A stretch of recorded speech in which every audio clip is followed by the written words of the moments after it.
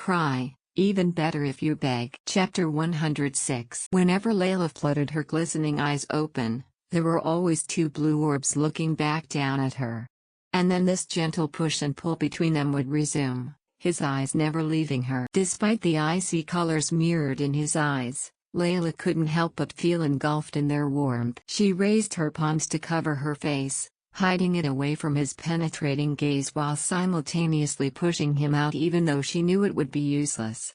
Still, despite the cover and the distance she placed between them, it was almost as though he could see straight into her heart. A moan erupted through her lips, unable to keep down the bubbling pleasure building up inside her as Matthias kept going with his erotic ministrations. "Leyla," he whispered out her name like a sigh, paving the way for that heat inside her to replenish as his rough, calloused hands fondled her breasts, pinching and twisting her sensitive nub in one hand while the other rubbed against her stimulated button in the nether regions. Through lust-filled eyes, Leyla tried to keep eye contact with the man buried deep inside her as he rutted against her thighs. He was so beautiful like this.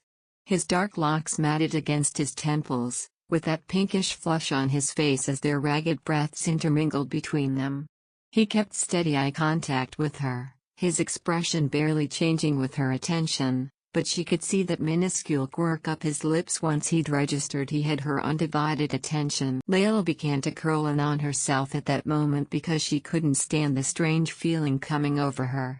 Matthias frowned at her pulling away from him but soon gave a soft smile in her direction and chuckled lowly, giving that heated sensation in her an extra boost. Matthias slowed down his movement a little, dipped his head down, and kissed Leyla firmly on the lips. Only upon the feel of his lips ravishing hers did Leyla realize she was terribly disorganized. In the background, she was still painfully aware of the creaking and rutting sounds the bed was made in response to their movements. When the Duke pulled away and moved to kiss her again, she firmly blocked his advances with her palm, covering her mouth fully. She might not be able to physically part from him right now, but she needed some distance between them. And for now, physical barriers will have to do, which also made her firmly close her legs in an attempt to regain composure. But Matthias's hands clamped back down on her thighs, forcibly keeping them apart as he settled in nicely between her legs. Leyla felt her heart lurch to her throat as he hiked her legs up to his shoulders, trailing kisses on her inner thighs. She had no desire to do this now. She needed to be away from him right now. She couldn't think clearly with him so nearby, so intimate with her, and yet Matthias buried himself deep inside her heat in one swift thrust. "Don't look." "No." She whined pathetically as the Duke's lustful gaze watched their bodies turn into one and chuckled when she scrambled to sit up and cover his eyes. He grabbed her wrists and held them in front of him, kissing the inside of her wrists before hooking them up around his neck. Leyla was now hanging off of his body, her entire body shuddering as he pistoned in and out deeply of her. She felt her eyes begin to sting with the brimming of her tears, so she bit down hard on her lips to stifle the moans and sobs threatening to spill out. She knew from the moment she resigned to the title of his mistress that she'd be forced to satisfy all his physical desires, but she couldn't help the rising torrent of shame and guilt in her actions. It was addicting as it was disgusting. Calloused hands supported her, Matthias grabbing a fistful of her buttocks as she bounced on top of him. She fell closer into his chest, allowing him to claim her lips into his as well, plunging his tongue into her mouth. When he pulled away, Leyla's words were weak in protest and more indecipherable as it mixed with her pleasured sounds, the creaking of the bed, and flesh slapping against each other with a wet squelch. "Pretty," Matthias whispered against her lips before pulling her into another desperate kiss as her walls clamped down around him. "I'm shameful," she gasped out, a moan slipping out as he hit deep into her. Her torso convulsed when he scraped against her inner walls, giving her sweet friction and filling her up to the brim. His hands kneaded her butt sensually, their chests rubbing up against each other as he suckled into her collarbone. "It's dirty." Leyla's lips wobbled as she felt herself clench up around him as he thrust deep into her. "You're insanely pretty, you." He kept muttering against her breast before swallowing one of her nipples and suckled into them like a newborn infant. Leyla was at a loss for words and opted to look at him instead. This was the man who trampled on her life without any remorse because of his desire to have her. This was the man who used cowardly tricks by blackmailing her into agreeing and proceeded to violate her with great satisfaction. A despicable man to the core, and yet there was a shameful urge to sink into his arms deep inside her gut, sickening her to the core of how wrong this feeling was, especially for a man who ruined her life. She thought back to the humiliation and guilt she felt when she had been confronted by Claudine about her affair. She thought back to the hurt in Kyle's eyes when he saw them in the cabin and the crushed look of his when she insisted she was in love with the Duke. She imagined the great pain and disappointment Uncle Bill would endure once he learned of her discretions. She could only imagine the stress she would put upon him once he realizes it was for his safety that she was giving herself up to the Duke, the man who started all this tragedy in her life. She knew that fact well, but still, her mind was having trouble connecting the face in front of her to the man she knew lay behind these beautiful blue pools. These cool blue eyes that stared into her soul always seemed sincere. Those lips who would engulf hers in a fit of passion and whisper sweet nothings in the shell of her ears. His genuine laughter, his warm and tender touch. All these were true as well. But Leyla didn't want to think more about it and thus surrendered herself up to the pleasure he was actively giving her. Her breath choked up in her throat with every gasp and moan he coaxed out of her, so lost in the physical pleasure as her sanity drifted in and out of her. She felt suffocated in his arms, but she didn't want to part from it at the same time. Whenever her thoughts turned morbid, his sweet words would always pull her back. His compliments on how beautiful she was, body slick with sweat and orgasm. On and on, he kept repeating it, making her feel more ashamed of how shamelessly she drank it all up. He spilled nothing else but her name and her beauty, planting sweet kisses on the entire expanse of her naked skin, searing deep into her soul just how satisfied he was, filling her up until her body grew taut and maximum tension coiled in her gut. And then she saw stars as she climaxed. Her juices spilled between them while he gave her a few more thrusts before pulling out of her sensitive walls and spilling white, hot seed across her belly. Both eventually came down from their high, with Matthias pulling her back flush on his torso and petted her hair. Their ragged breathing soon turned soft once they calmed down. A smile bloomed on Matthias' lips as he continued listening to the sound of their rhythmic breathing, allowing a subdued satisfaction to lull him to sleep. He then maneuvered Leyla to turn slightly towards him, her eyes fluttering open as she felt him leaving butterfly kisses on her flushed cheeks. Despite the haziness that initially occurred in her eyes' focus, they eventually locked back onto him. She blinked back a few times until her vision cleared, and the shameful feeling in her reared its ugly head once more as she shuddered and tried to turn away, but Matthias' hands went up to cup her chin and held it in place. "Leyla." He whispered her name as if hypnotized by it. "Leyla." He called out again, loving how her name rolled off his tongue so easily. He kept repeating it like a mantra, with no particular thought or reason why he kept calling her name. But Leyla remained quiet as she continued to listen to the way he called out for her. "Leyla." "Leyla Lewellin." "My Leyla." There was a bubbling feeling, like a laugh, welling deep inside him the more he thought about her. His arms instinctively tightened up around her waist, pulling her impossibly closer to him as if he wanted to meld their bodies into one. He could see the startled expression on her face, which surged bouts of annoyance but also admiration at how adorably cute she was acting. But there was also a hidden nervousness buried deep inside him the more he looked at her. "I can't do it anymore," Leyla weakly pleaded, her hands stretching out as her knuckles brushed his shoulder lightly. "I'm so terrible at this. Please," she begged him in a whisper. At that moment, it dawned on Matthias just what she'd been afraid of. A casual smirk soon replaced the self-satisfied smile on his lips, but even so, Matthias' hands continued to lovingly stroke her hair. "It's okay." That was what his gentle brushes felt like. As though he was placating a child. Leyla slowly pulled away from him, scooting slightly to put distance between them. "Say it, Leyla," he gently coaxed out, his calloused hands reaching out to grab hers. She turned her head towards it, slightly tilting up to meet his gaze in a curious manner. "What do you mean?"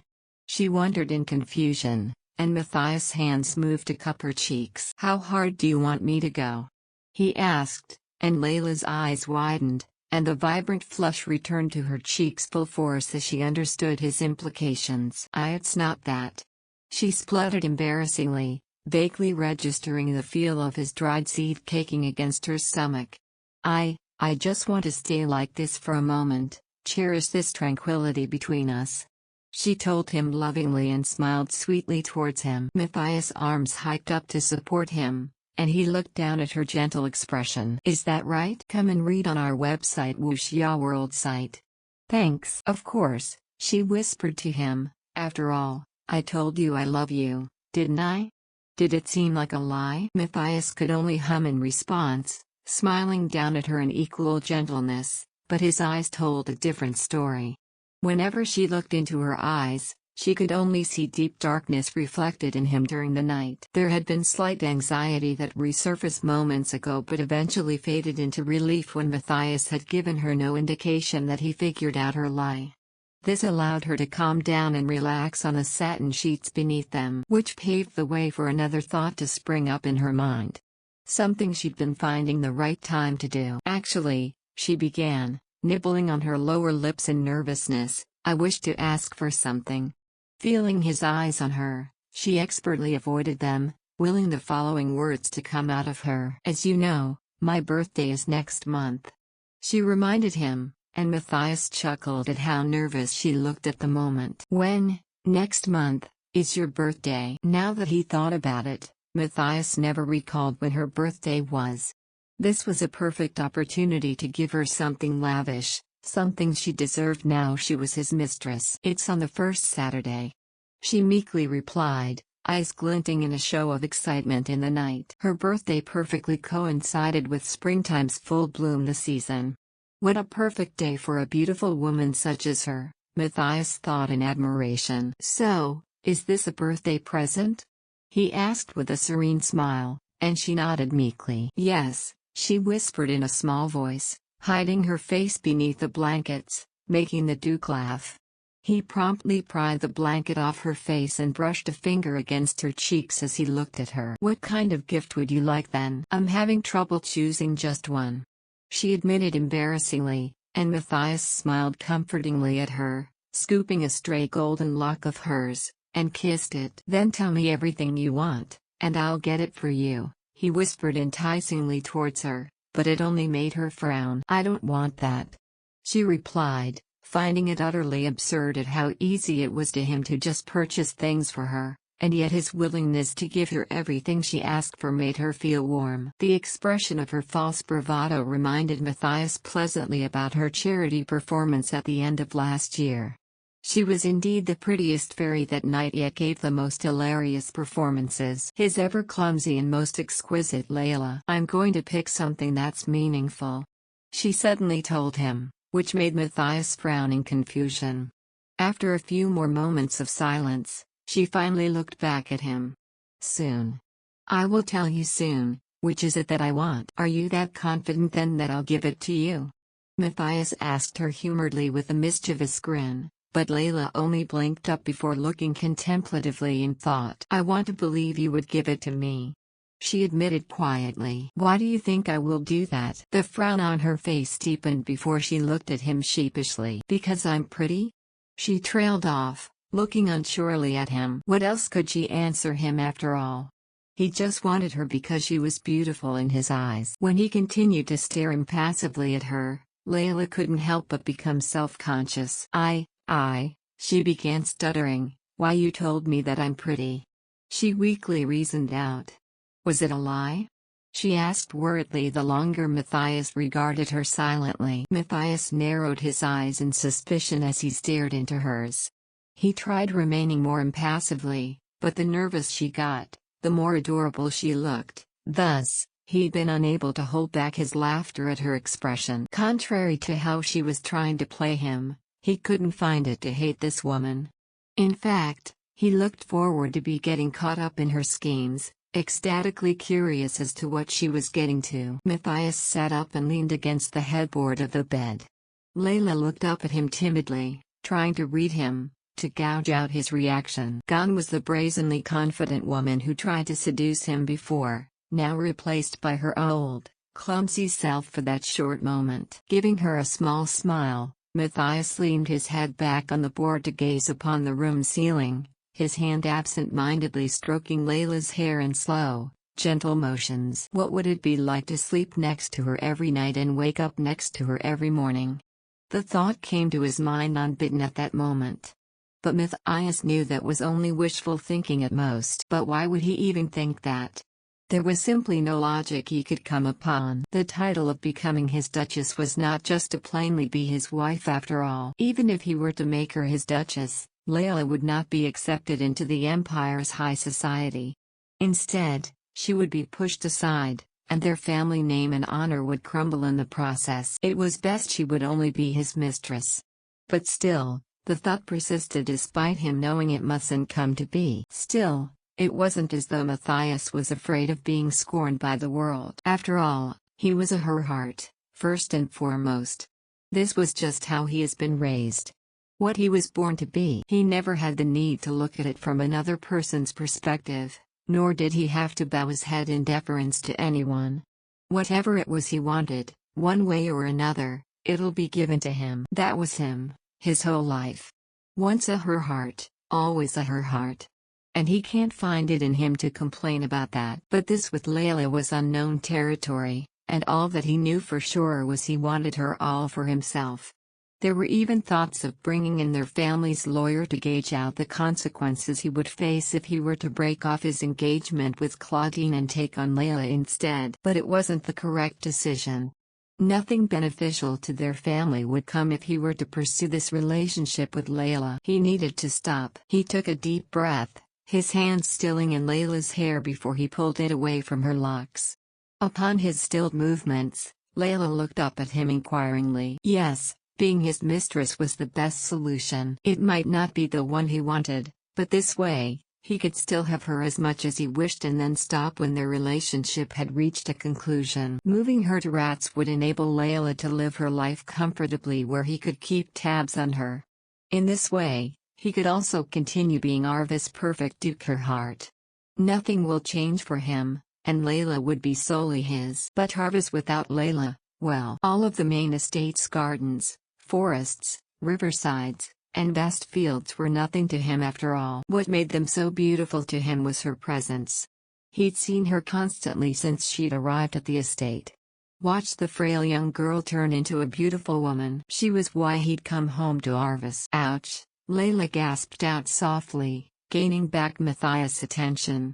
He saw her wince momentarily in pain before realizing his hand wandered back into her hair. And now he was grasping a fistful of hair firmly. It hurts," she whimpered, eyes glistening in the dark, when Matthias found his grip tightening up. She gasped out once again when he used this as a means to pull her up and towards him until his mouth was leveled with her ears. "You're mine, Leyla," he whispered, his hot breath hitting her ears, making her body shudder. His grip on her hair remained tight as he gently leaned her head back to plant a gentle kiss on her forehead. "You belong to me," he continued whispering as he planted more kisses from her temples, trailing them down her face. "All of you belong to me." His other hand then came to grasp the back of her neck firmly before he abruptly let go of her hair. Leyla squeaked in response, coaxing out an enamored smile from the Duke's lips. Yet there was a burning intensity in his eyes as he looked at Leyla, chilling her to the bone. Leyla found herself frozen, equally enticed with him. "But you're not mine," she whispered absent-mindedly before her eyes widened in surprise and then shame. The familiar prickling sensation in her eyes returned as she tried to hold back tears. Matthias only smiled and cooed at her praisingly. "Yes," he whispered in affirmation, "such a good mistress you are," he mumbled into her lips before he began ravishing her slowly. In the midst of making out with one another, Leyla heard him whisper as he pulled away. "It doesn't make you any less mine." He grinned at her affectionately, yet she could recognize that manic gleam in the eyes of Lady Brandt's fiancé. Cry, even better if you beg. Chapter 107. When the mailman had stopped by earlier, Bill thought it was just another batch of his mail. And yet, right in front of him was a very confusing letter. There was nothing else on the envelope except his name. There was no sender to trace it back to, just his name. He glanced at it in confusion, turning it over in his palm as he set aside the other mail. He frowned the more he looked at it, apprehensive about what it could contain. Deciding it was best to get this over quickly, he plopped on a chair by the porch and finally opened the envelope just as the spring breeze from the forest gently brushed past his disheveled, graying hair. What started out as simple curiosity soon turned into a boiling rage as he read, and reread, and read the letter for any logic to its words again. His grip on it soon tightened, crumpling up the page in both hands as his lips were pursed into a thin line, and a frown burrowed its way on his face. Such crude accusations.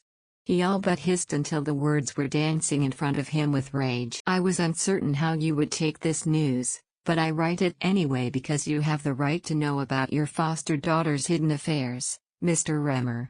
To bring light on Leyla Lewellin's darkest secrets she'd been keeping from everyone and you. She is currently in a relationship with an engaged man. Yes, you read that correctly. I understand it would be difficult for you to believe this, and I wouldn't blame you, but it is my truth. You may think of me terribly, after all, in your eyes, Leyla is all but an innocent child to you, but she isn't. Ask her yourself, if you dare. It just pains me to know she's been keeping this secret for a long time, especially from you. You, who loved and cared for her since she came into your care. So I took it upon myself to finally reveal her secret to you. What you do with the information I parted with you is not my business anymore. However, I would advise you that if you really care for your foster daughter, don't let this continue. Of course, I cannot dictate your feelings on the matter, so choose wisely your next steps, Mr. Remmer. It's genuinely revolting news to receive, but there was no lie in this. I swear on it in my life and the lives of those I love. I genuinely hope you make the right choice here, Mr. Remmer. It's not too late to rectify Leyla's indiscretions. Such elegant penmanship, yet such revolting words it contained, making Bill's stomach twist and turn in protest at this information presented in front of him. And what a coward this person was. To hide in anonymity as they imparted such deliberate accusations. Lies. All of this, Bill hissed quietly to himself. Upon closer inspection, he inferred that the sender was most probably a woman. But who could do such a thing against his sweet and perfect little girl? Bill fisted the letter into a crumpled roll in his anger and threw it in complete rage across the room. Such an insult to Leyla's reputation. She was nothing but honorable and wouldn't dare do anything as horrendous as being with an engaged man. What malevolent creature could even think about such horrible things to his girl? He caught sight of the letter and felt the urge to tear it into pieces once more. Just as he was about to pick it up, he found himself in front of the kitchen sink with a window looking over to the forest. Memories of him seeing Leyla walking through the forest came rushing in the back of his mind. She walked back quietly to their cabin with her nightgown and white pallor, with messed up hair. Bill's hands shook before he clenched them up into a fist and quickly grabbed the letter off the floor, shaking the memory out of his head. It wasn't true. This was all baseless accusations, and not an ounce true in it. Why would she even entertain an engaged man? It was wrong and completely against the values she had. These were only words of a coward who's been jealous of his Leyla. Yes, that's it. After all, if it was the truth, why hadn't they signed a name? Yes. What cowardice had been displayed here? The more he denied the letter, the more his rage built up until he felt angry blood rushing to his face as he clenched his fists hard around the letter.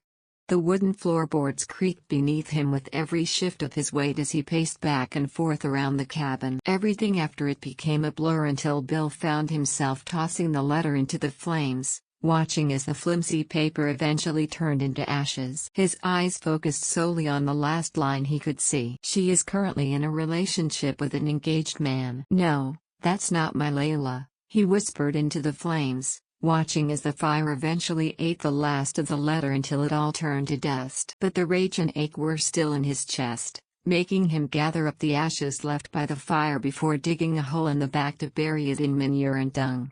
Once he was done and cleaned himself off the dirt and grime, Bill found himself sitting on the chair, staring out into nothing with a blank face. He can't get that image of Leyla walking back home in the middle of the night.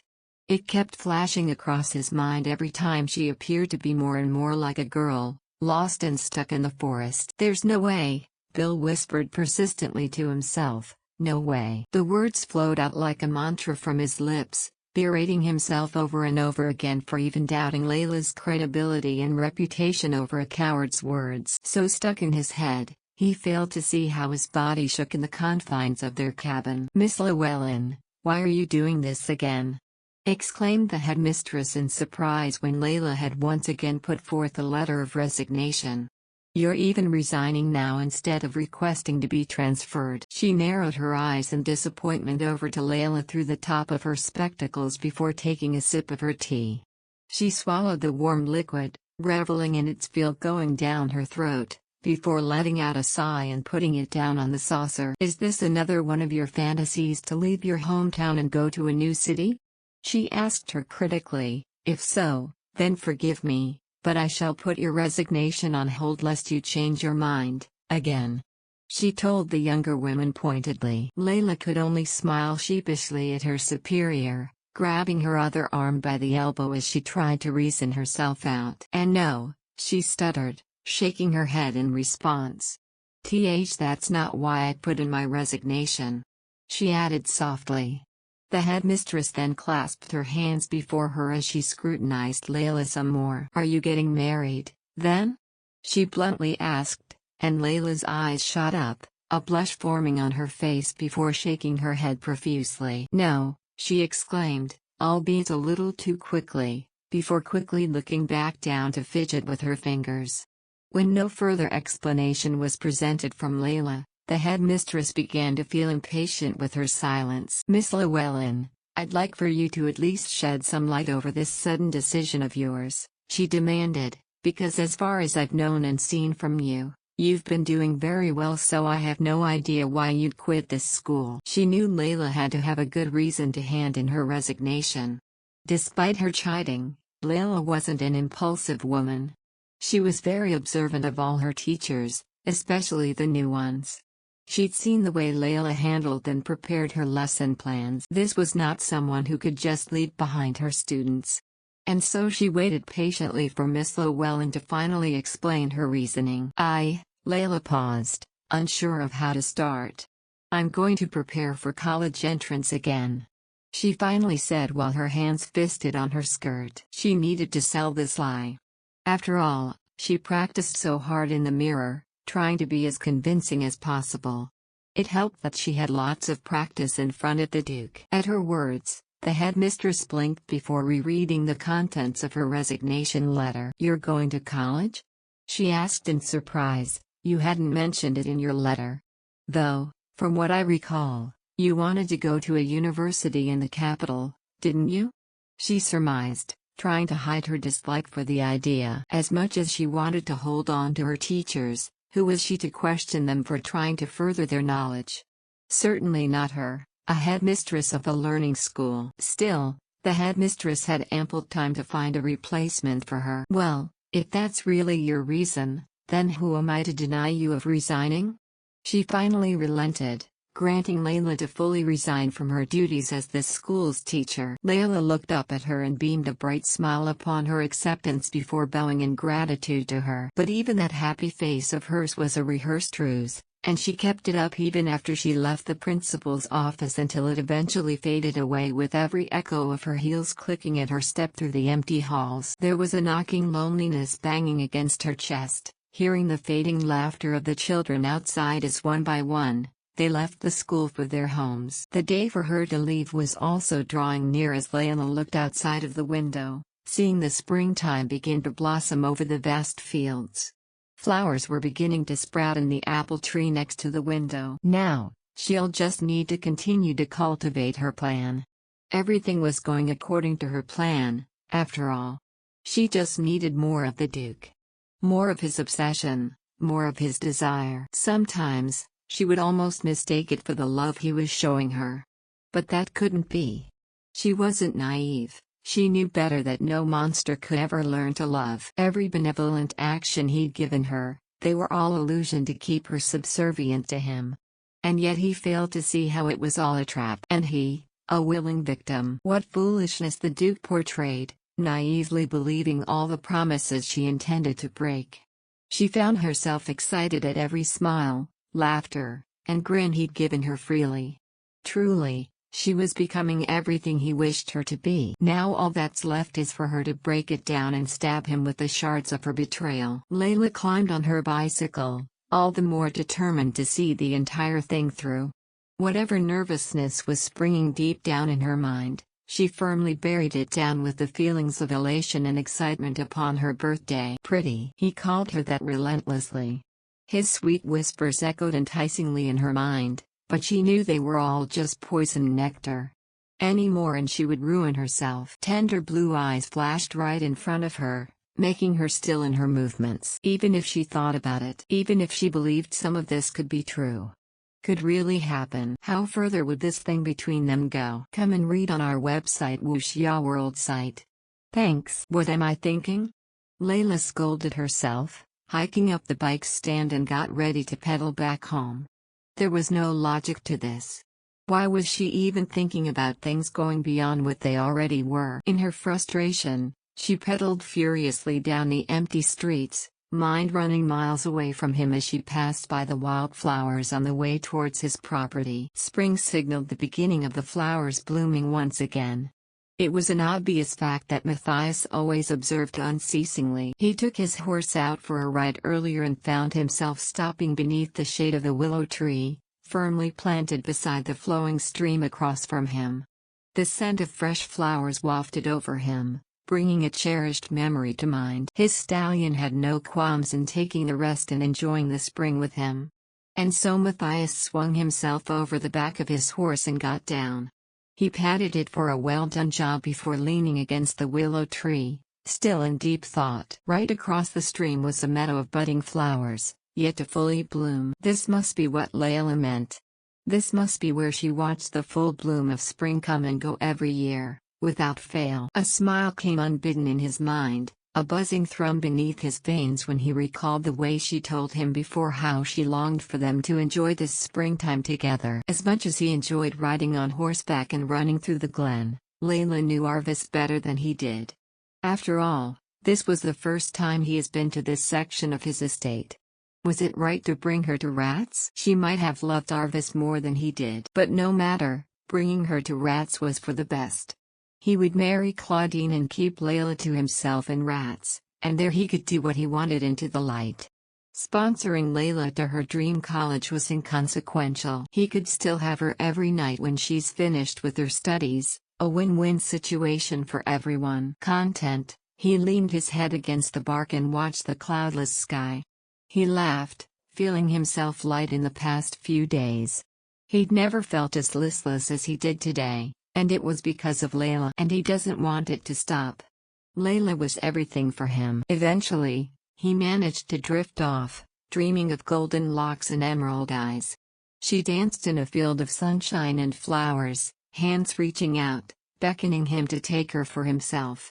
And their bodies molded together, limbs tangled up in one another as their breaths and sounds intermingled as one. He could still feel the ghost of her warm body against his. Even as he woke up, the once blue sky was now basked in orange and red hues. Sunset had arrived. He dusted off his hands and clothes with a sigh, before hoisting himself upon the stirrups and throwing his leg over the back of his noble steed.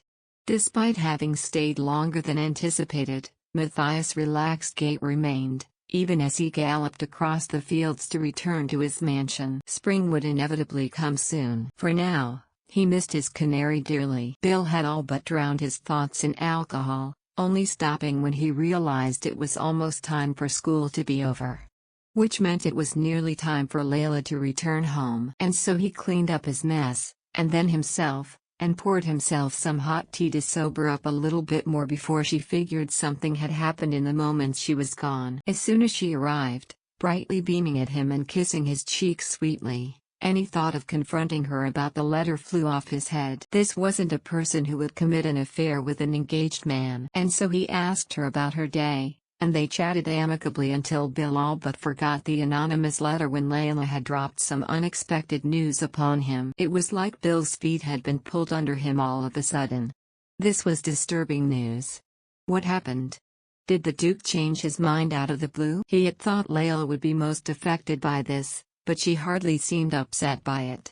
Instead, she had a serene look on her face, despite the dismayed tone in her voice. "Yes, Uncle," she said softly, looking down on her hands that were folded in front of her. "That's exactly what I'm telling you." "But my dear..." Bill's words trailed off as he stared longer on his beloved niece. The words were stuck in the back of his throat, and he suspected that later on, he would be seeing the end of the alcohol bottle once more. He had thought that she would accept it in the end. After all, she asked for some time to think about her decision.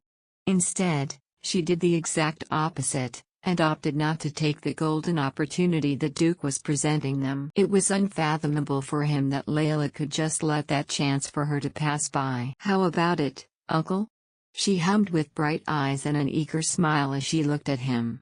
"After spring, let's go somewhere else other than rats," she suggested to him, "somewhere far away. To a place that has nothing to do with the Herhardt family," she exclaimed excitedly, waving her hands to emphasize just how far she wanted their vacation to be. Bill chuckled half-heartedly, finding his chest a little lighter with how easygoing Leyla was.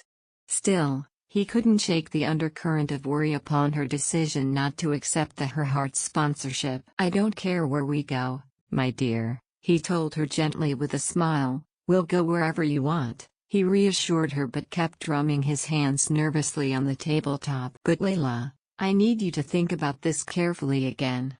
You being sponsored is different. It's a one-in-a-million opportunity," he emphasized.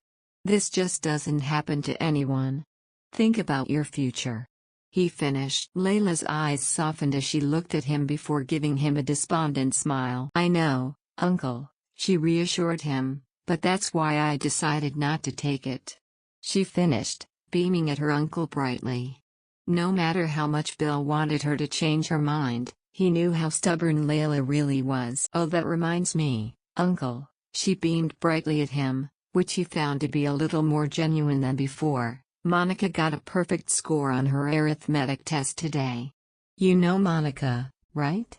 She was the youngest student you met on an autumn picnic," she reminded him excitedly. Bill felt himself a little apprehensive at the sudden change in topic, but understood it for what it was. She won't be changing her mind anytime soon, or ever. And so, he resolved himself to sit back and listen to her stories for the rest of their evening. But the nagging question in the back of his mind remained. What was happening right in front of him? He has felt so unlike himself ever since this morning.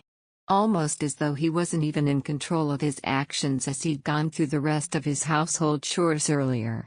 The letter might have rattled him a lot more than he thought. Should he ask her instead? "Leyla," he called out softly, the name slipping out of his lips before he even registered the need to call her attention. She was currently cleaning out the table from their dinner, having finished rattling off about the different adventures her students had at school. Dwelling over speculations would do nothing to ease his mind and misgivings about the unpleasant letter he'd received. It was best to ask now, and avoid further trouble later. But how could he even begin to ask it? Not a single word slipped out of his mouth after that, even though Leyla acknowledged his call, despite being busy putting away some leftovers. Bill eventually cleared his throat, the aching pit in his chest burning persistently inside him. "I think," he began, before quickly filling in the silence, "I should be getting to bed now, my dear," he informed her, and she smiled at him and nodded encouragingly, urging him to rest as much as he could before tomorrow's work. How dare he have such doubts about his niece's integrity? He knew her better than any accuser, anonymous or not. He mentally apologized to Leyla for doubting her and believing, even for a small moment, those lies held by a coward's paper. Wordlessly, Bill hurriedly left the kitchen, and headed straight into his room. He was far from ready to go to bed from the harrowing news he'd received, but he found himself so exhausted from today. It didn't help that Leyla was acting a little strange from his point of view. But that could have been conjured up by the doubts brought on by this morning's letter. He loved to admit that his paranoia that something had gone wrong started long before the letter arrived. The letter's arrival only served to cement more of his worries to be true.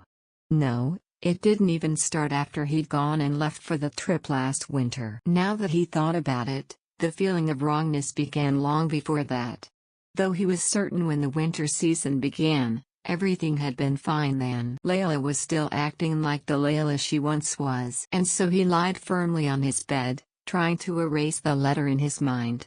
In the end, it proved counterproductive when its words were all that ran through his mind in the end, and the feeling of anger in himself surged up in him once more. Leyla isn't like that. She wouldn't, not in her life and dignity would she ever entertain a married man. But what if? No. He firmly scolded himself once more. Even if it were true, which guy in Arvis would even dare touch his Leyla, when it was clear they already had a woman to pledge their life to? No, there's no way. Bill muttered softly into the silence, hands shaking with rage as he imagined a faceless figure of a man looming in front of him. It made him freeze in surprise, but he hadn't loathed the idea of strangling him until this imagined man breathed no more. This was only the alcohol talking, it must be. Bill deluded himself into thinking. After all, he drank a lot, before Layla's return home. He suddenly regretted getting rid of the terrible letter. If he kept it a secret, he could have checked the handwriting, matched it up to the documents he could get his hands on, and found out the mystery sender's identity. Maybe then, he could face a feasible person in his mind, and throttle them in real life instead of even sullying his niece's name with horrendous lies. As he gritted his teeth in anger, there was a sudden sound of a door creaking open. He didn't know how long he lay in bed, but a quick glance outside told him it was far too late for anyone to be awake. Perhaps Leyla was getting some water to drink. She must be staying up late. It wasn't unusual. And so he lay still, listening to their floorboards creak until he heard the sound of the front door creaking open before being firmly shut quietly.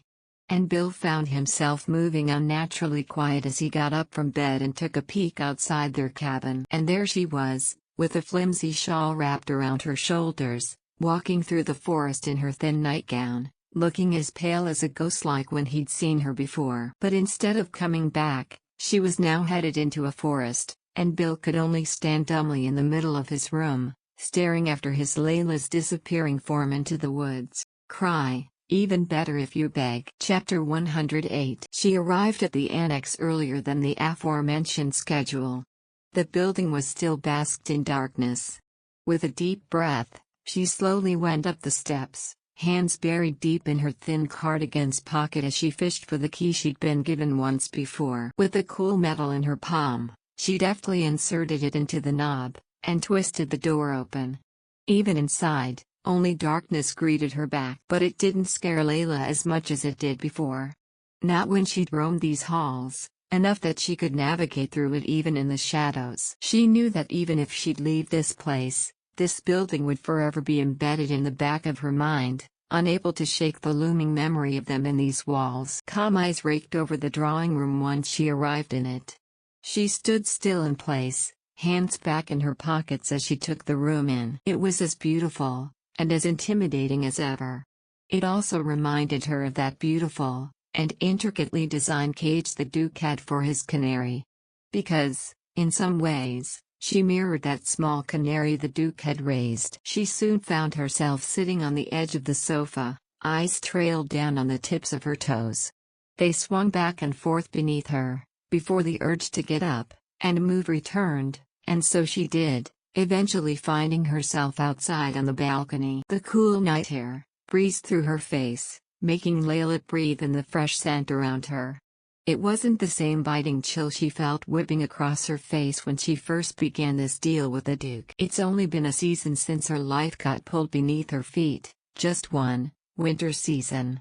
And yet so much has changed, and so much more will have to change after this. Leyla took a step forward, her body moving automatically, and her hands left her pockets to grasp the cool surface of the balcony's railings in front of her. Her eyes trailed mesmerized on the shimmering waters of Schuler River. The river had all but frozen over during the winter, but with spring around the corner, the ice had begun thawing off, to release the rushing waters beneath the ice. She never noticed how shiny they looked during the night, but perhaps that was because the moon was brighter tonight than before. How beautiful! She muttered under her breath, completely taken with the flow of water. The currents seemed to be pulling her in, and further down into her thoughts. Suddenly, an intruding presence came up beside her, immediately snapping her back into reality. She looked up, and finally saw the Duke, in all his grace and beauty, staring intently at her.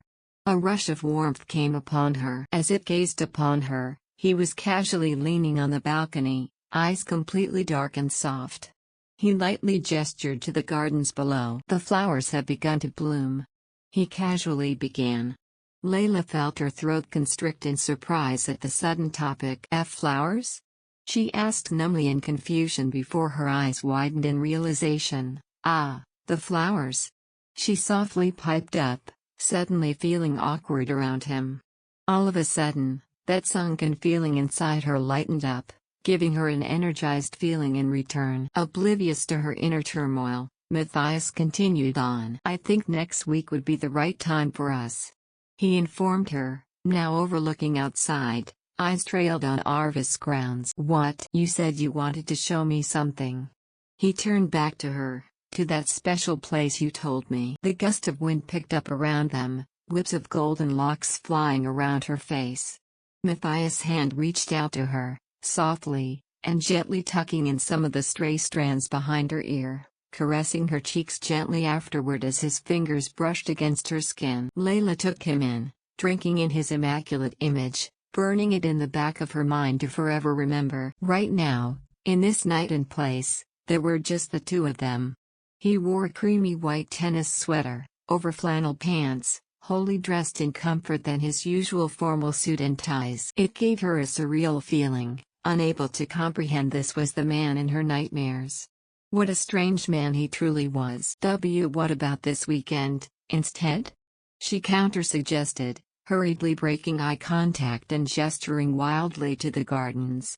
Surely this weekend will give us the same beautiful view as next week.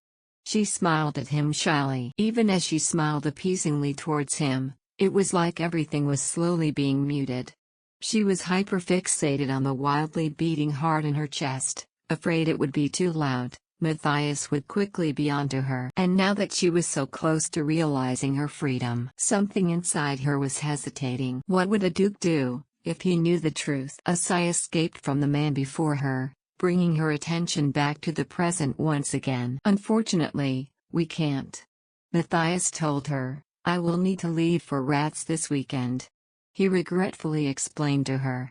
He casually brushed up some of his hair, and Layla's heart skipped a beat when she absent-mindedly noted how it was the same hand he used to tuck in her hair, just a little while ago. The casual motion messed up his perfectly coiffed hair, but Leyla belatedly noted how completely comforting it was to see him in a less pristine condition. He looked younger than he usually did, and she was reminded quickly how they were around the same age, and her memories of him as a young boy came flooding. Him during school, meeting him for the first time, encountering him as she wandered around Arvis. Funny how nothing seemed to change day by day, but all of a sudden, everything had changed. You're going to Rats? She clarified softly, sounding a little disappointed at that small fact, but she quickly tamped down the feeling. I will, he sighed regretfully once more. There's a birthday party being held, in honor of the Empress. He informed her, cupping her cheek with warm, calloused hands. I'm afraid I won't be back until the end of next week. I plan to also use that time to finish my work in the capital. Oh. She trailed off, her voice sounding sullen, even to her own ears. Claudine's sneering face towering over her came unbidden in her mind, her chest tightening painfully in her chest. It would also be ample time to spend time with your fiancé.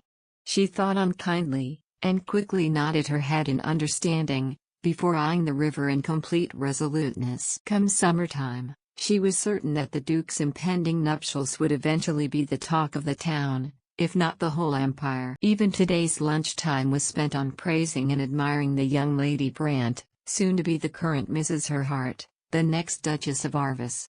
As she sat there with her colleagues, Leyla could only find herself biting her tongue and listening to their words. When engaged and asked about the wedding, Leyla could only nod and smile in response, never voicing out any of her deep thoughts on the matter, opting to stay out of the conversations. Even the thought of their wedding being grand and celebrated all over the empire left a bitter taste in her throat. She focused back on the shimmering waters, drawn by the river's innate beauty. It's almost like the stars were swimming, drifting along with the flow. She reckoned that she'd miss the landscape the most when she'd leave Arvis inevitably. The thought of its beauty already kept coming unbidden in her thoughts, and she found herself oddly comforted by that fact. She may leave Arvis, but Arvis would never leave her. "Isn't my queen afraid of the water?" Matthias coolly piped up beside her, immediately reminding her she wasn't alone. Turning to him, with eyes widened in surprise, she blushed at the sight of that teasing smirk plastered on his lips. Her brows furrowed, shooting him a dry glare. "Stop teasing me," she huffed out quietly, softly scolding him for calling her a queen. "You said it yourself first," Matthias pointed out, grinning and shrugging at her upon her constant glare. "I believe your exact words were, 'If I'm a gentleman, then you're the queen.' Isn't that correct?" He hummed. "Yes, but only when you're being a gentleman." Leyla shot back at him dryly. Matthias' eyes crinkled in delight at her response, and this time she did not shy away from his gaze.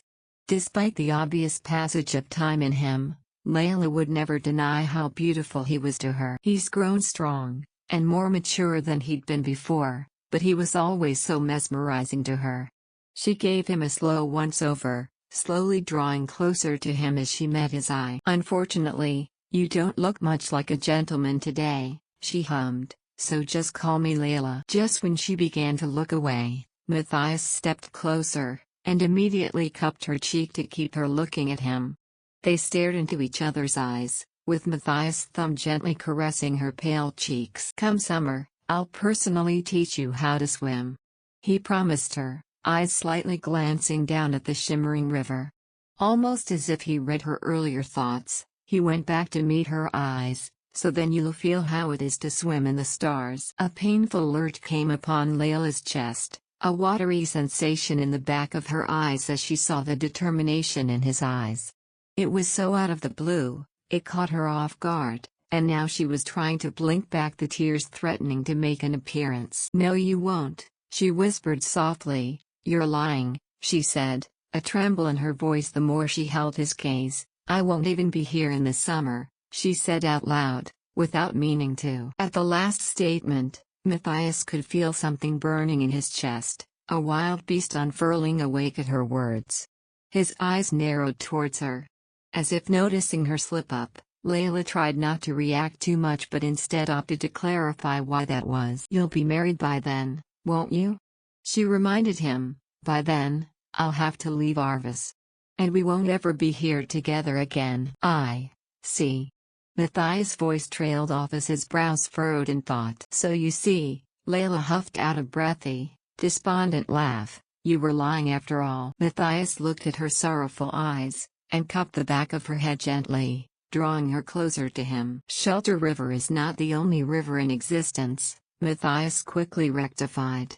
"I will teach you how to swim beside the stars," he reiterated.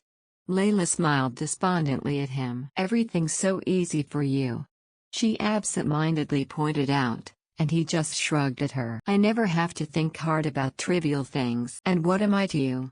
Leyla finally asked, looking so seriously at him. "Do you think I'm the type of person with that kind of luxury?" Because that's the kind of man he truly was. No matter how beautiful, how powerful, he was an inconsiderate man, who thought nothing about the consequences for others. He'll take whatever he wants. And when he wanted her to be his mistress, he got it as well. And he's also telling her to take what she wanted, as his mistress. She would have to live in the shadows. But by his bedside, She'll have everything she wanted in life and more.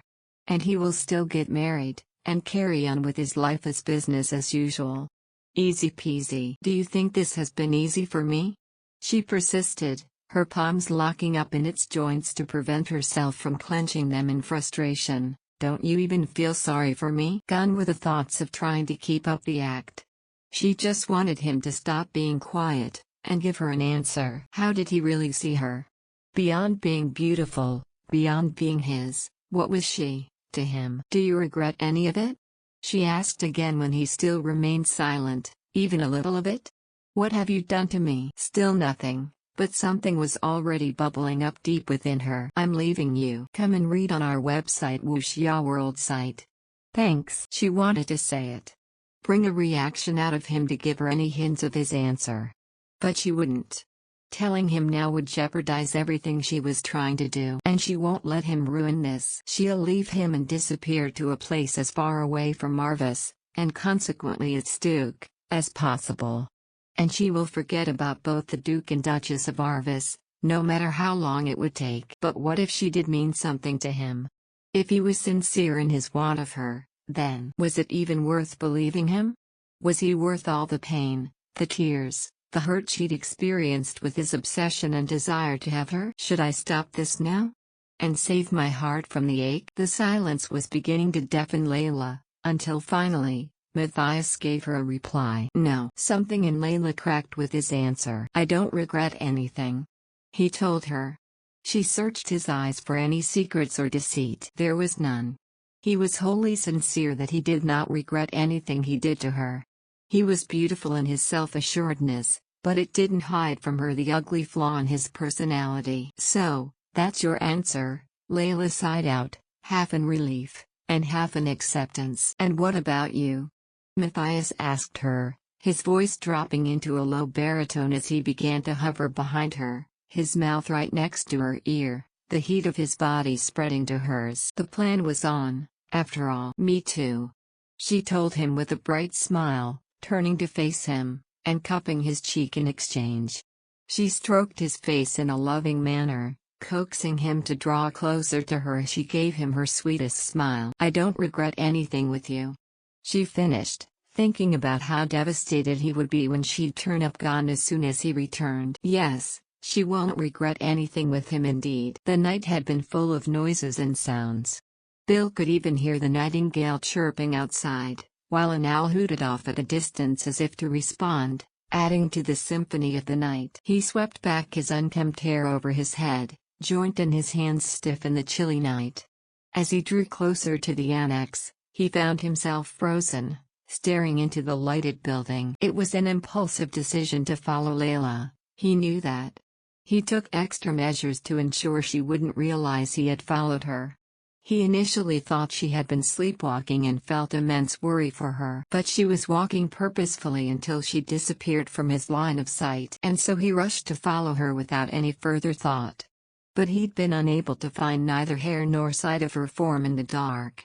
Instead, he'd been drawn by the river, its waters flowing non-stop, echoing loudly in the quiet night. And there he saw the annex come to life. But she wouldn't. There was no way. This was just the influence of the letter, running through his mind relentlessly. Leyla wasn't that type of girl at all. He should turn back now, better get home and believe Leyla knew what she was doing, when he saw another figure on the other side of the riverbank, ambling towards the annex. It was a man, and Bill found himself hiding behind the tree, immediately taking cover not to be noticed.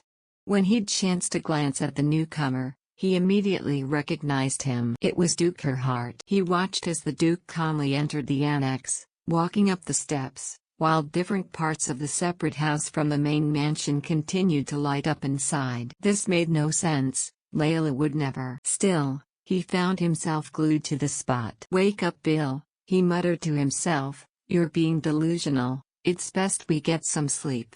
He further mumbled out. Leyla might not even come by here. She must have walked the other way. Surely, she was back at home now, all asleep and safely tucked in her bed.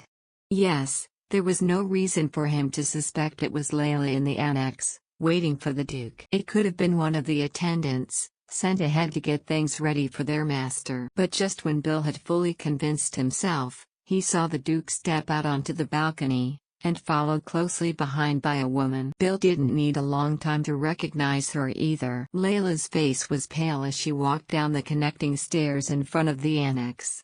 When leaving, she grew all pale and cold, the chilling biting deep into her bones.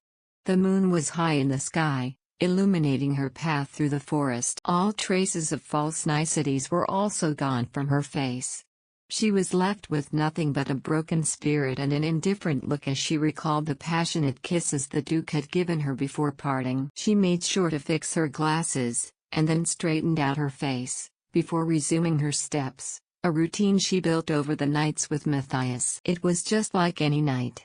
It should have felt like it had every night before, yet that sinking feeling in her gut refused to leave her be. But everything in her was numb. There was no fear, no despair, not even an ounce of hurt as she replayed his answer of denial. He did not regret anything he did to her. She will have to not regret what she does in return as well. And there it was, that elated feeling welling up in her at the thought of what she'll leave him with. An obsession that will never be satisfied. A minuscule quirk up her lips began appearing, making her feel like she was floating in the air. And then she was skipping through the soft soil, soft giggles escaping her lips as she flailed her arms back and forth. "See?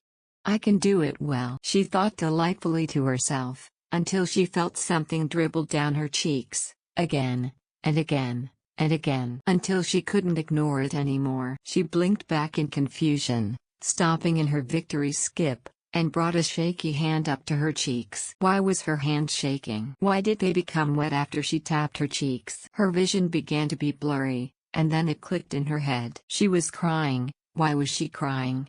She wasn't hurt, was she? Deciding to ignore that, she resumed her giddy skipping, yet still, the tears persisted in flowing. She couldn't help but giggle at her ridiculousness. This was tears of joy. Of course it was. Still her hands shook, and her steps stuttered a couple of times. She could almost feel her knees threatening to buckle beneath her. Why was everything so muted? Why was everything so numb? She continued giggling to herself into the night. She recalled that cold winter night, when she'd first embraced her hatred of him. Oh, what a burden that was. If she knew how tiring it would have been, she wouldn't have bothered holding on to it. It weighed heavily in her mind, making her boil with rage from just the mere thought of him, but now, there was nothing. She couldn't even invoke the usual level of hate for him. Will the rest of my suffering and hatred leave me too, once I leave this place? She hummed thoughtfully, pursing her lips in genuine curiosity. She wanted to be free of the Duke, of Arvis, and this hot iron grip in her heart she knew to be resentment. She also wished for the memories to leave her once she leaves too. To forget even his existence in her life. Her steps faltered as her grin grew shakier by the second. The darkness in front of her seemed to stretch out, unending. And then her giggles turned into sobs, until the weight of everything came crashing down. She was wailing in her loneliness as she heaved for the air of salvation. Leyla.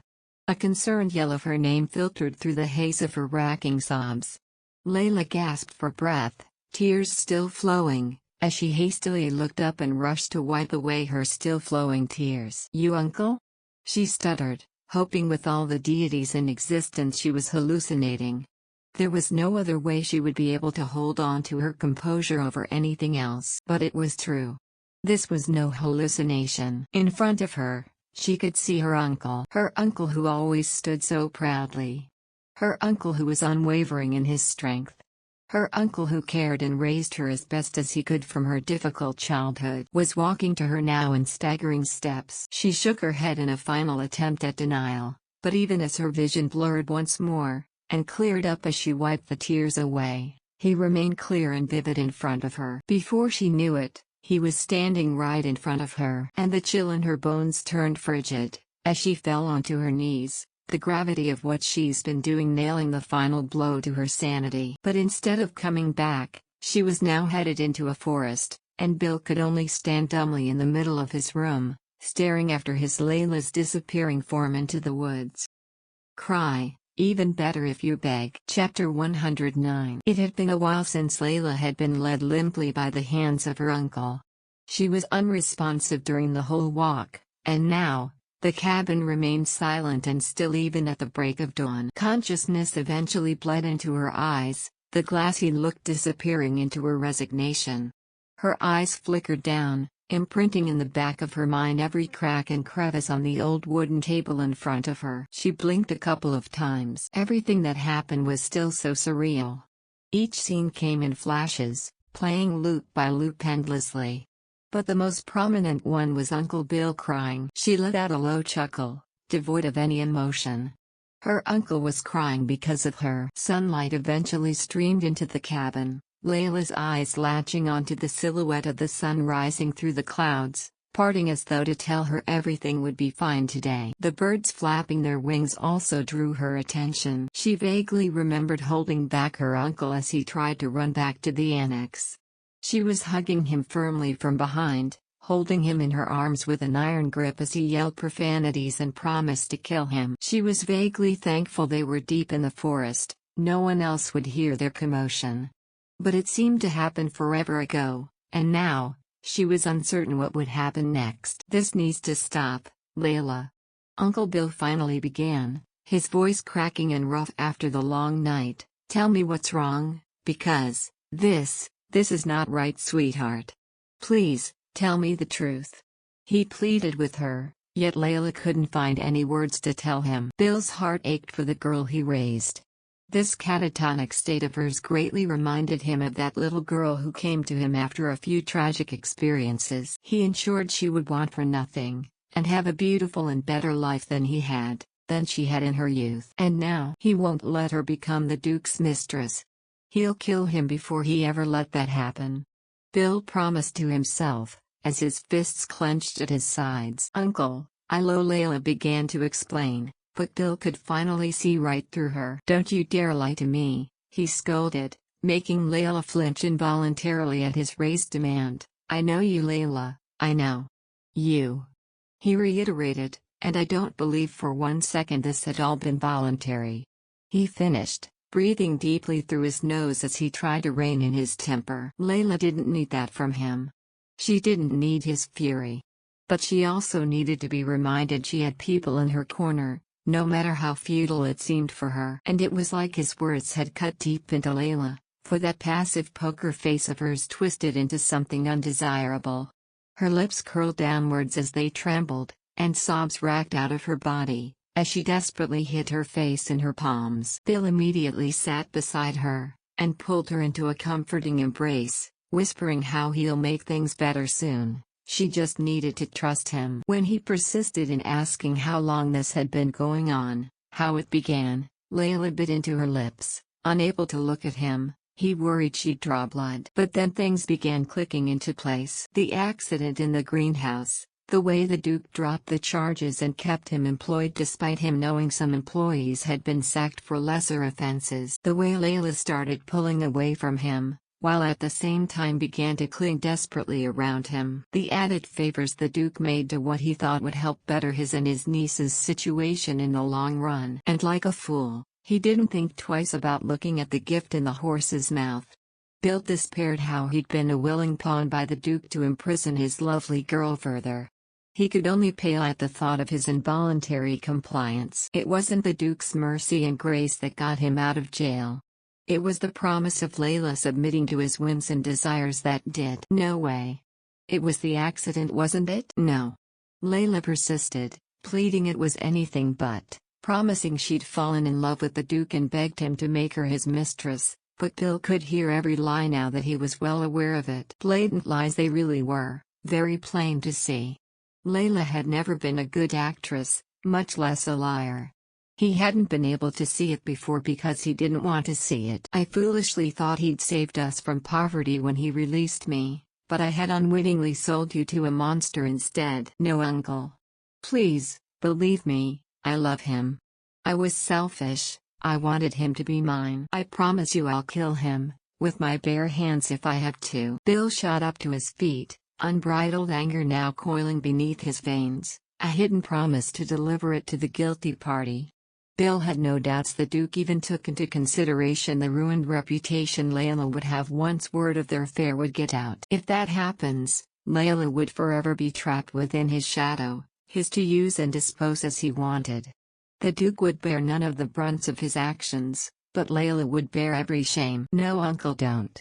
Leyla pleaded as she blocked him from leaving the cabin and knelt before him. "If you go to prison again, I won't live," she exclaimed, tears flowing out of her eyes as she wailed for him to stay. "Why should I not kill him for what he did to you?" Bill demanded, still angry at his blindness and for failing to protect his ward. "Because I'm leaving anyway. I swear it, I will leave Arvis forever, and finish our affair before he even marries Lady Brant. I won't go to him anymore after tonight, I'll do my best not to." And then it all clicked. Every conversation of hers trying to convince them to leave behind Arvis, and settle somewhere else so far away. She had tried to fix everything by herself. How could Bill jeopardize her even further by soiling his hands with murder? "Oh, my poor girl," Bill sobbed, pulling her up to her feet and bringing her into a tight hug. "I'm so sorry, my dear, I'm so sorry." He begged her for forgiveness, as Leyla hugged him tight in equal desperation. How brightly the sun shone in Arvis, completely oblivious to the storm clouds over the two unfortunate people in the quaint cabin. "Master, we're all set to leave," Hessen quickly said after he'd approached quietly beside Matthias. He nodded in acknowledgement, and swiftly stood to his feet. Hessen got to work, brushing his master's suit to keep it pristine, while Matthias gathered his things. As his butler was fixing his clothes, Matthias looked out his massive windows, hoping to catch a glance of his mistress walking through the gardens. He belatedly noted that the roses would be in bloom soon. He smiled to himself at how similar Leyla was to the flowers. She lived and came into his life to make it beautiful. A slight pout appeared in his lips. Leyla must not have left for work yet. Usually he'd have seen her by now. He really hoped to see her before he left. Perhaps they could work out a system once he returned. Once Hessen had backed away, finished with fixing him up, Matthias headed to his golden cage, and smiled at his canary. He lightly tapped against the sides of the cage to gain the bird's attention. Without fail, the bird stopped grooming itself and chirped in greeting him, drawing closer to his fingers.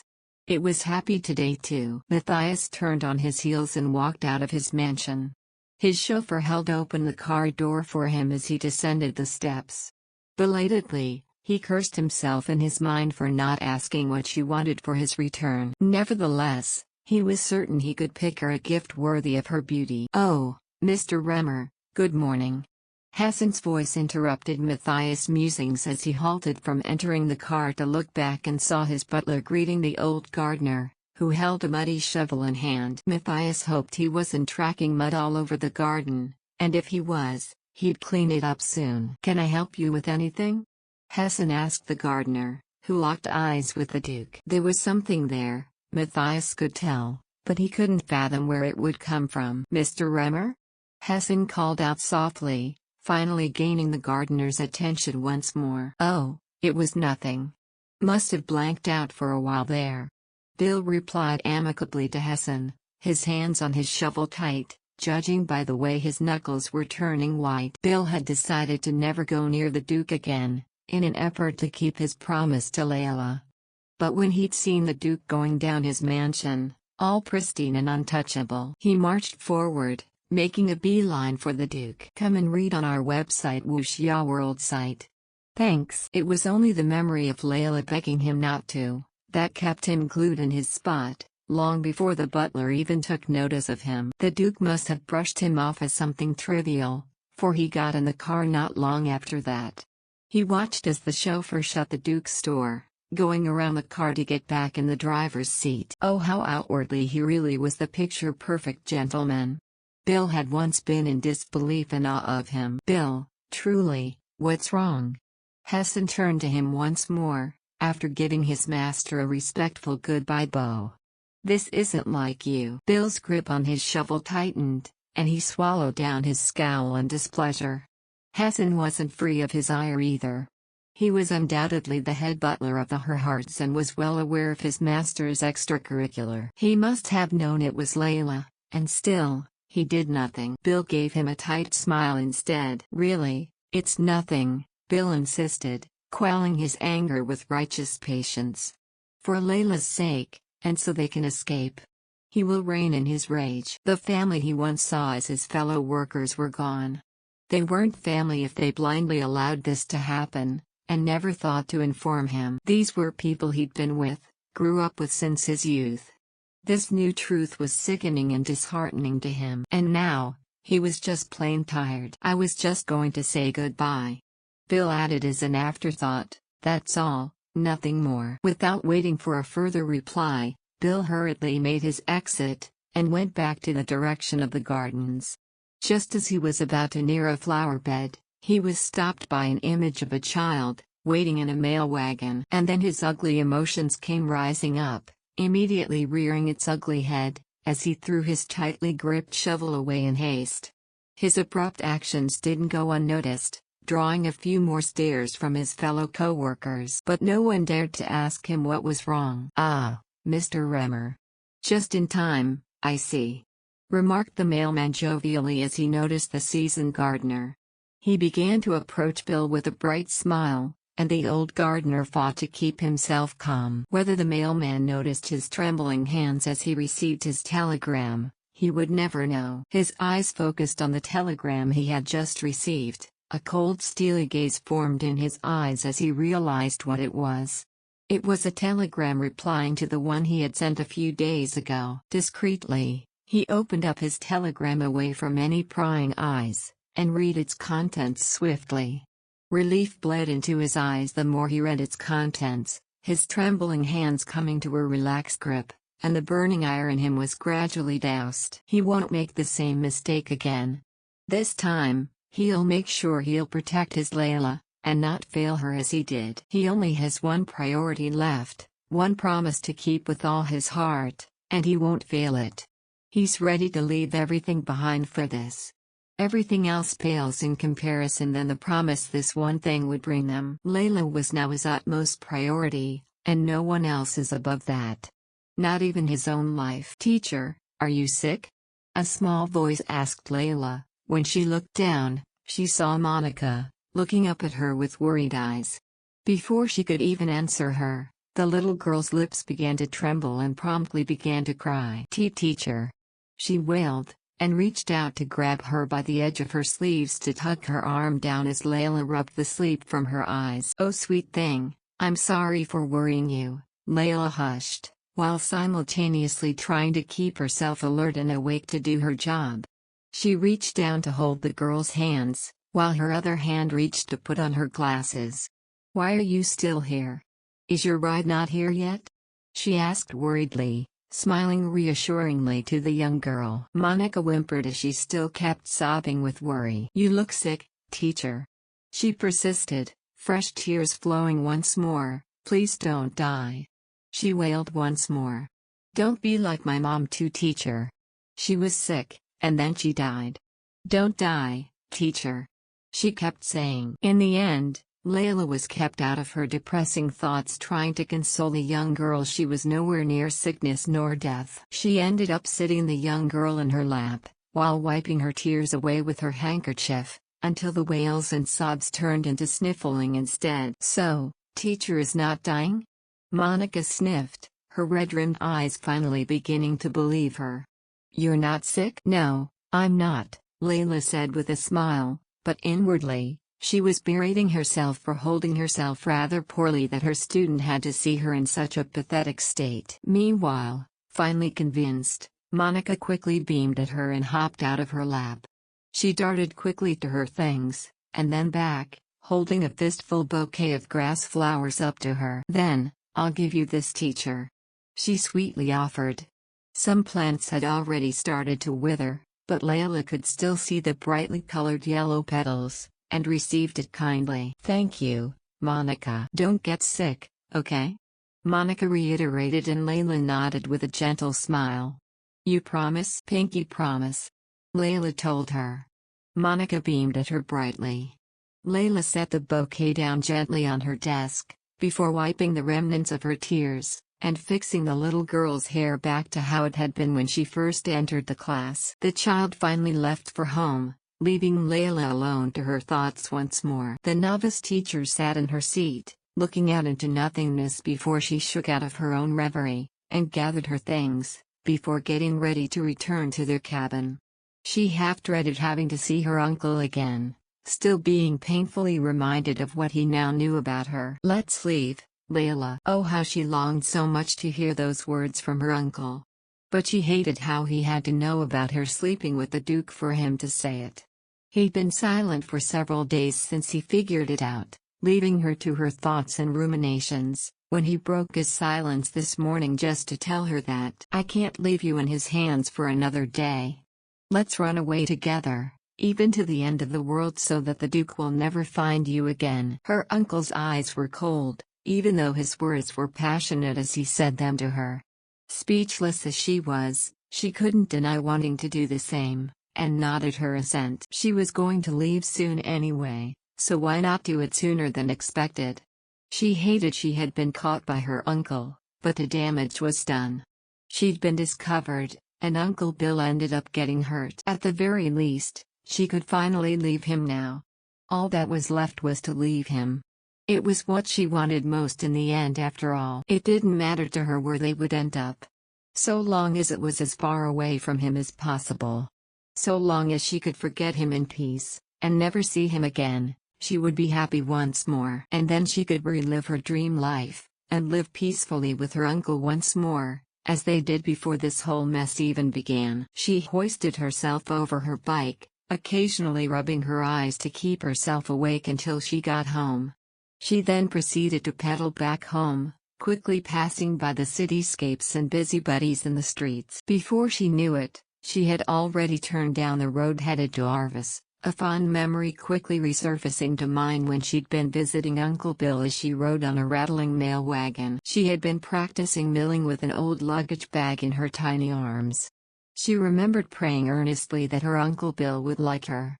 If he turned out to be better than the others, then she promised she would be a good little girl. And when he turned out to be the best guardian she could ask for, she tried really hard to be a good girl. And yet, she ended up with a lifetime of looking over her shoulder, in fear of a powerful man taking her away from her uncle. She also broke her uncle's heart, giving in and resulting in shameful acts just to ask for what she wanted from the powerful man. It was an act not so easily forgotten. She belatedly thought she should never have come to Arvis in the first place. She should have gone with the orphanage instead. If she had, she would never have crossed paths with the Duke. She wouldn't be in this mess. She wouldn't have had to suffer in her adult life. Kyle and Uncle Bill would have been better off never meeting her too. If they hadn't, they would have never been so unhappy now. But she was also selfish. Because she knew, if she were given a chance, she would still choose to come to Arvis anyway despite knowing that. And it made her stomach churn uncomfortably at its implications. Suddenly, a car came around the corner, halting Leyla in her tracks. She'd recognize that car anywhere. It was the Duke's.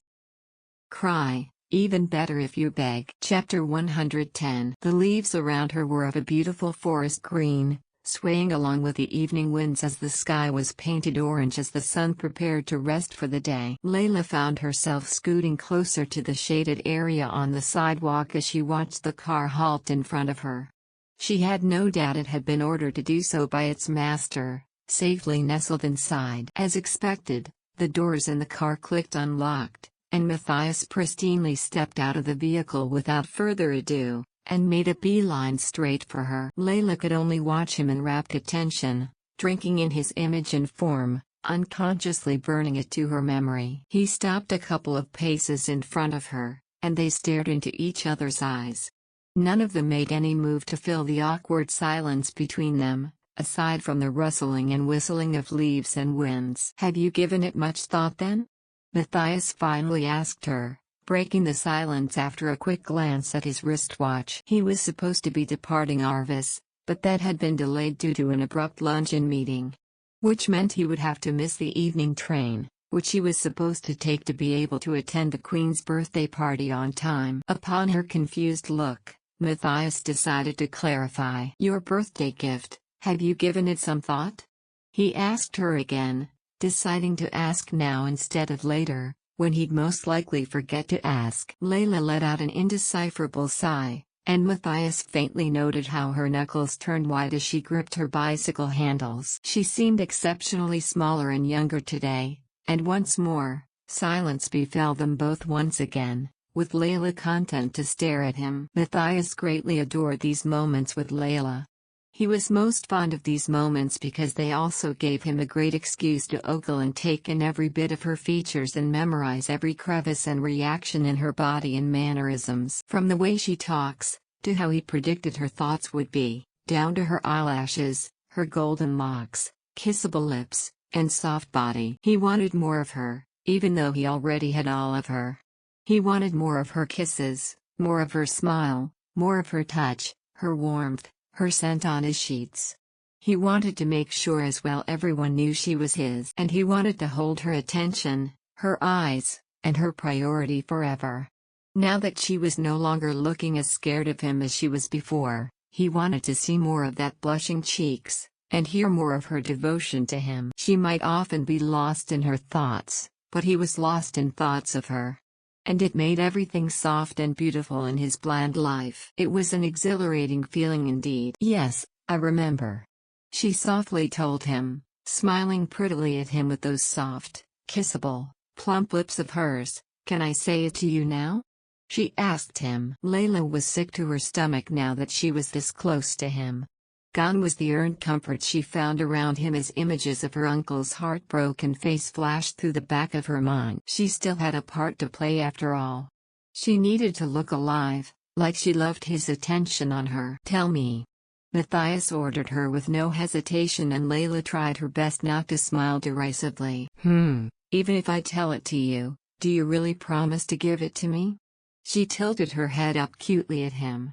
She tried to play coy with him, wanting to gouge out his reaction and drive the nail further in his heart when she disappeared from him forever. "Of course I will," Matthias promised her, his sharp eyes softening in response to her adoring request of him. "Anything you ask of me, shall be yours," he swore to her, his confident grin turning into a soft smile. He could faintly feel the pounding in his chest. What would she ask of him? He was very excited to know, as she looked up at him contentedly with her bright smile directed to him. Evening might already be overhead, but with Leyla, everything was bright as day for him. Leyla, on the other hand, felt so different from him. She knew deep down, that no matter what she did, nothing would break this man in front of her. Even if she were to escape, it wouldn't be enough to destroy him in the way she wanted him to be distraught. He will still live his life, free of the guilt and hurt he had brought upon her life. He will still become Claudine's powerful husband. But it didn't stop her one bit from wishing she held his heart, so that she could break it for him. "Love me," she whispered earnestly, looking up at him in a pleading manner. The wind around them began to pick up pace, while Matthias felt himself still with her words. He looked down, and properly looked at her for the first time, beyond just the beauty he had been so mesmerized with, and felt himself get sucked in even further. She looked positively radiant, begging him like this, even as her golden locks fluttered in wisps with the wind. "Please love me," she repeated, louder than before, pouring her most heartfelt wish in those words, giving him a watery smile. "I need you to love me. I want you to love me." Something throbbed in his chest at her words, confusion filling his mind, though outwardly he remained unfazed by her pleas. Leyla looked up at him so expectantly, yet he was completely oblivious to the malicious intent behind those sweet, flowery words. She desperately wished that when she finally left him, he'd be wounded so deeply, no amount of time would ever heal it. "Cry for me," she thought in her head, her wishes ringing loudly in the back of her mind. "Just this time, I want to know you cry because of me." The fading morning light bounced on their skins, the Duke's fair skin painted a golden orange as he held his mistress' gaze. Leyla could feel her tears begin to well up, but she'd gotten good at holding them back. Only her red-rimmed eyes indicated she was being emotional as of the moment. She tried to hide it with an ever-bright smile, but Matthias remained silent. She thought back to her life before, her time with Kyle until how he finally parted from her for the last time, her first meeting with Uncle Bill, and his expletives and promises of bodily hurt when he found out she'd been whoring herself to the Duke. Every good thing in her life had been destroyed without a second thought by this one man alone. "Give me your love, for eternity," she added wistfully with a sweet voice, holding up a hand to caress his cheeks lovingly. This would be the last time she would ever touch him. The last time she would ever feel his warm skin beneath her palms. It was time to say goodbye. This would be her final farewell. Finally, it was time to leave Arvis. Mark Evers had already gone ahead and opened up the car door for his master, but when the Duke came, he stopped right in front, before he could even get it. He squirmed minutely in place, glancing nervously at his master, and back towards his fellow servants. Finally, he cleared his throat a few seconds after the Duke still stood in place, staring blankly into the empty backseat of his car. "Master," he called out softly, finally gaining the Duke's attention as he immediately snapped his eyes towards him. Mark flinched in response, before bowing his head towards him. "I'm afraid time is of the essence, we must leave now, to get to the capital in time," he politely explained. Matthias looked outwardly calm, yet his mind was running non-stop, replaying his mistress' words over and over again. Something was unsettled in his gut, and he wasn't certain why it was. Only that something was amiss. "Very well," he coolly replied, seemingly still lost in his thoughts, before letting out a resigned sigh. "Let's leave," he ordered, and swiftly got in his car seat, letting Mark close the door after him. They arrived rather quickly, the driver expertly weaving through the traffic and into the train station to not miss their departure. Immediately, the chauffeur came around to the Duke's side, and opened up his door. Matthias pristinely slid out of his seat and began walking towards the train, as his servants trailed after him, carrying his luggage.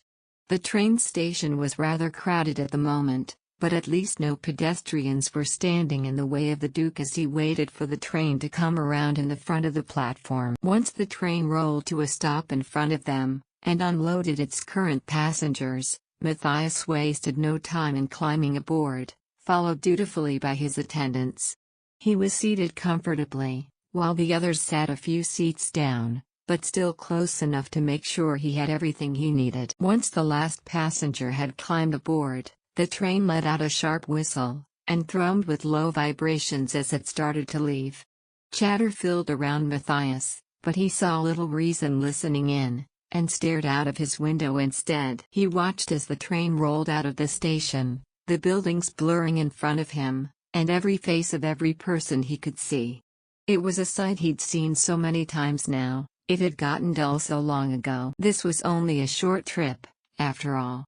It was just a week. And not for anything special, despite what the Empire wanted to make it so. Settling in comfortably in his plush seat, Matthias let out a low sigh and fluttered his eyes shut. Once he did, a pleasant face surfaced in the forefront of his thoughts, letting him hum comfortably in peace. "Come and read on our website Wuxia World site. Thanks." Her green eyes reminded him wonderfully of evergreen leaves in the morning dew. How beautiful. But what did it mean to love? What an odd request, he couldn't wrap his mind around it. How should he love her? They already shared a bed, seen each other in their bare bodies, and utter vulnerability. He'd gifted her the things she desired and more, and she'd welcome his advances in return. How else was he supposed to love her? He hadn't answered her back then, because he didn't see a difference in what they had been doing to what he knew love to be. Her earnest wish for him to love her left him completely baffled. Though it seemed time had stretched between them in silence, it lasted only for a short while, before his attention was brought back to the present and to his urgent schedule by his attendant, who had interrupted their moment. He had glanced back at her one last time, looking at those emerald orbs that seemed to glisten in sadness as he turned away from her. He might have been wishfully thinking about that last bit, but he classified it as something to think about later. And that's when the feeling of something amiss had begun. He'd left her behind for his trips before, Yet something in his gut was churning uncomfortably, the wrongness of their latest encounter bugging him to no end. But even though it felt like his feet were being swept up beneath him, her last pretty smile to him made everything feel like he was floating instead. It was with her, he could feel he had wings. She was his damnation, but she was also his salvation. His eyes fluttered open once more, and focused back on the passing buildings outside his window, before it was engulfed in pure darkness as they passed through a tunnel. Leyla was still firmly in his mind, more prominent now in the darkness, as she was the only thing lighting his way. She hadn't held on to him once they'd been interrupted. Instead, she let out a nervous laughter and stepped back to give some ample space between them. And he got in his car without further ado, watching the rearview mirror as she stood in place, watching him leave her, until she was no longer within his sight. He'd looked back several times once she did, craning his neck around to catch more glimpses at her, resolutely ignoring the stares of his attendant and chauffeur. The creeping feeling of him leaving behind something important grew with the distance between them. Once more, he pushed thoughts of those back in his mind and focused on the landscape that had returned to view outside. Leyla would be there when he returned anyway. The feeling persisted, as did the thoughts that kept arising even as he tried to bury it for later thoughts of her. In no time, he'd finally arrived in Rats. And his attendants came bustling around him, preparing him for the royal banquet, and he only stood there and waited for them to finish their tasks. And then the night was over, and a new day rose again, and he went on to do the tasks he intended to finish earlier to spend more time with his mistress. He suddenly felt the urge to look back once more, irrational as it was. He knew he wouldn't see Leyla behind him, no matter how hard he looked. Leyla was firmly in Arvis, and would remain there until he moved her to their mansion in Rats. Still, every passing glance at a blonde woman, he wished them desperately to be Leyla. The more he thought of her, the more clearly he could see her in every single thing in Rats. Even the clear memory of her bright smile gave him a jittery feeling. It made everything brighter in this night of frenzy and socialites. How pathetic of him to think that. Once he was done being prepared, automatically he came towards his large window, and drew the curtains open, before belatedly realizing this wasn't Arvis. He was already in his mansion in Rats. It didn't matter, he told himself placatingly. Leyla would soon come to live with him here, and here, they would be free to be with one another as they wished. Did everything really come to him as easily as she said it did? He never thought about it before. Perhaps she was right in that regard. But was it his fault he was born with a silver spoon? It wasn't also his fault that people loved giving him things he wanted at a moment's notice. It was also why he'd never felt threatened by anyone. He could make anything he wanted happen with his own will and power. And then the image of her falling down the road, her bike being upturned, and its wheels spinning uncontrollably on the side of the road came to mind. He felt his heart quickening painfully in his chest at the sight of it. He barely noticed the rustling leaves around them. Was everything really so easy for him? She wasn't easily attained by him after all. With a sigh, Matthias turned around, and leaned back against the windowsill in deep thought. The Brandt family would be coming around to visit them in Rats. He had no doubt it would be to discuss details on his upcoming nuptials further. It would be what he would do, so this was a beautiful opportunity. After all, he would be married soon, so further discussions with them would also soon come to an end. Less things to worry about. It's nothing to do with Leyla, his marriage. It was just something he needed to do. After all, it was the proper path for him, a path he knew he would take one day. But should it even come to fruition? Just before a slew of unwarranted questions would come spilling out of his thoughts, a sudden knock jolted him out of his thoughts. He turned to his door, and in came a maid informing him of Count Brandt and his family's arrival. They'd come earlier than intended. Matthias hummed in acknowledgement, before turning away.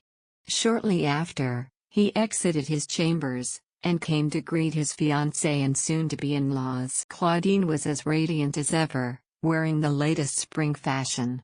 She looked as fresh as a newly bloomed flower.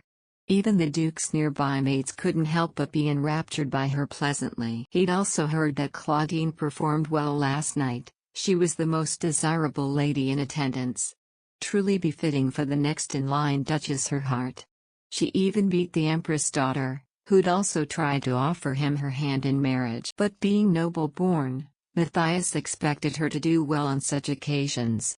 So it wasn't as awe-inspiring as it sounded to him, even if the Empress acknowledged her superiority amongst the others. Really, the only thing left for them to do was get married officially. It was something both families worked hard to ensure for many years.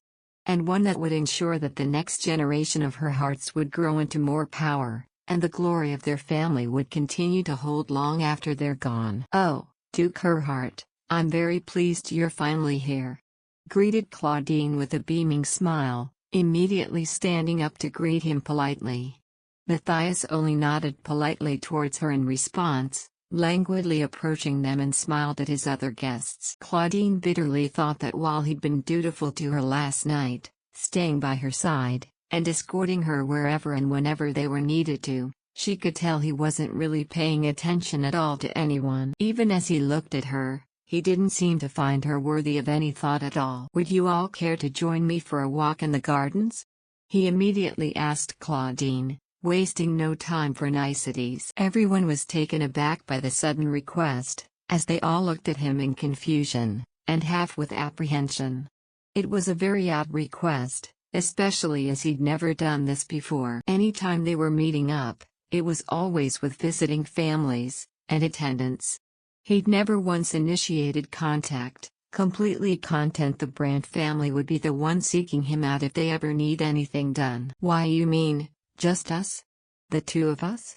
Claudine asked for clarification, and Matthias nodded promptly. "Yes, my lady.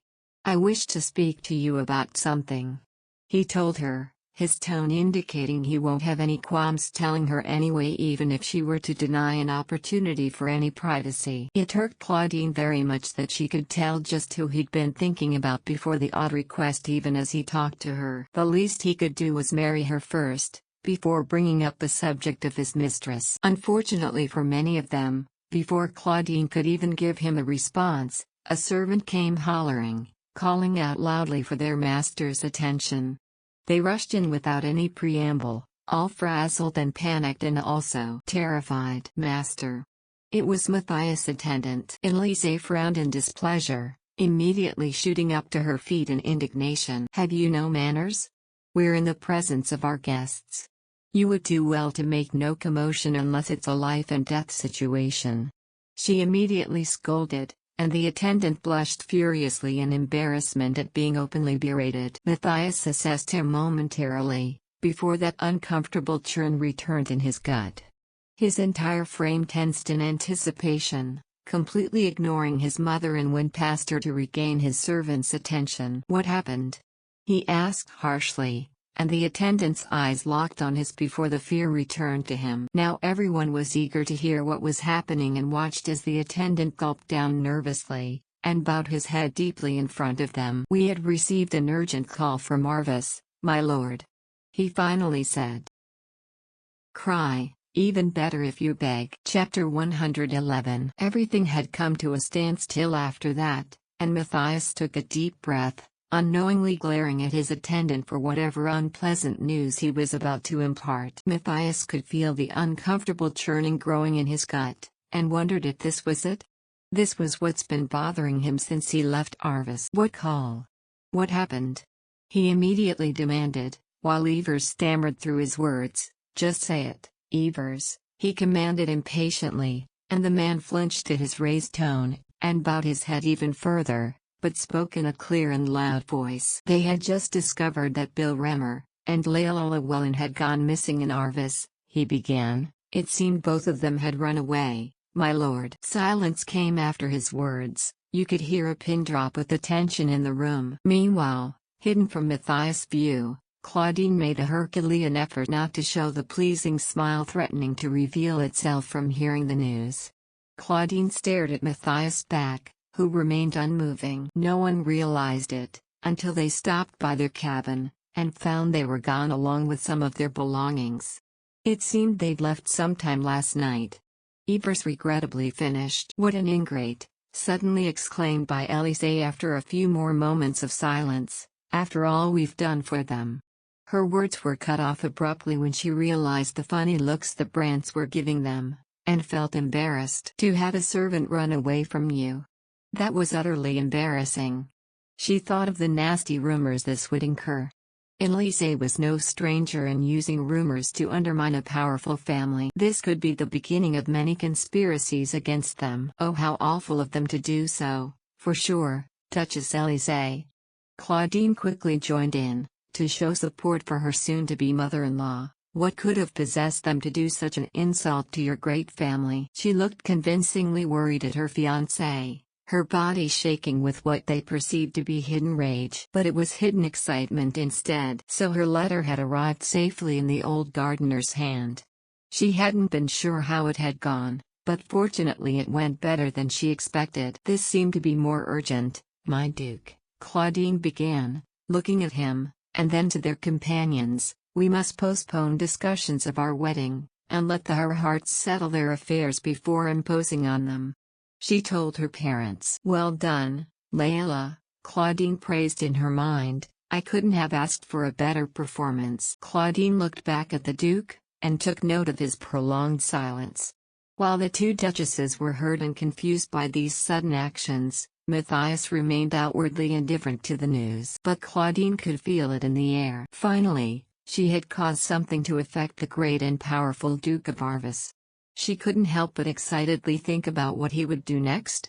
To what actions would he limit himself to? How far would he go for her? "It seems I must apologize," Matthias interrupted the furious chatter and turned to them, looking positively unaffected. "I seem to have overlooked a few matters in regards to our own household. I hope you'll understand my absence," he informed them. To anyone else there, he was unshaken by the news, but Claudine had seen his hands shake as he fixed the buttons on his coat.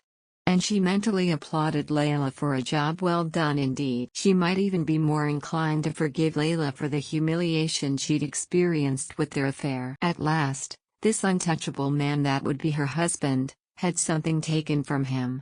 At last, he now knew the pain of not getting what he wanted most of all. What a fitting end to the story of the Duke and his favored peasant. They had crossed borders way into the night.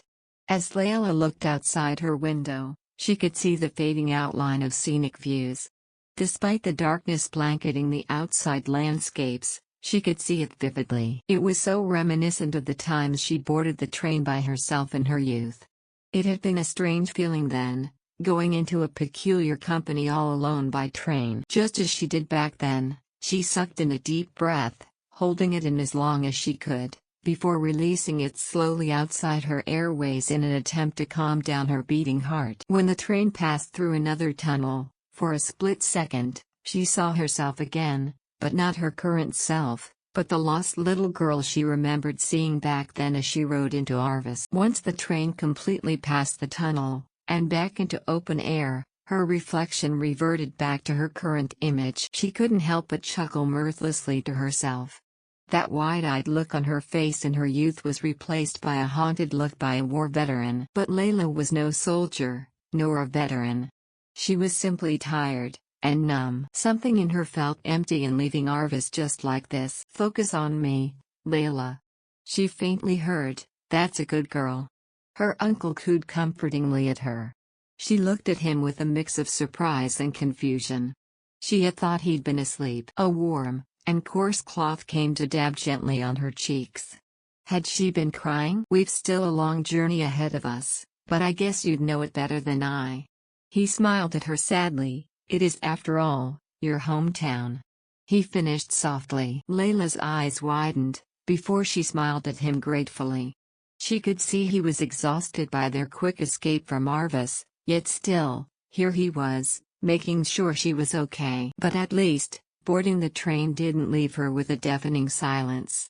It helped in drowning her thoughts out by the loud hollering of the train's chimneys, the rattling wheels beneath them, and other snoring and well-rested passengers. Uncle Bill helped her adjust her blanket comfily around her shoulders, lightly tapping her rhythmically as she nestled in her seat, before closing her eyes.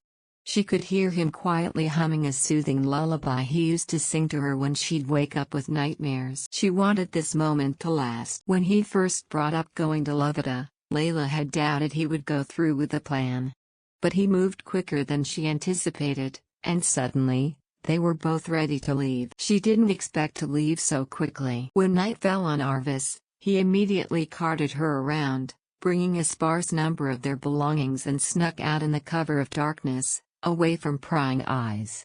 Leyla only brought with her the meager savings she put aside, before they were off to a train, with a bag of their things and the clothes on their back. He'd explained to her quietly on the way about his distant relative.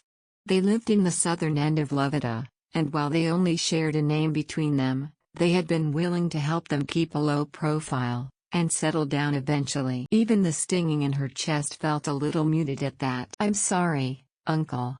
Leyla apologized, finding no sleep despite knowing Arvis was miles away, and she had nothing left to care for in it. She looked at her uncle in the eyes, and felt the familiar sting growing in her eyes, but her expression remained blank. "If I hadn't come to Arvis—" "Hush now," Bill interrupted quietly, patting her by the shoulder rhythmically still, and tucked her further into the nook of his neck, half cradling her torso like he would a small child. "I don't want to hear those words, not from you, most of all." Her uncle continued to tell her. His eyes held a scary determination, but there was an abundant love and care for her underneath it all. "It was with you I found a new meaning to my life, a new purpose. So don't say sorry," uncle reassured her, "for I'm not sorry having met the most precious person in my life." He smiled at her, and patted her on the head placatingly. Unlike the Duke's, her uncle's touch didn't send uncomfortable tingles all over her body, but a rush of warmth and security. She could feel the honesty in his words. He didn't regret having her in his life, because before he had been in charge of Leyla, Bill had been content in his mediocre lifestyle. Only ever going through the motions of his chores and work, idle chatter with his companions here and there. But once the child came around, he never realized just how dull his life had been before. It had been peaceful before she came around, and his life got harder trying to support him and a growing girl's needs. But he wouldn't trade any of it for the world. Not when he'd experienced a surreal sense of fulfillment and purpose in taking care of her all these years. Not when he realized how wonderful it was to help rear something wonderful into the world. "So don't worry about anything more, my dear," he whispered against the head of hair tucked beneath his chin. "We'll get through this together, as we always do." He planted a reassuring kiss on the top of her head, before meeting her eyes. Leyla felt her eyes water, at the pure affection she could see in her uncle's eyes. She might be crying, but for the first time, in a long time, a comforting warmth was beginning to seep through her heart, spreading out in a safe blanket all around her. They would be fine. She had to believe that. They were still together after all. The night fell deeper around them, and soon, Leyla could feel the sleep calling out to her like a warm embrace. Uncle Bill had fallen asleep not long after he reassured her, but Leyla stayed awake a little longer, still basking in its peacefulness. She untucked herself from the thick blanket, opening up a side, and laying it over her uncle's shoulders as well, sharing the blanket between the two of them. She snuggled back in his half-embrace and tucked herself comfortably by the crook of his neck, half laying on his shoulder. And when she closed her eyes, she promised never to look back again. They had escaped through the night. That was the only explanation anyone could come up with ever since they discovered the missing teen gardener of Arvis and his foster daughter. Come and read on our website Wuxia World site. Thanks. Have you gone by the school? Hassan urgently inquired as soon as Mark Evers entered the butler's small office space. His subordinate's expression was grim and serious, before nodding in response. "I spoke with the principal," Mark began, but even she had been shocked to hear Ms. Lewellin's disappearance. Aside from Leyla resigning from her post, for the next school year, she doesn't know anything else. He finished. "That's unfortunate," Hassan hummed. "And what about Mr. Remmer's relatives? Anyone he could be visiting?" "No," Mark shook his head despondently. "His brother, his last living relative, passed away roughly 2 years ago. No one else has been listed as his relative, nor anyone he could be affiliated with outside of Arvis. This is a mess, Hassan sighed, rubbing his temples in a way to stave off an impending headache. When they'd given word of the two's disappearance, he half expected how quickly the Duke of Arvis returned. He just hadn't anticipated he would be arriving within the night, ready and geared in to launch a full-blown hunt and investigation as to where they could have gone. Find them. Those were his master's words. And while relayed calmly and in a monotone voice, Hassan could see the hidden threat behind his master's eyes if they were to fail in this task. It sent shivers down the seasoned butler's spine. He half wished their master would openly lash out instead.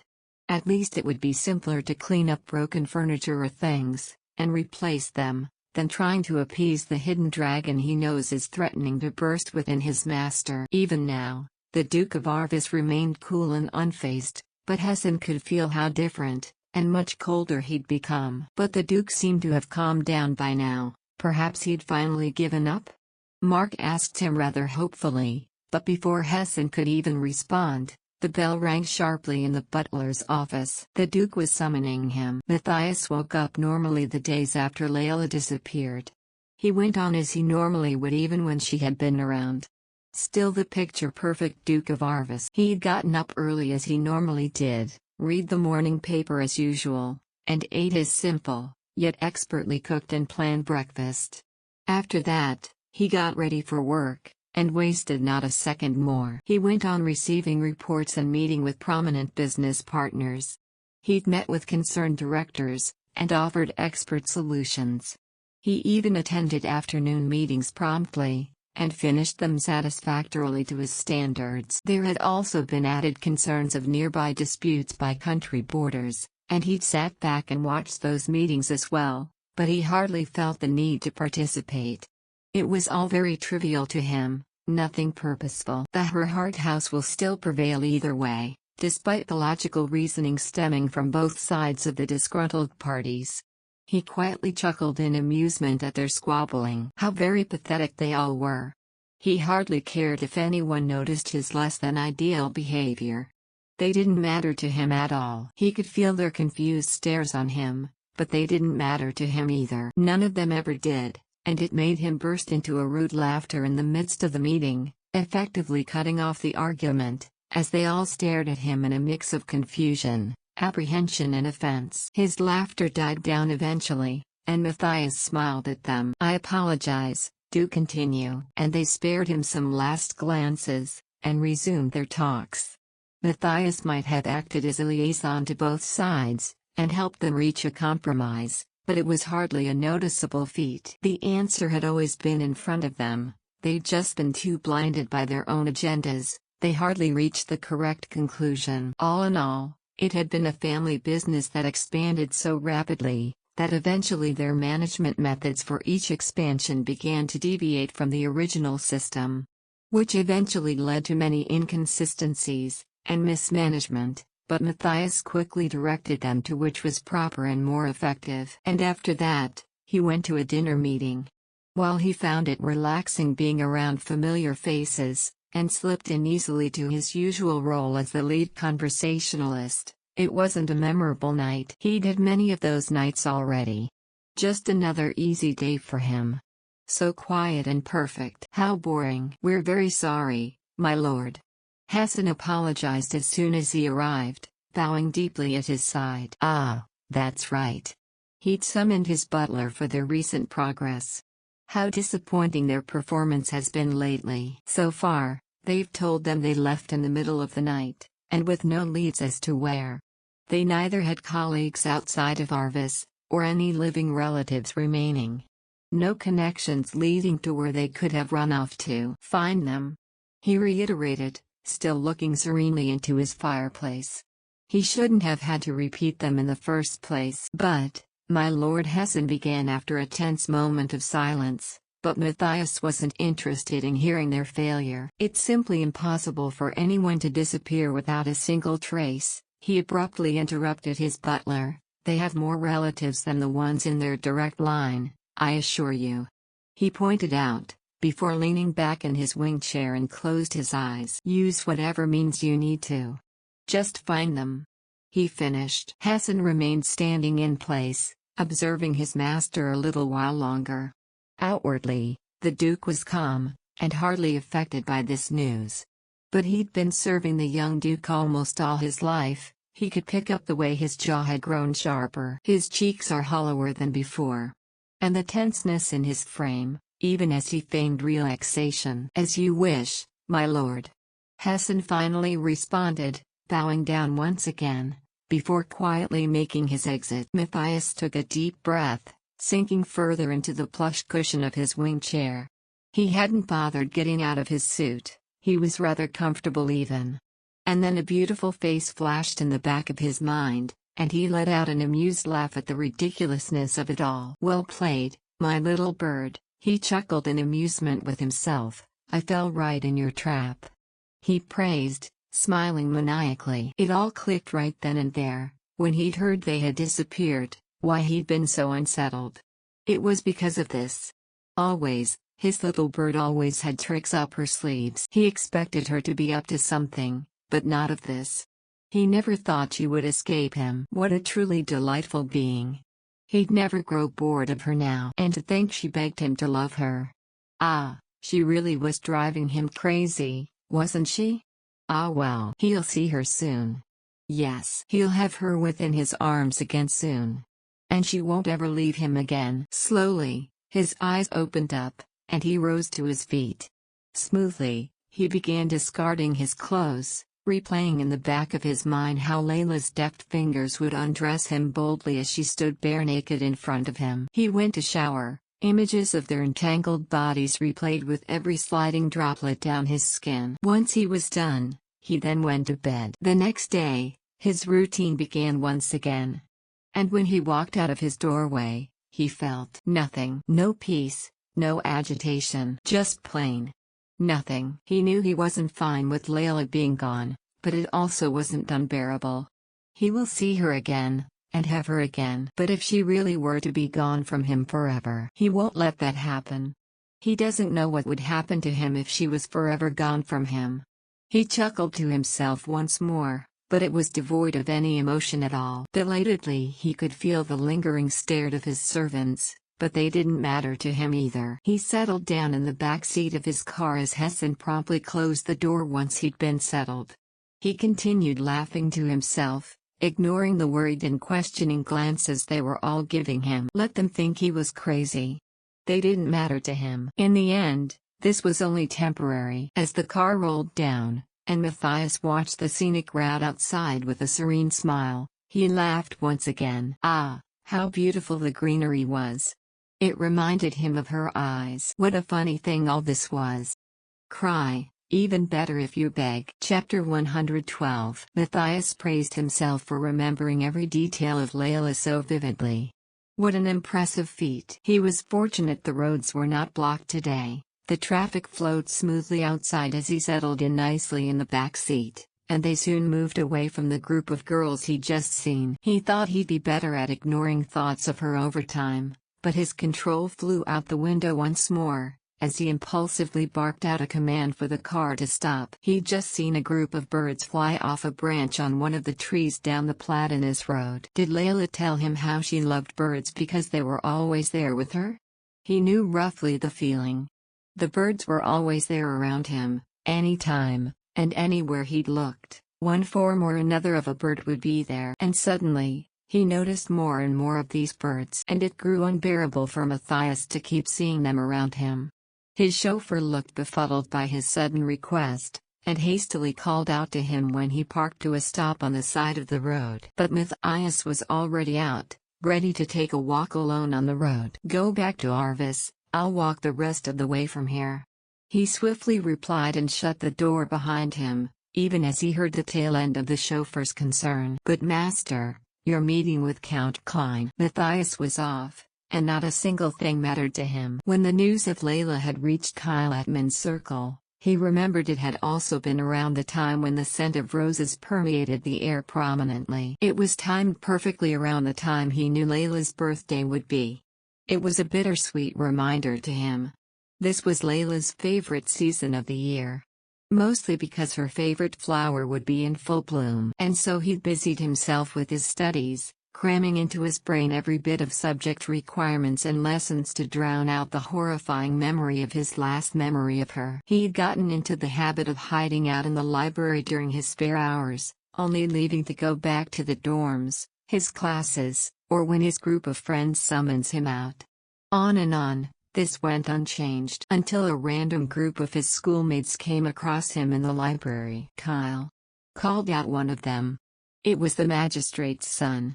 He'd been estranged from him since he'd been in his hometown. They'd been close before too. Now, they only greet each other when they pass by each other. Oh right, he suddenly interjected, you won't do as she did, won't you? He asked Kyle immediately, and the medical student frowned in confusion. Do as who? He had no inkling of what happened outside school lately, nor did he feel the need to know about it. I apologize, he began, still frowning in confusion, but what are you talking about? You know, like Leyla Lewellin? The frown deepened between Kyle's brows. Something tight gripped in his chest at the mention of her name. Has something happened to Leyla? Something akin to fear was brewing in his chest for her. What about Leyla? He asked softly, but the worry was clear in his tone. It was at this moment, his estranged friend frowned in confusion as well. Are you saying you don't know? Know about what? He asked, more urgently this time. What happened? Pity soon came into the magistrate's son's eyes as he looked at Kyle. Oh, he thought regretfully, I'm sorry to have to tell you this, but... He trailed off, deciding how best to break the upsetting news to Kyle. Word on the street was that the gardener from Arvis, and his foster daughter, Leyla Lewellin, had ran away. Kyle's eyes widened. It happened just recently. He added, while Kyle continued to look at him with a slacked expression. You really didn't know?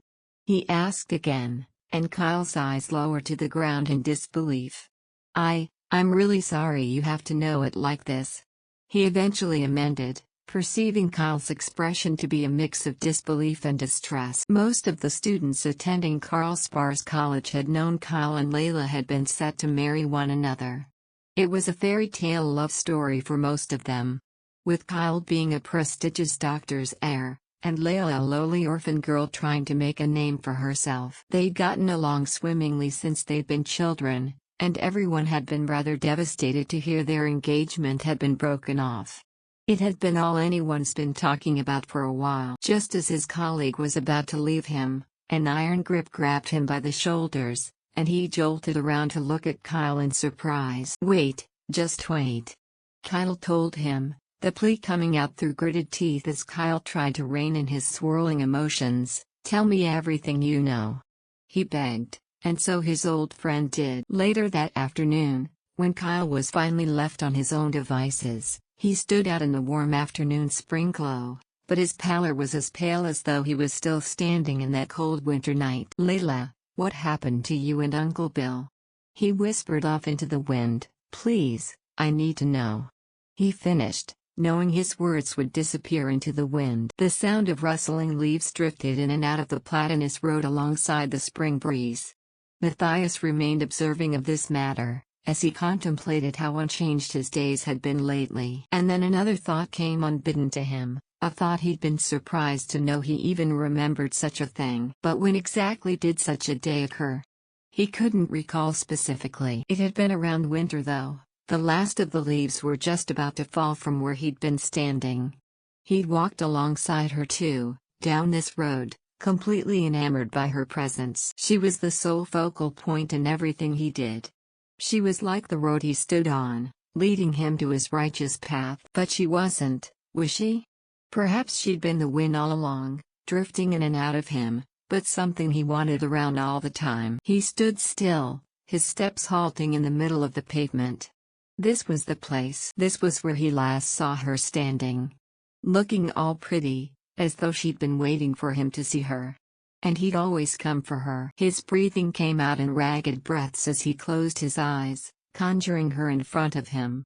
His hand slowly shook as he imagined having her back in his arms to taste her lips, and devour her body as his. The wind picked up around him. He never wanted to let her go. And the wind picked up, as if to give him its approval that he was right in feeling that way. What a lovely wind it was! This wind had been blowing around him, breezing past his skin like the ghost of her kisses. It bent and floated the leaves that reminded him of her eyes relentlessly. It was like he'd been trapped in a never-ending dream, where all that mattered was him and Leyla. And he began walking home once again, retracing every step Leyla took home. A bird flapped its wings, a short distance away from him. He watched as it fluttered in the air, riding the wind before his eyes spotted the mansion's door, still quite the distance away. Matthias continued his leisurely walk, closer and closer to the mansion he got. He reached up his neck, and loosed up his tie, and popped open the button at the top of his dress shirt. How stifling they were! But despite that, he smiled to himself, walking down the road of Arvis. He turned down the main road, where Arvis opened up, revealing its beautiful gardens to him. And just past the garden was the forest, and beyond that forest was Leyla's dominion. He took note of every sway the branches made, every shift in the shadows. There was a pang of longing in him, something he perceived to be for that ruined perfect life he had. But it also seemed like he'd only begun to truly live when the longing began as well. Come and read on our website Wuxia World site.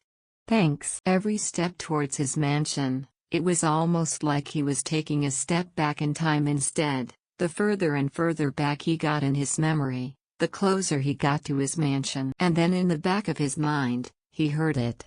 And Matthias turned around to look behind him. It was that familiar sound of a bicycle, and Leyla had ridden it just past him. The sunbeams framed her beauty perfectly, making her outshine everything around her. He watched as little Leyla fell, her bike toppling downwards alongside her, making her eyes widen in surprise. She'd just fallen, and her wheels kept turning despite it not moving an inch. A loud thumping sound, like a heartbeat, echoed in Matthias' ears. He could only stare at her fallen form on the ground.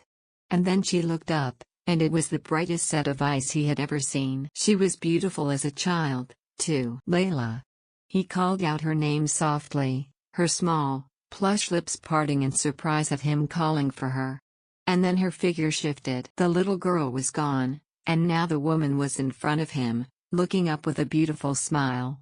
He offered her a gentlemanly aid, and she took it with a second of hesitation before smiling graciously at him as he saved her. If he'd done that in the beginning instead of walking all over her precious things, would she still run away from him? But those thoughts didn't matter now, and Matthias resumed walking with a quickened pace. Further down the road he walked, deeper into the forest he went, swerving through the mud and the dead plants until he reached his perceived destination. Leyla. He called out again, wanting to conjure up her presence with enough will. Maybe she'll end up in front of him this time. His quickened pace evolved into a sprint, her name slipping from his lips occasionally, until he saw it. The weeds had been overgrown after some time of neglect. And the place looked gloomier than when she'd still been living in it. The ghost of Leyla's face peeking out her window flashed in front of him, before he's reminded of how desolate the cabin lately had been. If he'd helped her in the beginning, would she still be here? Would she hold his hand willingly, showing off his claim on her for everyone to see? They had walked through this forest together multiple times before. Down the river they stood beside one another, even in the middle of the day. And then she would laugh, play along with his jokes and teasing. And he'd pamper her, spoil her with worldly gifts everyone would die to have. And then she'd let him in on her life, sharing stories of her day with him, and he'd listen to her voice. They were music to his ears, every sound she made, and he'd make her sing praises for him well into the night. And he'd forever keep her with him, where he can see and have her to himself. Like his canary, which he cut its wings and kept comfortably in an exquisite cage. The wind picked up again, making the rustle of the leaves grow louder. He looked up at the sky, eyes fluttering closed as he took in the warmth of the sun against his skin. It was too bright for him. He couldn't stand it. He kept walking, kept moving forward as the panging in his chest grew and grew, like a snowball of regret rolling downhill and getting bigger and bigger. He just remembered his marriage was just around the corner. Come summer, he'd be a married man. But when he'd imagined his bride and lifted her veil, he could only see a shy emerald gaze, looking shyly at him. And then she'd blush at the sight of him, a dust of pink painting her cheeks. And her name would be Leyla, and she would smile beautifully at him as she stared deeply into his eyes, and hold her chin high up as she'd declare herself as his. Matthias' hurried pace began to gradually slow down, and that metaphorical snowball kept growing and growing instead, spiraling faster and faster. Summer would come again, and he'd walk alongside the riverbank, with Leyla in his arms. And then the next summer would come. And then a blonde kid would appear resting beneath a tree, calling him her father, her eyes twinkling like Layla's at the sight of him. And he'd gather her up in his arm, and let her fly, before catching her in his arms again. And Leyla would be there, just a few paces away, her smile matching her daughter's as she watched them have fun. He wanted her like that. But Leyla chose to run away instead. Something wet trailed down his cheeks. And Matthias frowned. Was it raining? He looked up, and the sky was clear, free from any storm clouds. The droplets kept going, and that's when he realized they were from his eyes, and not the sky as he'd initially thought. Absent-mindedly, he brought a hand up to touch his cheeks, and stared at the wet patch on his fingers afterwards. Wishful thinking had no value in his life. So is crying. They're both ephemeral and meaningless in the progress of time. Sunlight filtered through the gaps between the leaves, giving a rain of sunbeams within the thickened forest as Matthias trudged forward, his gait significantly calmer than he did when he'd walked in the forest. His eyes fluttered closed once more, ignoring the gradual loss of wetness in his eyes, his heart feeling lighter and empty at the same time. And then the downhill spiral of his thoughts stopped, just as Matthias exhausted his own memories of Leyla. Even the wind had left him as soon as his steps stopped in front of the poorly kept cabin in his memories. Do you regret any of it? Even a little of it? Layla's voice echoed in the back of his mind. And yet in his mind and his heart, his answer remained the same, even now. No. Matthias grinned manically to himself, repeating his answer into nothingness as he answered her question in his mind once again. I've never regretted it, Leyla. He'd never regret anything. Not when it came to Leyla. And that was his absolute truth. Turning back time was impossible, and thus dwelling on the what could have been was a pointless endeavor. As long as he and Leyla remained as they always were, that would be all that mattered to him, and nothing more than that. As long as they remained the same people they were in the beginning, his longing and desire for her would forever remain. Even if it meant Leyla would run away from him in the end, just as she did now, he wouldn't change anything he'd done to have her. And so now, he really did not regret anything he did for her. His hands shook with his reasoning, a tightening in his chest making him uncomfortable. Matthias popped open another button, and harshly yanked the tie off his neck before straightening out his suit. His wetted cheeks and lashes had been dried by the wind shortly before, leaving no traces of his deep thoughts for anyone else but him to see. Matthias' pale pallor was back to his fair white complexion, with a subtle fatigue reflected in his dark blue irises. The sun was setting in the horizon. It was time to return. And without further ado, Matthias turned on his heels, and headed towards the general direction of the mansion, fully knowing Hessen would be eagerly waiting for his arrival. As predicted, his loyal butler had immediately raced down the steps of the mansion upon sight of his master. He'd rushed to greet the Duke, fretting over his well-being, but Matthias had business to attend to shortly now. My lord, has Count Klein arrived already? He asked, swiftly cutting off Hessen in his further line of questioning. The butler's lips snapped shut, before he bowed respectfully in acquiescence. Yes, my lord. He's currently waiting in the office, on the third floor. One of the many things Matthias was comfortable with the butler was how quickly he picked up on his betters' moods. It's been half an hour past since they were supposed to begin, and would normally be considered an utter disrespect to the party doing the waiting, but Matthias had deemed it to be a minor slight in his reputation.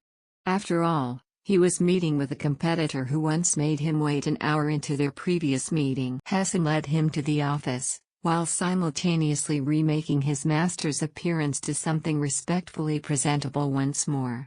Matthias continued his pace, and waited for Hessen to open the door to the office, before striding in confidently, with his head held high and unbothered. He was still the Duke of Arvis, Duke Matthias von Herhardt. He was, always will be, the perfect image of what a respectable lord is. It had to be. Cry, even better if you beg. Chapter 113. 1, 2, 3, 4. Leyla counted in her mind as she walked calmly on the fourth alley and headed towards the square.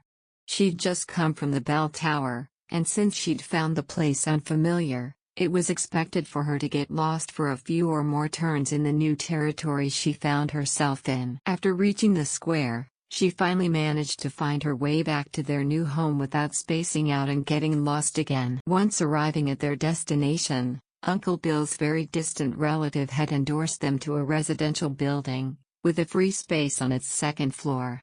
The space was narrower than the one they had in Arvis, but it was also cleaner than the cabin they used to live in. Understandably, Uncle Bill felt a little more out of place than she did. He was not used to living in a house that had not enough space to grow his own crops and flowers. With her arms full of bags of groceries, Leyla leisurely trudged up the stairs in their new residence. She reached it relatively easily and put down the groceries to open up the door, before entering with them through the threshold. She went to their small kitchen, and began putting away the groceries. Once finished, she looked around, noted her uncle wasn't in, and decided to go out and look for him again. Locking the door behind her, she quickly got back outside. She walked calmly on the alley in front of their building, eyes glancing inquisitively at her surroundings as she walked all the way down to the end of the street. And there she saw her uncle, right across from her, looking out over at the spanning beach and sea just off a distance. "Uncle!"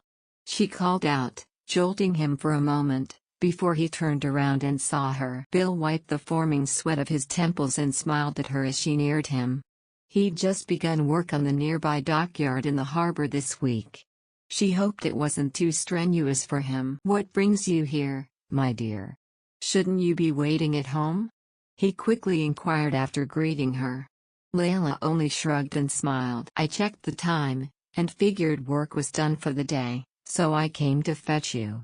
She beamed at him, as she showed him the wristwatch. Bill only chuckled half-heartedly, before playfully rubbing her blonde head of hair. Both new residents looked a lot better than when they did on their arrival. They were both more peaceful, happier. It was almost akin to the peace they experienced in Arvis before the greenhouse got destroyed. But most of all, it hid from Leyla just how difficult Bill was taking to their new lifestyle. He'd been a gardener his whole life, and while he didn't regret leaving that behind, he reluctantly admitted to himself that his new job hadn't been easy to learn. But it seemed, he wasn't the only one hiding the difficulty of adjusting to a new place. "Actually, I wanted to tell you I found a job too," Leyla finally told him as they resumed walking back to their small apartment. Bill's eyes grew wide in awe and pride. "That's wonderful, Leyla. And so quickly too." He praised her, and Leyla beamed proudly back at him. "Remember the hiring at the museum Uncle Alan told us about?" Leyla quickly elaborated. "Well, I just had an interview with an assistant, and if it all goes well, I'm going to be working in it soon." "Ah, that's so wonderful, Leyla. See? I knew you'd do well in anything." Her uncle praised her, making Leyla feel giddy and proud of herself as well. "How soon do you start?" "I start tomorrow," she informed him, and a worried look came upon his face. "Tomorrow?"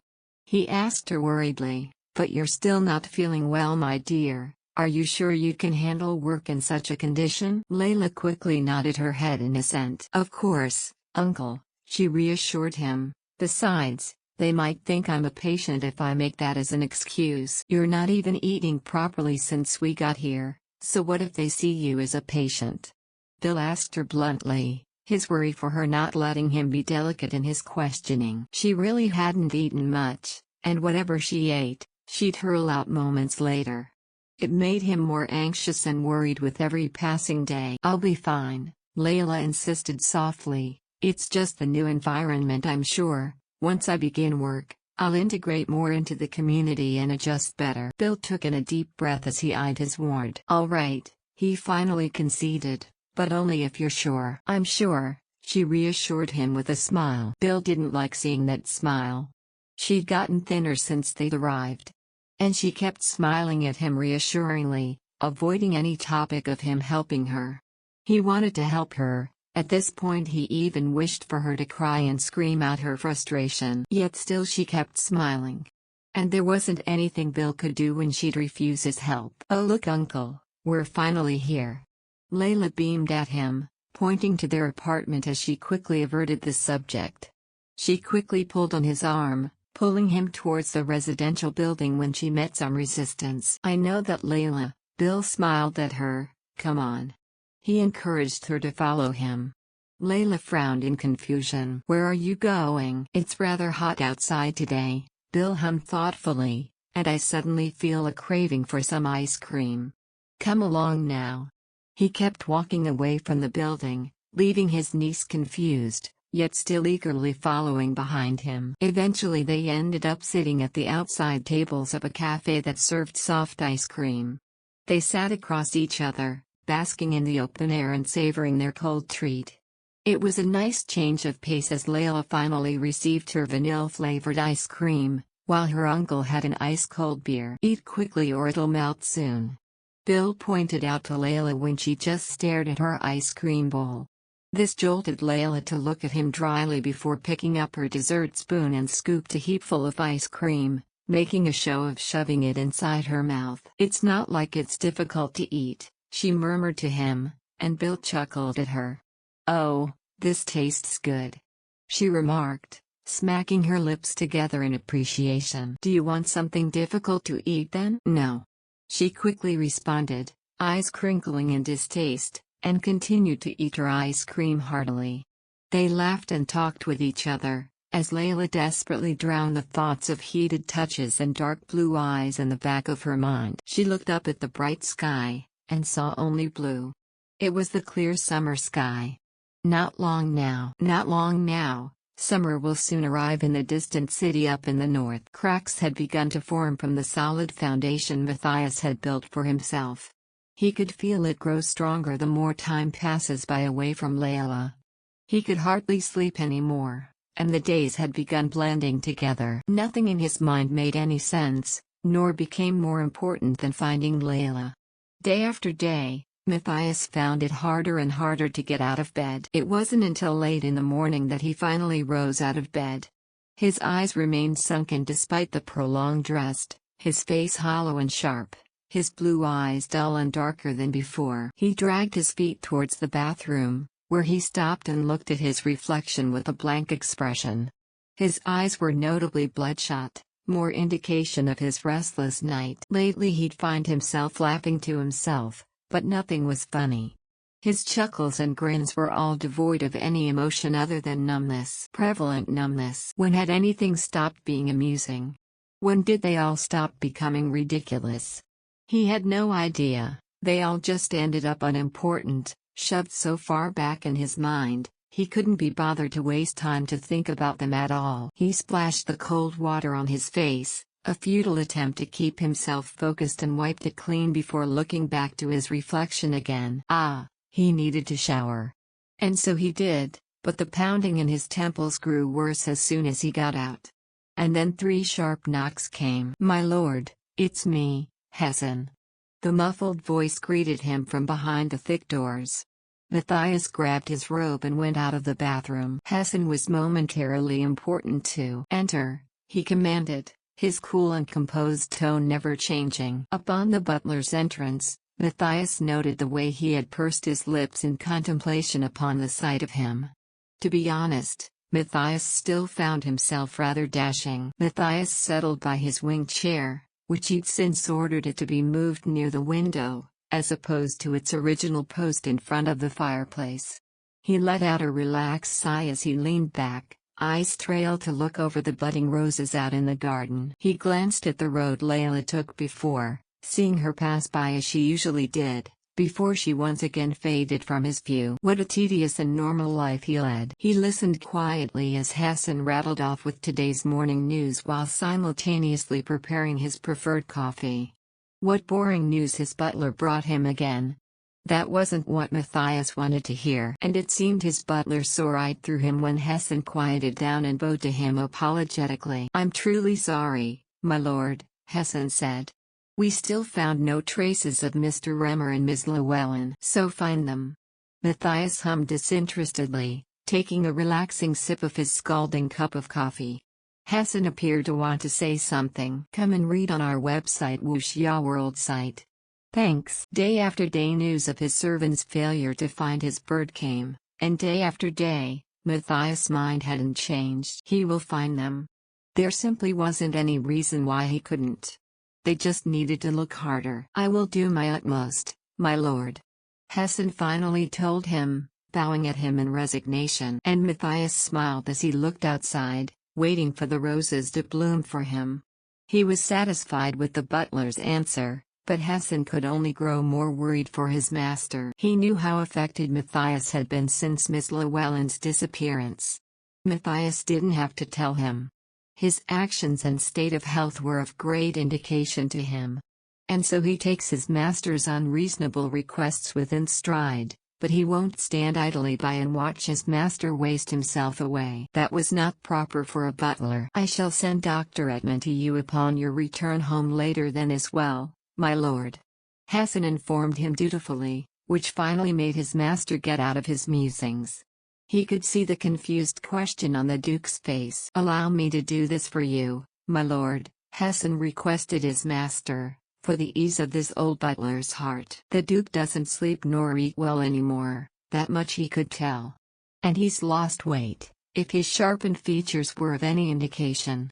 Hessen feared his master was spiraling out of control, hidden from anyone's view aside from him, and he wanted to prevent that. Matthias sighed, and let out a terse nod, and Hessen bowed gratefully at him. "Do what you must." Matthias sighed out at him. "Thank you, my lord," Hessen replied, "I will." When the esteemed Dr. Edmund had first entered the mansion, he'd initially thought it was just a routine checkup, is all.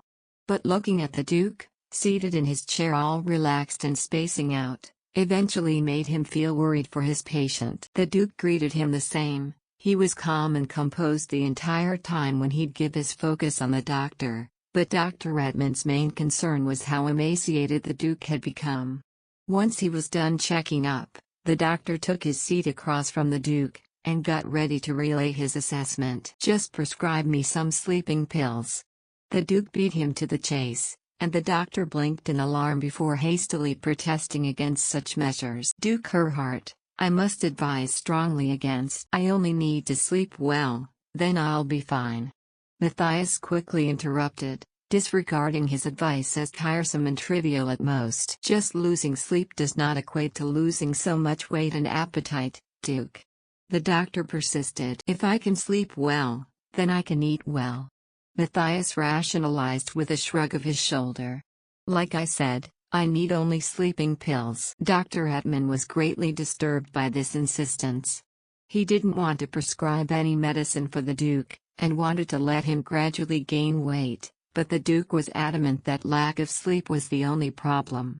At first glance he might be inclined to agree, but something in the doctor's gut feeling told him it ran deeper than just a lack of sleep. What's going on with the Duke? It didn't matter how much he'd assess and make assumptions and theories on the Duke's ailment, he won't be able to guess it without thorough examination. And the Duke, as of the moment, was a little uncooperative. Without further permission, Dr. Edmund could do no further examination on him. And still in a sound mind and body, despite the body being in a less desired state than standard, he can only concede to his patient's wishes. And Dr. Edmund was dismissed and escorted out of the Duke's chambers, with Hessen obediently trailing behind the doctor. Finally alone, Matthias grunted displeasingly as he plopped down on his bed haphazardly. The bed beneath him was too cold, and too soft. It was like he was drowning in water, but never really sinking. Even as he closed his eyes, his senses were on high alert still. Was this what dying felt like? Thankfully, his sleepless nights won't be here for long. After the sunset, the medicine the doctor prescribed for him would soon arrive, and he'd be right as rain. Still, in the meantime, he'd have to make do with resting while awake. A sharp knock came, jolting Matthias back to his senses before noting how dark the outside had gotten. Not waiting for a response, Hassan stepped inside the room and set his prescribed dose and medicine on the bedside table. Matthias sighed greedily. "I'll have the maid serve your dinner here, my lord," Hassan informed him, and Matthias quickly shook his head. "There's no need for dinner." "But, my lord," Hassan paused when he watched Matthias throw an arm over his eyes as he lay stock-still on his bed.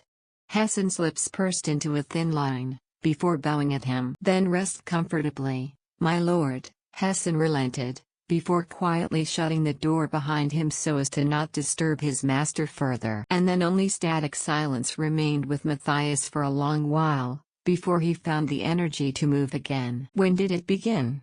And how much of it had been a lie? Those were the questions that kept swimming in and out of his mind. As soon as he acknowledged he'd been ridiculously deceived and driven mad by a woman, a new hell of questions kept turning up. She wasn't that masterful at lying. He knew that to be true. Leyla wasn't good at deceiving anyone, not even him. Some of her words had been true, but which ones? Which of her feelings of him were true? All those smiles she gave him, letting his hands roam over her soft mounds and smooth skin, her sensual kisses. Which of them were lies? He couldn't find any evidence of it being one at all. Which of them were fake? He had to know. Was everything false then? Her love of him? It couldn't be. It was a futile attempt at regaining back control over his ruined life. But despite knowing that, Matthias didn't want to get rid of any thought of Leyla, pleasant or otherwise. Finally, he sat up and leaned against the headboard of his bed. He stared out into nothingness, watching every shadow cast in his room by the bright moon hovering outside of Arvis. And then he whistled, a music bubbling up within his chest, letting him play a tune to his heart's content. Something was missing. Matthias wondered what it was. He realized after a moment, still whistling to nothing. His canary was strangely silent. His eyes wandered into the golden cage, noting its cage was open, but it lay asleep and curled up comfortably in the nest he bought it. This time, he whistled for it to come to him. Strangely, it stayed asleep, never hearing him. His canary eventually lost his attention, as his eyes drifted off to the side and assessed the contents on the table.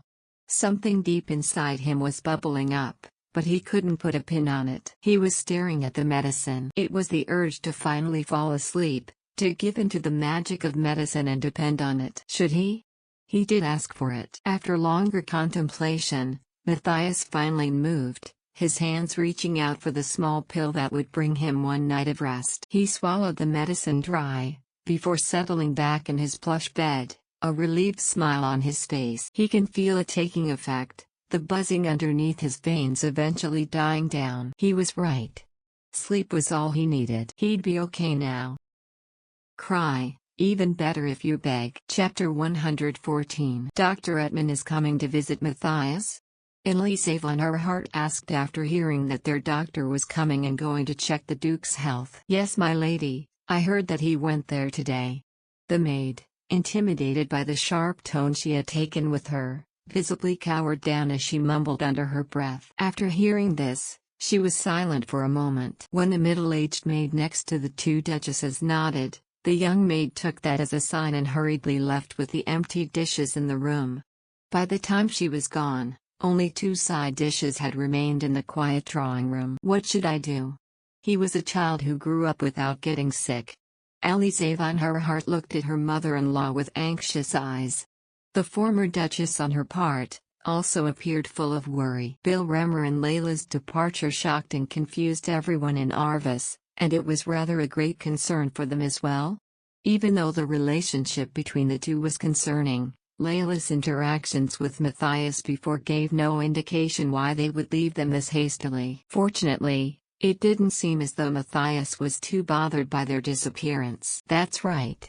It was needless for her to worry. Matthias was probably too worried about the wedding drawing near. Furthermore, it seemed as though Matthias had gotten quite busy with his responsibilities lately. He appeared thinner than usual after all. Still, this much stress was expected, especially if he wanted to set his businesses in order before leaving for his honeymoon. "I worry," Leyla fretted out loud anyway. You don't think he is getting sick because of that girl, is he? She quickly turned to the older Duchess, to which the old lady of the house gave her a sharp stare. Stop. We can't entertain reasons like that to be true. The old lady cut off her daughter-in-law's concerns with cold words. He is only a little stressed and overworked. He'll be fine once he gets some rest. She huffed out with finality. I guess you are right. Of course. If we ask Dr. Edmund later and listen to Matthias' condition, we will know for sure. For now, don't worry about anything. Norma quickly reassured her. Leyla von Herhardt's expression darkened. Her face also mirrored the tone of her mother-in-law, which grew more determined. Trusting her words, eventually Leyla nodded more confidently. Was the love he held for Leyla in his heart deep? Leyla thought worriedly. It was certainly possible for him to feel so strongly for her. After all, young people always fall in love so easily and quite earnestly prematurely. It is easy to feel so much passion when one is still naive and immature. Still, this was Matthias they were talking about and not anyone else. Her son was not like the others, was he? He had never been. He always exhibited aristocratic traits of insensitivity and regal aloofness that always gave the impression to others that he was a level-headed young lord. For the longest time, she held the same opinion of her son. However, recently he had been acting rather unusual, and as his mother, she felt anxious that perhaps something strange had happened. Their predecessors, the Dukes of Herhardt, never had the reputation of being friendly nor of being sociable men. Matthias was the same too. However, lately Matthias's temperament felt a little different from theirs. Still, even if he slightly differed from the previous lords, he was an upstanding duke that a little deviation was hardly anything to take issue with. He is, after all, known as the pride of the Herhardts. There has never been such greater praise than to be bestowed with such a title. Therefore, she has always believed that she gave birth to the family's living glory and honor. It was also due to her son's accomplishments as a young boy that Leyla also believed him to be perfect for the longest time. It drove an immeasurable gap between her and Matthias, something she was hesitant to fill in. Even though she gave birth to him, and he was the fruit of her belly, he seemed so otherworldly. He's Matthias, no one else. Not her son, not her husband's son, but Matthias. As such, it was an entirely ridiculous notion that someone like him would suffer because of one lowly orphan. Such blasphemy it was. She shook her head, pushed these thoughts away, and assured herself that there was nothing to worry about and she was too paranoid. Seriously, she needed to stop worrying too much. Matthias slowly opened his eyes, and as his blurry vision cleared, he realized that he was lying on his back on a cold mattress. For a moment he just stayed there motionlessly staring into space. As more seconds ticked by, he began to recognize the darkness that settled in his room as dark shadows came in from his open windows. He remembered falling asleep at dawn. The morning must have already passed. Ever since he started taking the sleeping pills, it felt as though he lost his sense of time. Night and day began to blur together. He could no longer recognize one from the other. He felt stuck in limbo where seconds, minutes and hours were unrecognizable concepts of time he no longer remembered, nor cared for. Even when he felt exhausted from all the work he'd been taking on, it seemed as if he couldn't sleep without those pills.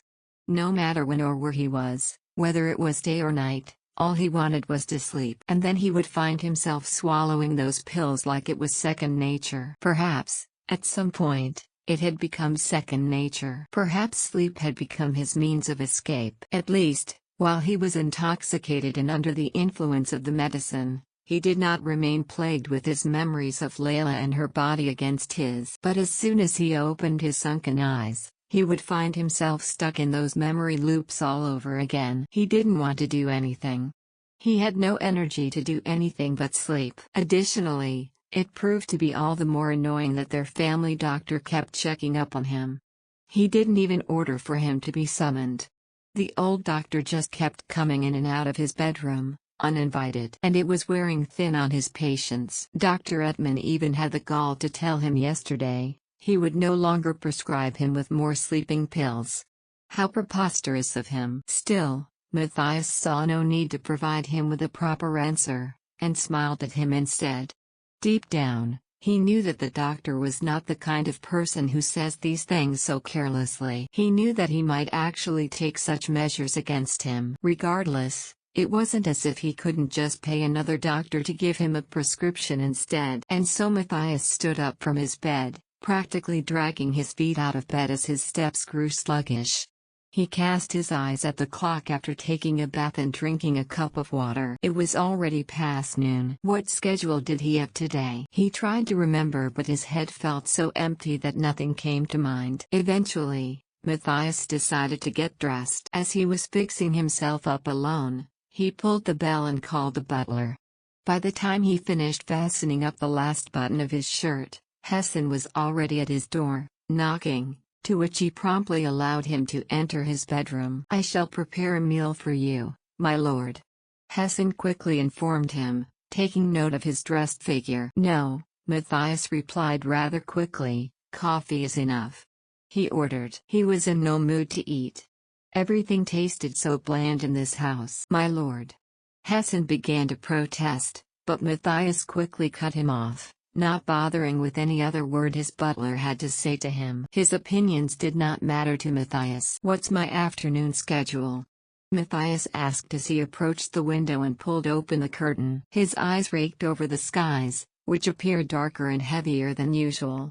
It was graying with thickened clouds, blocking out the sunlight from shining over his property. Despite the ominous cold weather, humid winds carried the sweet scent of flowers upon him. Opening the curtains, somehow, spring had danced its way inside his room. "Your schedule is clear for the whole afternoon, so you can take a rest, my lord." Hessen's answer swam into his ears. "All right," he was still here. "I see." He hummed softly, eyes still looking outside to the gardens. "You have to eat, master," Hessen told him with great concern in his tone. "Should I call for Dr. Edmund again?" He quickly offered up, and Matthias felt more irritation bubbling up inside of him at his continued interference. His butler was never this insistent before. And yet, Hessen seemed more persistent today than before. Sweeping back his still wet hair, Matthias turned to stare pointedly at him and stood up. The old butler, who rarely expressed his feelings, was now staring back at him with worried eyes. Matthias does not understand why he was giving him such a look. There was no need for concern, but it was too tiring to explain himself to people who'd never understand. He just wanted to go back to sleep and hoped that when he woke up, whatever he felt, all these bundled up thoughts would soon disappear like smoke. The last thing he wanted now was a meal, a doctor, and everything was bloody annoying. After taking a sip of the coffee Hessen prepared in silence, Matthias made his way to the cage solemnly. "Come and read on our website, Wuxia World site. Thanks." These days, his canary, who used to fly around the room diligently, lately kept crouching in on itself like a ball. Every time Matthias checked on it, it was always tucked inside its nest. Did it crave for sleep and rest like he does right now? Matthias reached out and wrapped his hands around the seemingly helpless bird and pulled it out of the cage. He brought it up to his face, deciding to finally see what the change in behavior was all about. After inspecting the canary up close, he gathered that it was ill. Its beautiful feathers, which used to be glossy and reflected the sunlight beautifully, were now noticeably in disarray and rather coarse. It had grown scruffy and dull yellow. A random memory finally resurfaced to mind, completely devoid of Leyla. It was of his bird taking a bath and shaking off the excess water several times a day came to his mind. Just then, the canary, which had stayed still in his hands, suddenly rubbed its small, soft body and beak against his palms. It was almost as if it was seeking his warmth and relying on Matthias' body temperature to fight against the coldness. Matthias stood there for a long time, just enveloping the bird in his touch.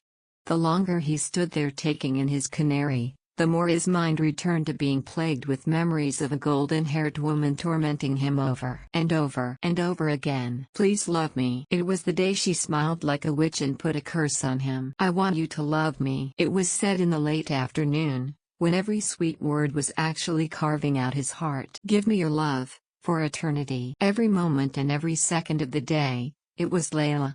His terribly beautiful Leyla, who filled his waking moments. Eventually he carefully returned the bird to its nest. With a sense of urgency and responsibility, he turned to Hassan, who was patiently waiting for whatever he needed to be done. Matthias wasted no time to give him an order. "Get me the zookeeper." He barked at Hassan, "Have him check on my canary." He finished, before turning to face the cage once more. Hassan blinked in confusion. "Now," Matthias reiterated, and Hassan bowed in acquiescence. "At once, my lord." And just like that, Matthias proceeded to turn on his heels. As he marched to leave the room without uttering a single word, the butler took anxious steps and trailed behind him. "My lord, if you're going out, let Evers." "I'm going to take a walk, so I don't need him to accompany me," he snapped at the butler. Matthias abruptly stopped on his tracks in front of a window in the hallway. For a split second it seemed he was hesitating about something. When Hassan took a few steps back to maintain a proper distance, Matthias resumed his walk with wider steps until his shadow completely left the hallway. By the time he'd left the mansion and entered through the gardens, the sky was already brimming with dark clouds, the likelihood of rain becoming more and more probable. However, Matthias ignored the signs of bad weather and kept on in his path, unwilling to be stopped. Honestly, he didn't even know where he was headed. But even so, Matthias could hardly care where he ended up in. After days of filling up the spaces in his head of Layla's laughing figure, of her cute and embarrassed expressions, he was suddenly overwhelmed with feelings of anger as he thought of how much he was blinded by her. Thinking about it now, he was more surprised at the fact that a bad actress like her could deceive him so skillfully. Perhaps he was truly blinded by desire, so he couldn't see how obviously she was playing him. His self-loathing felt like oil that fueled the flame inside his heart and swallowed him whole. Even though he knew he had every right to be angry, and indeed he was, somehow that anger did not seem enough. He wished he would be angry, instead there was only an unsettling stillness and numbing coldness in his heart. Is this the extent of it? Is this all it amounts to? Is this the end? Is everything over now? He pondered, almost not realizing that his feet had carried him by the riverside. The waters reflected that dark skies, appearing colder and cloudier than before. Still, Matthias walked along the bedside of the river, following its current. If everything is over, there is no reason to find her, right? Once again, he found himself asking a question. Maybe it's a good thing that she is gone. The thorn by his side has finally disappeared. He felt a sense of clarity washing over him. It seemed as though the fog of the aftermath of her departure had finally been lifted. He should return to his life as the unshakable Duke of her heart. That's right. It was this simple. Everything, in the end, was this easy. Just then, the image of a bird at the foot of the river suddenly came to view. It flapped its wings purposefully until it was near enough for Matthias to recognize. He started to laugh, because it was such a funny sight. The bird had a familiar colored thread at its ankle. It was a ribbon Leyla Lewellin had attached to migratory birds born and raised in Arvis. The bird is back. After recalling that fact, and seeing the bird Leyla was earnestly waiting for return, his heartbeats became a little faster. What is this? His heart drummed loudly and reverberated throughout his body. It was as if he had forgotten what he had resolved to do only seconds ago, and only one thought ran in his mind. So Leyla, you have to come back to me, too. It felt so natural. It seemed that this wishful thinking would soon become a reality. Then, the lips that had barely had any reason to laugh started to tremble and curve upward. He couldn't stop himself even though he knew it was a delusion created by a sick mind that was restless and lost, that it couldn't even make any proper judgment. He was trapped in a trance-like daze, and before he knew it, he was already running. His figure weaved through the forest greenery where small patches of spring started to blossom. He did not pause to admire the view and resolutely sprinted on until he arrived at the gardener's cabin. White sheets that were draped over the clothesline violently fluttered against the chilly breeze, but his thoughts focused on the warm lights that came out of the window. And beyond that open door, was someone who was wearing an apron. Leyla rushed out. Her braided hair swayed from behind as she walked in a hurry. "See? You're back." But then rain started to fall, and he wanted to laugh like a crazy idiot. He should have known that things were going to turn out this way. The past few weeks had been so quiet, so inconsequential. It was at this moment of realization that all those visions he was seeing disappeared in a split second. As the next second chimed in, he finally let out a loud sigh laced with a burst of laughter. It was at this instant that it dawned on him that he was standing alone in the courtyard of an abandoned cabin, where weeds began to sprout due to neglect. Matthias stopped there and calmly looked around in the rain. He hadn't gone in the cabin since Leyla had run away from him. He didn't think he wanted to check up on it again. He could convince himself to do so if he wanted to. He could make himself believe that none of those things happened, that none of it was real. Instead of moving on, turning around and leaving the place like any sane person would, like he promised not even minutes before he would, Matthias' feet were soon stumbling towards the cabin. He did not know why he was doing it, but it tasted the same as his feelings of not wanting to let go. He found himself being tugged at both sides of wanting to release her and holding on to these lingering feelings. In the end he knew that he was only losing. It was a meaningless game. As his feet climbed the aged wooden stairs, it creaked beneath his weight. He reached out, clasping the cold knob in his hand. He then turned the handle of the front door with his wet hands and the locked door opened without any resistance to reveal the dark emptiness hidden inside. His breathing came in and out shakily and he shut his eyes, hearing the hard beating of his heart in the back of his mind. Finally finding his composure, Matthias' eyes opened once more and into the threshold he went. Cry, even better if you beg. Chapter 115. Nothing changed. As far as he could tell, everything remained the same, except for the growing dust covering every surface of the cabin. He could clearly tell they left in such haste, taking only the bare minimum as they went in the dead of the night. A dead chuckle bubbled up within Matthias' chest as he continued to survey the room. The frustration in him kept bubbling up as well, the more he stared at it. How could they leave this place so suddenly? He knew very well how precious this place had been for the old gardener and his Leyla. The sounds of pelting raindrops hitting the cabin echoed loudly in the darkened silence he found himself in. His breathing became rhythmic in tandem with the rain. Matthias turned and walked down the hallway. He soon found himself face to face with the door to Layla's room. He'd been in here once, savoring every feel of her body against his, drowning in the pleasure of her. But now it was abandoned. But it didn't matter, he'd see Leyla here again and make new memories. Matthias soon found himself sitting at the edge of her bed. He quickly flicked on the lampshade on the bedside table and looked around the room. It screamed Leyla. And for a moment, he wondered if he could summon her again with just the call of her name.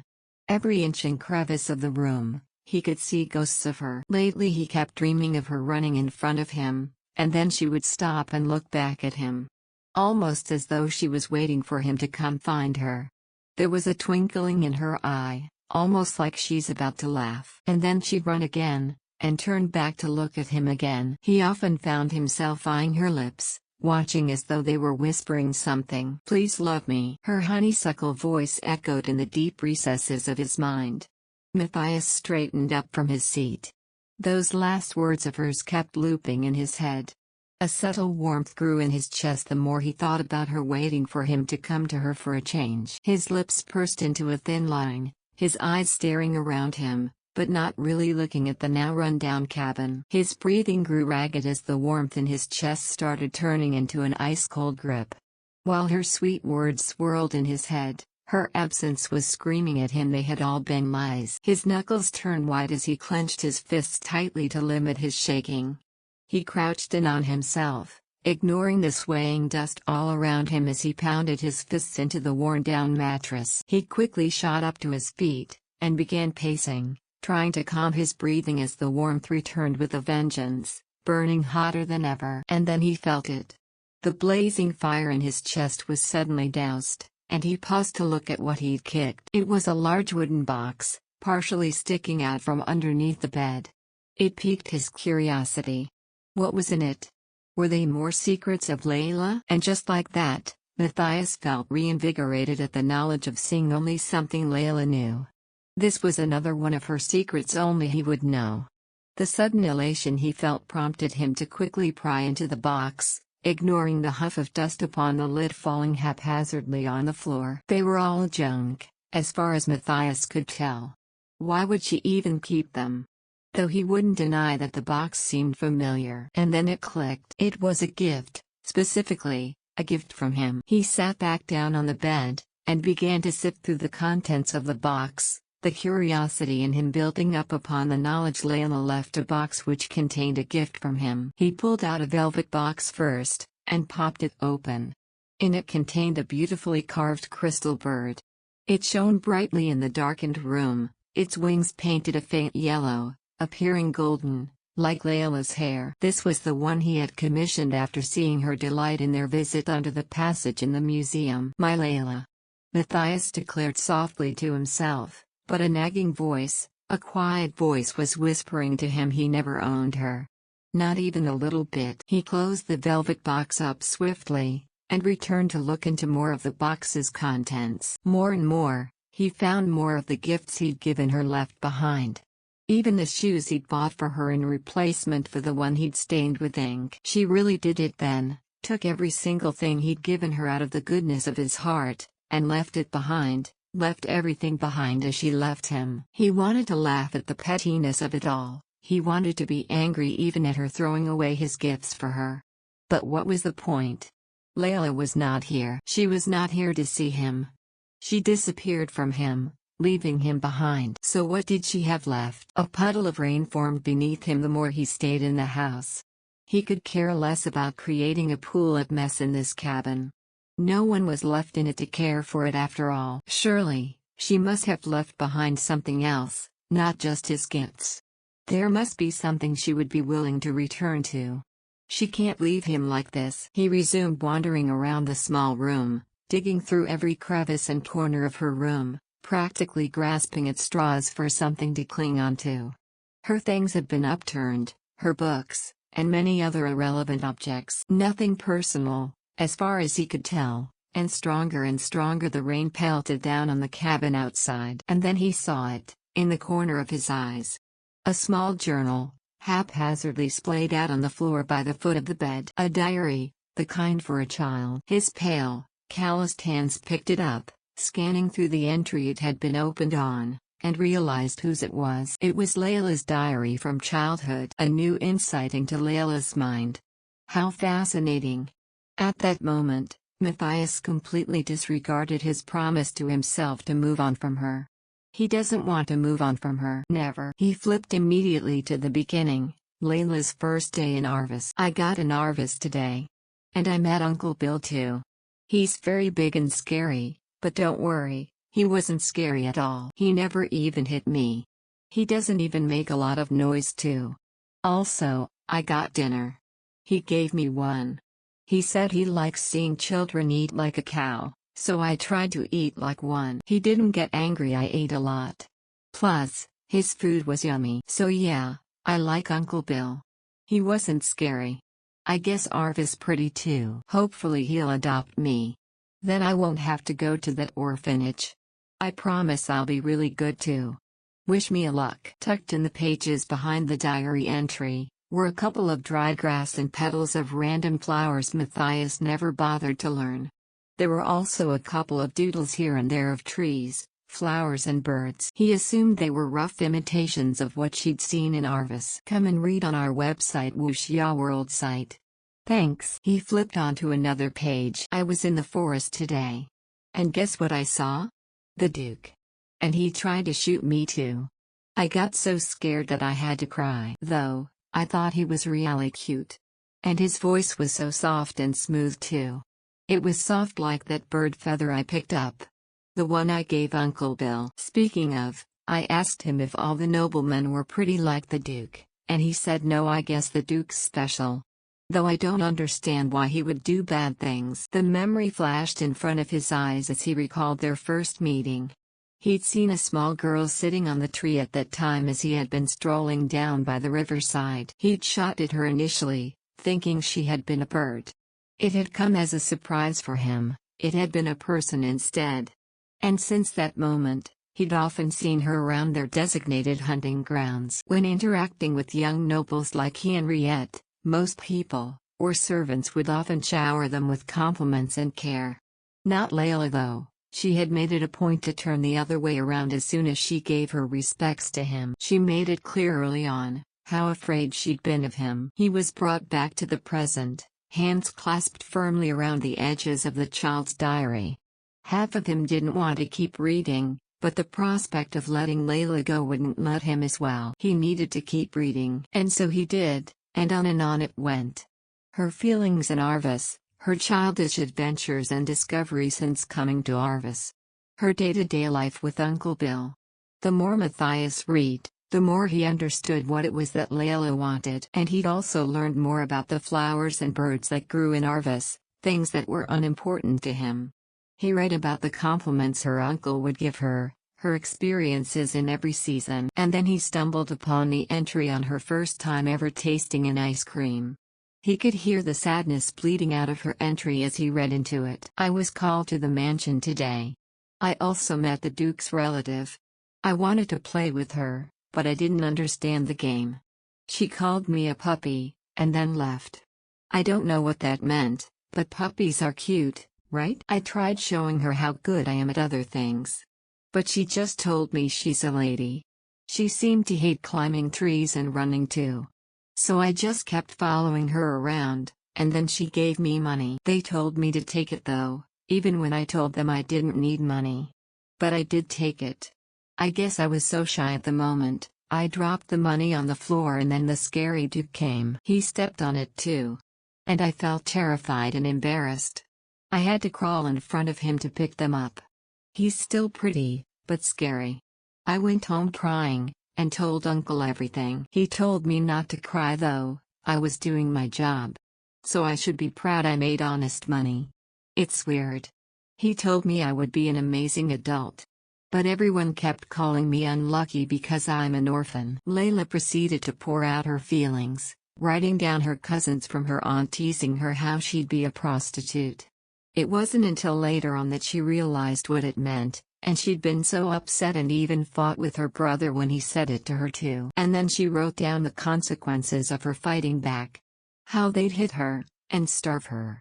In her hunger, she even ate a turnip fresh from the garden, but she got caught and got hit again for disobeying. Her aunt called her a thief after that. And she'd end up a prostitute, cheating people off their money. Everyone else kept telling her the same thing. But Uncle Bill was different. He told her she'd be a good adult, but she didn't understand what a good adult was supposed to be. So she kept quiet, believing her uncle to be all-wise, then she must grow up to be one too. I can't sleep well. I keep dreaming what I'd be when I grow up. I wonder what Uncle Bill saw. He's smart, so he can predict the future. Oh, I can't wait to grow up and be a good adult. And then Uncle Bill will be happy and I will be happy. He laughed at me when I said that, but that's okay, I like hearing his laugh. The words ran out long before Matthias moved on from that entry. It was a joke for him, stepping on the money and making her pick it up with great difficulty. He didn't think much of it, so he can't remember why he even did that to her back then. All he knew was that she intrigued him, and he wanted to tease her more. Push more of her buttons and see how much she could take from him. It's been so long after all. He hardly even remembered much of the details of his childhood. Leyla was the only thing he could remember so vividly, her beauty, her green eyes, how she cowered from his presence. The sky grew darker outside. Still Matthias remained in the abandoned cabin. She wrote every single thing in her childhood down, eventually refreshing more and more of his memory with every account of hers that mentioned him. Her goals kept changing. From getting good grades, mastering the bicycle, and then living a happy life with Bill, Kyle was part of her plans here, but most of the names she mentioned he didn't recognize. Probably because they were inconsequential to him being with her. Never mind, she kept mentioning they lived around Arvis too. The last entry was about winter. It stood out to Matthias because it was that winter that he came upon owning a beautiful bird to entertain him to his heart's content. He wanted to read more, and resumed his search around the room, but saw no more.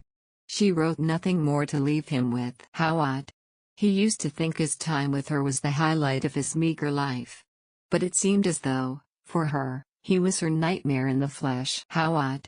Why did she see it like that? Perhaps it was because he spent too much time looking at her? He was merely a spectator of her life from afar after all. And the more he watched, the more annoyed he got how out of reach she kept trying to be from him. But lately, he found himself devoid of caring about anything else. His fingers twitched. He wanted to sleep again. Had he been in his room, he would have reached for those sleeping pills again. And then he'd be asleep shortly. Deciding that nothing was left for him here, he flicked the lampshade off, and trudged out with heavy steps outside the cabin. It was time to return to his mansion. He was only out for a walk, and that was what it looked like to his attendants, who eagerly waited and cared for him as soon as he arrived. They fretted over him and his health, telling him to get warm from the rain. That's right, it had still been raining when he left the cabin. He wondered how he could have missed that. Still, despite their cries for him to get something warm in his, Matthias ignored them, heading sluggishly back to his room. Every desperate plea they reasoned with him all became an annoying buzzing of insects to him. As he reached his bedroom door, he was greeted by the hardened expression on Hessen's face upon the sight of him. The old butler's lips were pressed into a thin line, before sighing in resignation. Just behind him was a sobbing maid. She looked familiar. Ah, that was the maid Hessen showed him would be taking care of his bird upon his leave. He walked forward, and addressed his butler. "How's my bird?" he asked softly, and Hessen's face grew somber, as he bowed his head apologetically at him. "I am deeply sorry, my lord," Hessen began, and the maid's sobbing sounds grew louder. "I'm afraid the canary didn't make it, my lord." A loud ringing began to echo in Matthias' ears. Cry, even better if you beg. Chapter 116. After the night-long heavy downpour, dawn broke, and morning finally came. Matthias found himself leaning against his wing chair in front of the west window and watched the bright morning sun as it rose from the east. A cold wind was blowing through the open window, carrying the fresh scent of roses. It seemed as though they bloomed during the onslaught of heavy rains yesterday. He soon found himself bitterly chuckling at the irony. Even though the season had come for roses to bloom, Leyla was no longer here to witness it. And during the time when he expected all living creatures to go back home and make his world livelier, his bird would suddenly die. Matthias cast his eyes at the now empty cage where his canary had lived. The only things that indicated it had been lived in were the several yellow feathers scattered all over it and the bowls of uneaten rice and water. Those were the only things his canary left behind to remind him of its existence. His bird was gone. Matthias' eyes shifted back to the table in front of him. On top of it was a small wooden box that embraced the cold body of his canary. Its once soft and minuscule body had hardened into a position of eternal sleep. The memories he had with it slowly filled his head, and he had no choice but to let it take him back to those times. He remembers seeing it first as a small bird, an assuming creature that captured his heart with one glance. He enjoyed seeing the bird gradually being tamed by him. It used to thrash loudly and flee whenever he was near it, but then its countenance had mellowed, and he could gradually tame its spirit. The joy he felt back then was so pure and unexplainable. It filled his heart like the way a lovely song could fill a room. The knowledge that it was a being under his domain, that it was utterly his, also made its affection taste sweeter. It brought him so much pleasure in the way the bird would just chirp happily and play in his room, the way its eyes would search for him around its vicinity, and the way he could run his fingers against its soft feathers while it sat on the back of his hand just staring at him were moments of great pleasure, and he loved every second of it. But now, these memories were nothing but ashes of a once burning flame. He got up from his chair, approached the table, and then reached out and slowly stroked its cold body. The feathers of its golden wings were still so soft that he could almost believe that the bird would open its eyes again and fly toward him at any moment. That it was fine, he told himself. He still had his canary. They told him they did not know the reason for his bird's death. It just died like that. Perhaps, it was suffering in silence with him, until anxiety drowned it in its vicious arms, and drained the life out of it. And just like that, it was gone forever from his life. Much like the way she left him. Like Leyla. For a long time, Matthias remained in a catatonic state. He just sat across the table and stared at the body of his dead bird in silence. He appeared to be waiting for it to flap its wings and sing its sweet songs once again, just like it used to do when the bright morning came after a night of heavy rain. The passing of hours quickly became apparent as the soft rays of sunlight shifted on his window and began to shine down on the intricate box at the table. Seeing its warmth fall on top of it, Matthias quietly called the bird's name, Leyla. That was the most fitting name he could give it. As soon as he saw the tiny bird, he knew he had to name it Leyla. He didn't care if it sounded ridiculous. He liked that he could be as sweet as he wanted to with this bird, and the bird loved him as much as he was affectionate with it. Matthias liked it, liked the feeling of loving and being loved back. But even after whispering the sweet name several times to the wind, the bird did not open its eyes. It remained cold and lifeless to the touch. An echo of something deep within him. The day had just begun though, Matthias thought, fingers caressing the box absent-mindedly. He looked outside, and noted it was still early. An ominous feeling gradually enveloped his mind. The loss of his bird songs were only the beginning. Leyla woke up to feeling sharp pangs of pain enveloping her body. It seemed the slight fever she had progressed into the night. Now her whole body throbbed as if she was bruised. She continued to have no appetite, and thus couldn't find it in herself to even eat anything. She curled up in herself and pulled on her blankets as she covered herself with it all the way up to the top of her head. It draped all over her as she wished to drown out the outside world around her. To be honest, despite her current predicament, she did not find the day as unbearable as the night. The nights for her were always so hard to endure. Even now, because the nights were his. It had now been forever ingrained in her to be his time. It will forever be Matthias. She closed her eyes tightly and pressed her pillow closer to her chest because she hated the fact that she was still thinking of those nightmare-like memories. His kisses against hers, his roaming hands all over and inside her body, his warmth pressing up against her. They kept replaying and replaying all over in an endless loop, making her feel as though she's still with him. And something inside her was aching. It didn't matter how hard she tried to erase him, her mind always found its way back to him without fail. Nothing made her forget. Sensing it was a losing battle, Leyla gave up her pursuit of clearing her head and jumped out of bed. She slowly approached the window and looked outside. The twinkling stars in the summer sky filled her glassy eyes. They were nothing but a blur to her. So unlike the clear skies in Arvis. Did my wish come true? She asked the heartless deity up above as she glanced in the blurry night sky, wondering if Matthias was now suffering as she wished he would in her absence. My lord, a familiar voice flowed into the world where sounds tend to disappear and continue to beckon him back into awareness. You need to get up now, my lord.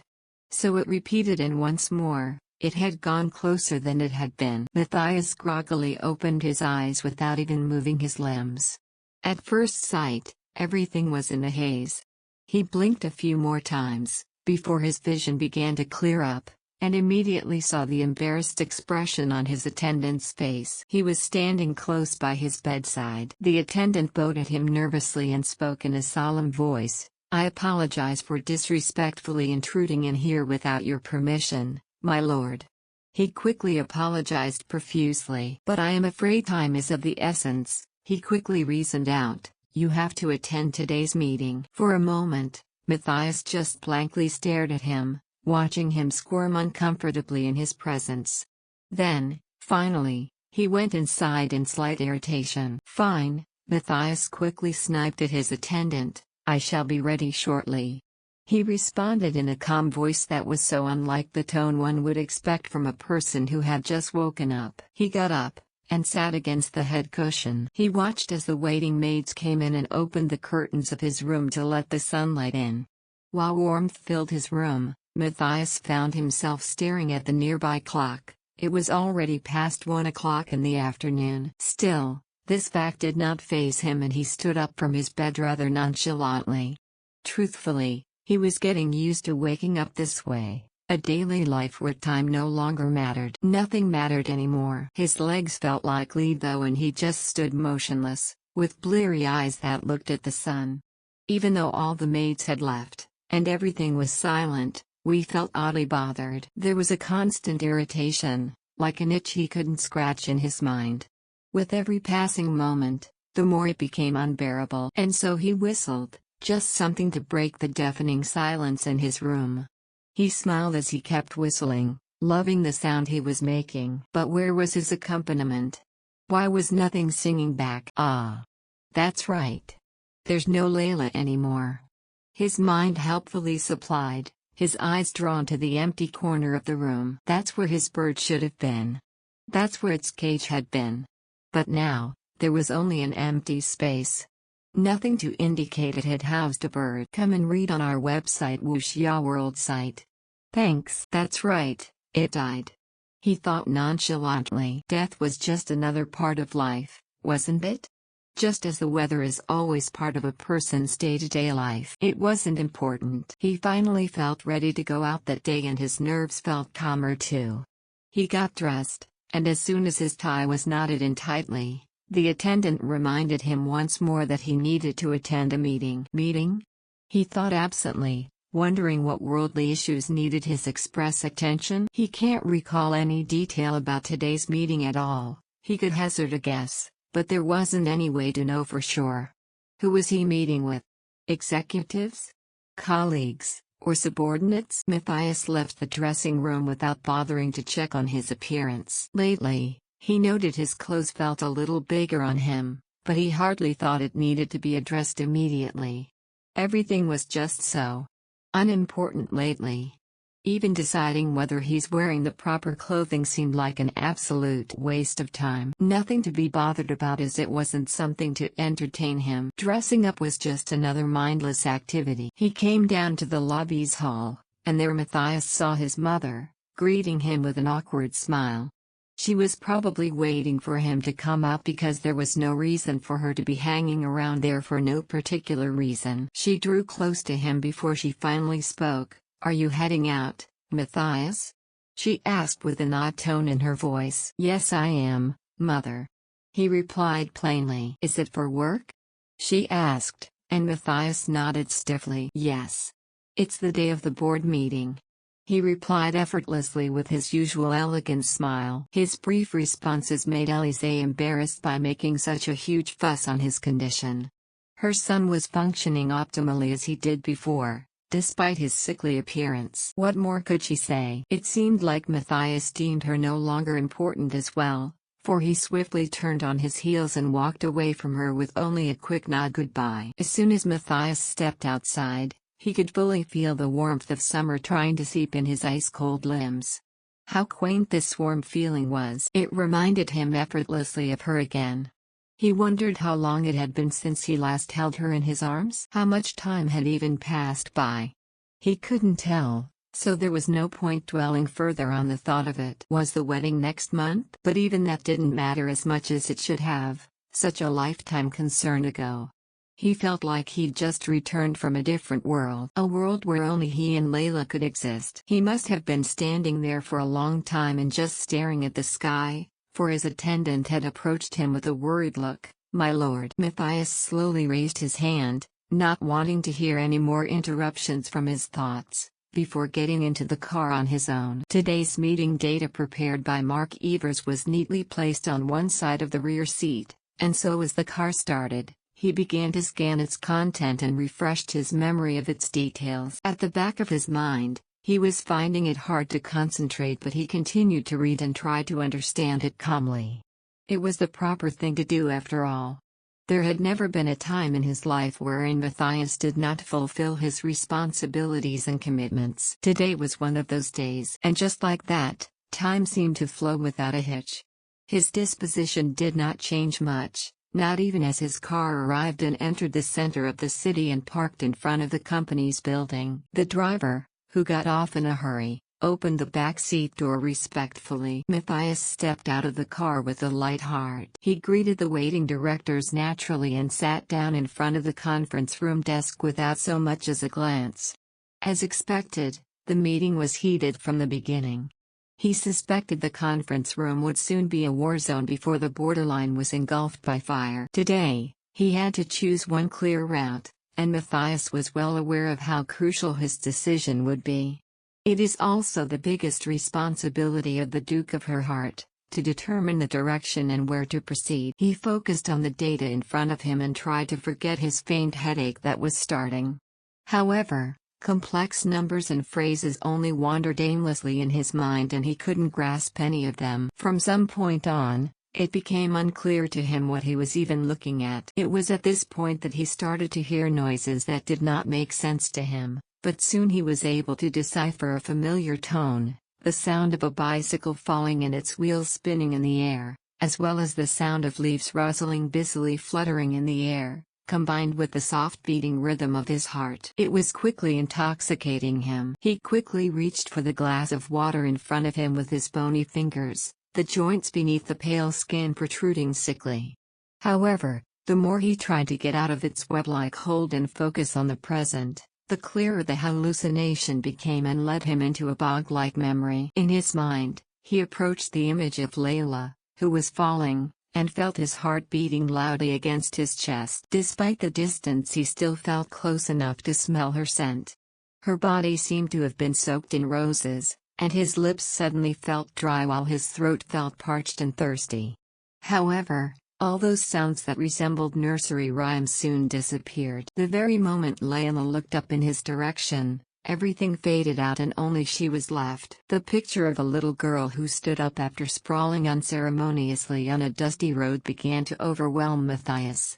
Even though he was at the position where he was the one looking down at her, he felt rather humbled at the sight of her. He had never felt something like that before. Perhaps, even though he did not know it back then, his heart already knew from the get-go. He struggled to deny it, chalking up the sensations as normal, seeing as he was always like that in front of Leyla. It's the same now. She made him infinitely weak and shabby in front of her presence despite his power and money. Perhaps that's why he kept pushing her. He wanted to feel better about himself around her. "Excuse me, Duke." Matthias raised his head at the sound of someone calling him. He couldn't focus on anything else but the tremendous emptiness he felt inside him. He just wanted to utter nonsense, finish his work, go back home, and swallow sleeping pills again. He didn't want to care about anything else. There wasn't a care he could muster inside him. Even if the world were to end here and now, he might as well just up and disappear and wouldn't mind it in the least bit. It was a crazy thought, but that's his truth right now. It's the only truth that mattered to him. His eyes slowly raked all over the conference room. He couldn't help but feel out of place within its prestigious walls. Eventually, Matthias managed to organize his thoughts, before attempting to speak a coherent sentence immediately before more of his strength and sanity completely deserted him. "I apologize," he amended, craning his neck left and right to relieve the growing tension in his body. "I don't think I'm in the right mindset to make any final decision right now." "No, what do you mean?" The protests immediately died down as they watched Matthias rubbing his neck. A pregnant silence filled the room, before someone else spoke up on behalf of everyone in attendance. "I think the Herhardts will have to respect the board's decision after further sufficient discussion," the executive director announced, gaining Matthias' attention. "I'm certain Mr. Hessen can handle being in charge of the final coordination." It was a logical decision. After all, Hessen, who has led practical management since the time of Herhardt's predecessors, was also Matthias' mentor, and taught him everything about the workings of the company. If possible, a tenser silence enveloped the room after that. One could only wonder about what was happening. Was it true what the rumors said about the Duke? Has his health deteriorated? How badly did it affect him? What will happen to the Herhardts now? Everyone watched with bated breaths, wondering what was going on with the young Duke's mind. Slowly, Matthias got up from his seat. He must have conceded with the decision the executive director had come to. "Once again, I apologize." Regardless of how discouraged Matthias appeared at completing his work, his voice remained impassive, solemn and elegant. Still, How his eyes shifted in the air gave everyone a feeling of discomfort. His presence screamed that he was someone wrapped in cold fire. No, he seemed to have become the very flame. Still, the rest of the executives couldn't help but feel disappointed once Matthias left the room. The murmurs eventually began as they continued to speculate on what was happening with the young duke. As he made his way away from the place, he felt the urge to take off his jacket, but his hand could barely unfasten his top buttons. He roughly pulled out his tie and crumpled it in his hands before shoving it in his breast pocket. "I've no further need of your assistance or anyone else's for the rest of the day," Matthias ordered Mark Evers, who had been trailing behind him. His voice cracked at the end as he gave out the command. His attendant hesitated for a moment, wondering if he should push to stay with his master, but Matthias kept walking down the marble steps through the magnificent lobby, not even waiting for a response. It didn't take long for the young duke to find himself staggering into a ridiculously bright world afterwards. Cry. Even better if you beg. Chapter 117. Rumors began spreading like wildfire throughout Arvis when Kyle Atman suddenly arrived. It threw everyone in even more confusion when he reappeared out of the blue. Previous rumors largely believed that Kyle had whisked the gardener and Leyla out of Arvis, and had run away with them. While Mrs. Atman vehemently denied the allegations above, no one really believed her. They knew how much Kyle loved Leyla. It wouldn't have been such a stretch to believe they would elope. It would have been the perfect ending for the two lovebirds to find their happy ending somewhere else, away from all the fuss. And yet, Kyle was here, in Arvis. And it broke all their illusion of a fairy tale ending coming true, for even he knew not where Leyla and her uncle had gone to. "Kyle." A familiar voice fleeted into Kyle's ears, making him stop in his tracks upon his arrival. "Kyle." Kyle turned around and saw Mrs. Mona rush out of the kitchen doors, coming towards him in great hurry. She huffed out momentarily as she slowed down, pausing right in front of him, and Kyle bowed at her respectfully in greeting. "Do you know where Leyla and Remor are?" She immediately asked him without any preamble, grabbing him in her haste, and Kyle blinked in shock, before looking somber and giving her a terse shake with his head. It was plain for all to see. He had no idea where the two people had gone. He'd already informed his father earlier he meant to return to Arvis, to inquire about Leyla and Uncle Bill's disappearance and figure out their whereabouts.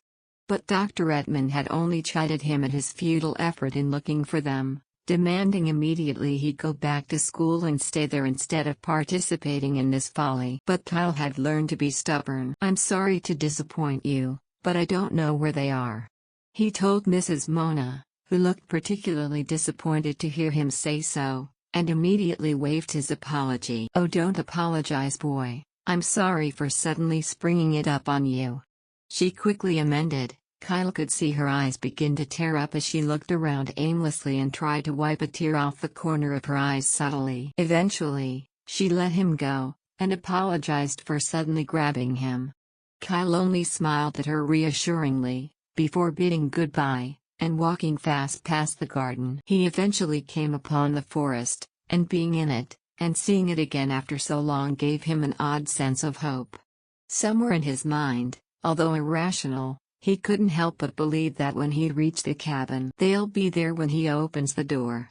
That they decided to return to Arvis after all. And so he kept walking, carefully cradling that hope in his chest like a precious, fragile treasure.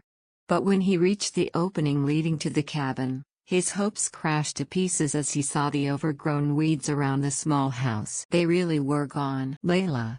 Kyle softly called out, his voice trailing off in the end as he took in the cabin that had once been his home away from his parents. The longer he stood there, and stared at the cabin, the more the strength seemed to leave his legs. And he dropped sobbing onto the forest ground, sobbing and aimlessly calling out for Leyla, her name slipping out of his lips.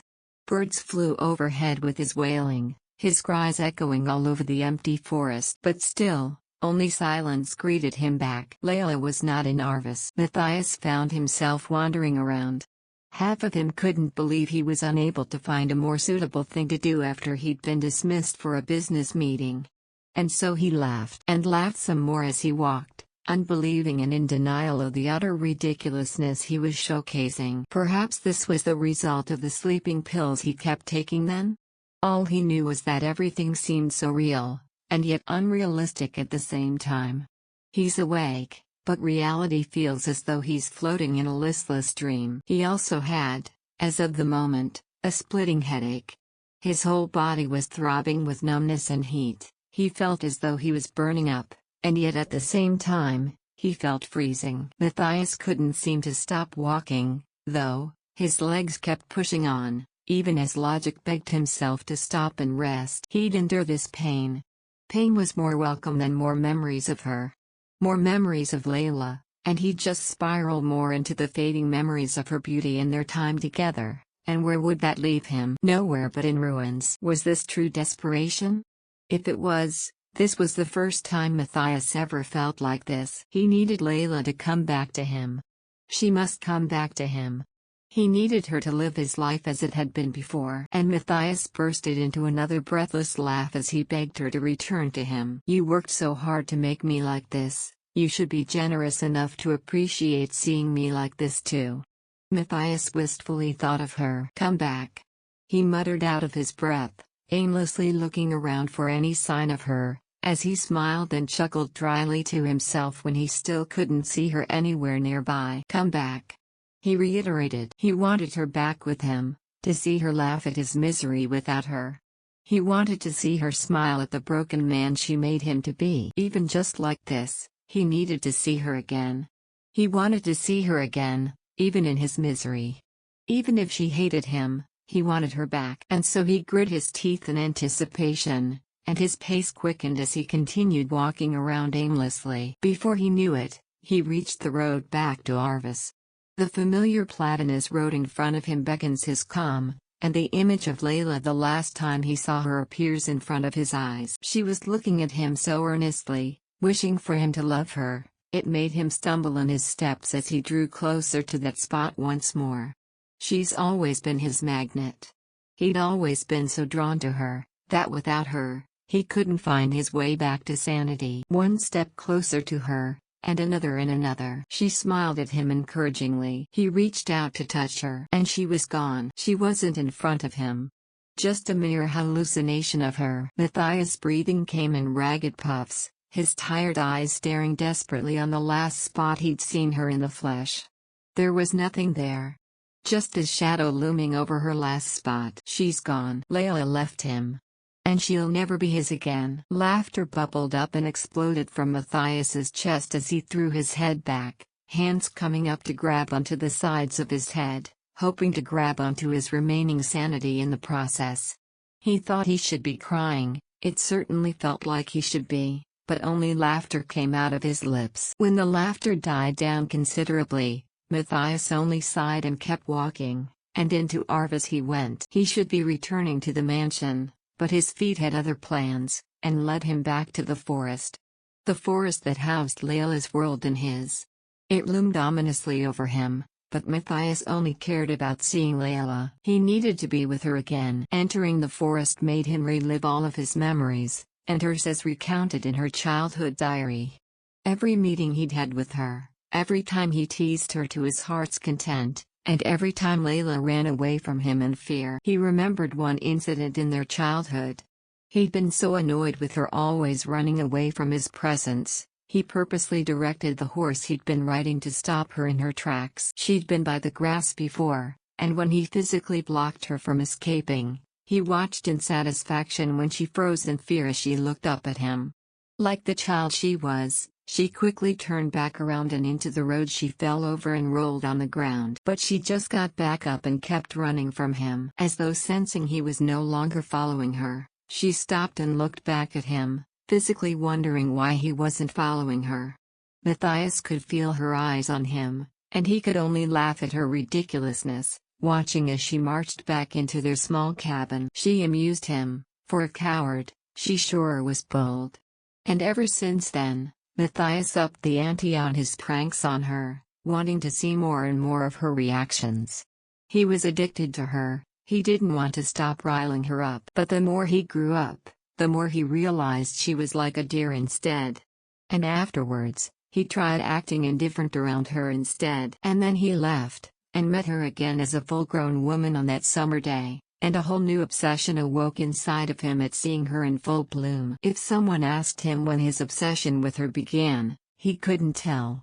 Perhaps he'd just always been obsessed with her, so hyper-aware of everything she did. It was just normal for him to be so drawn to her. And he kept watch of her, from the small scared girl, to his bold beautiful queen. He'd seen her evolve through the years, and he liked what he saw. But he hadn't seen her how she began, nor would he ever see how she'll end up to be.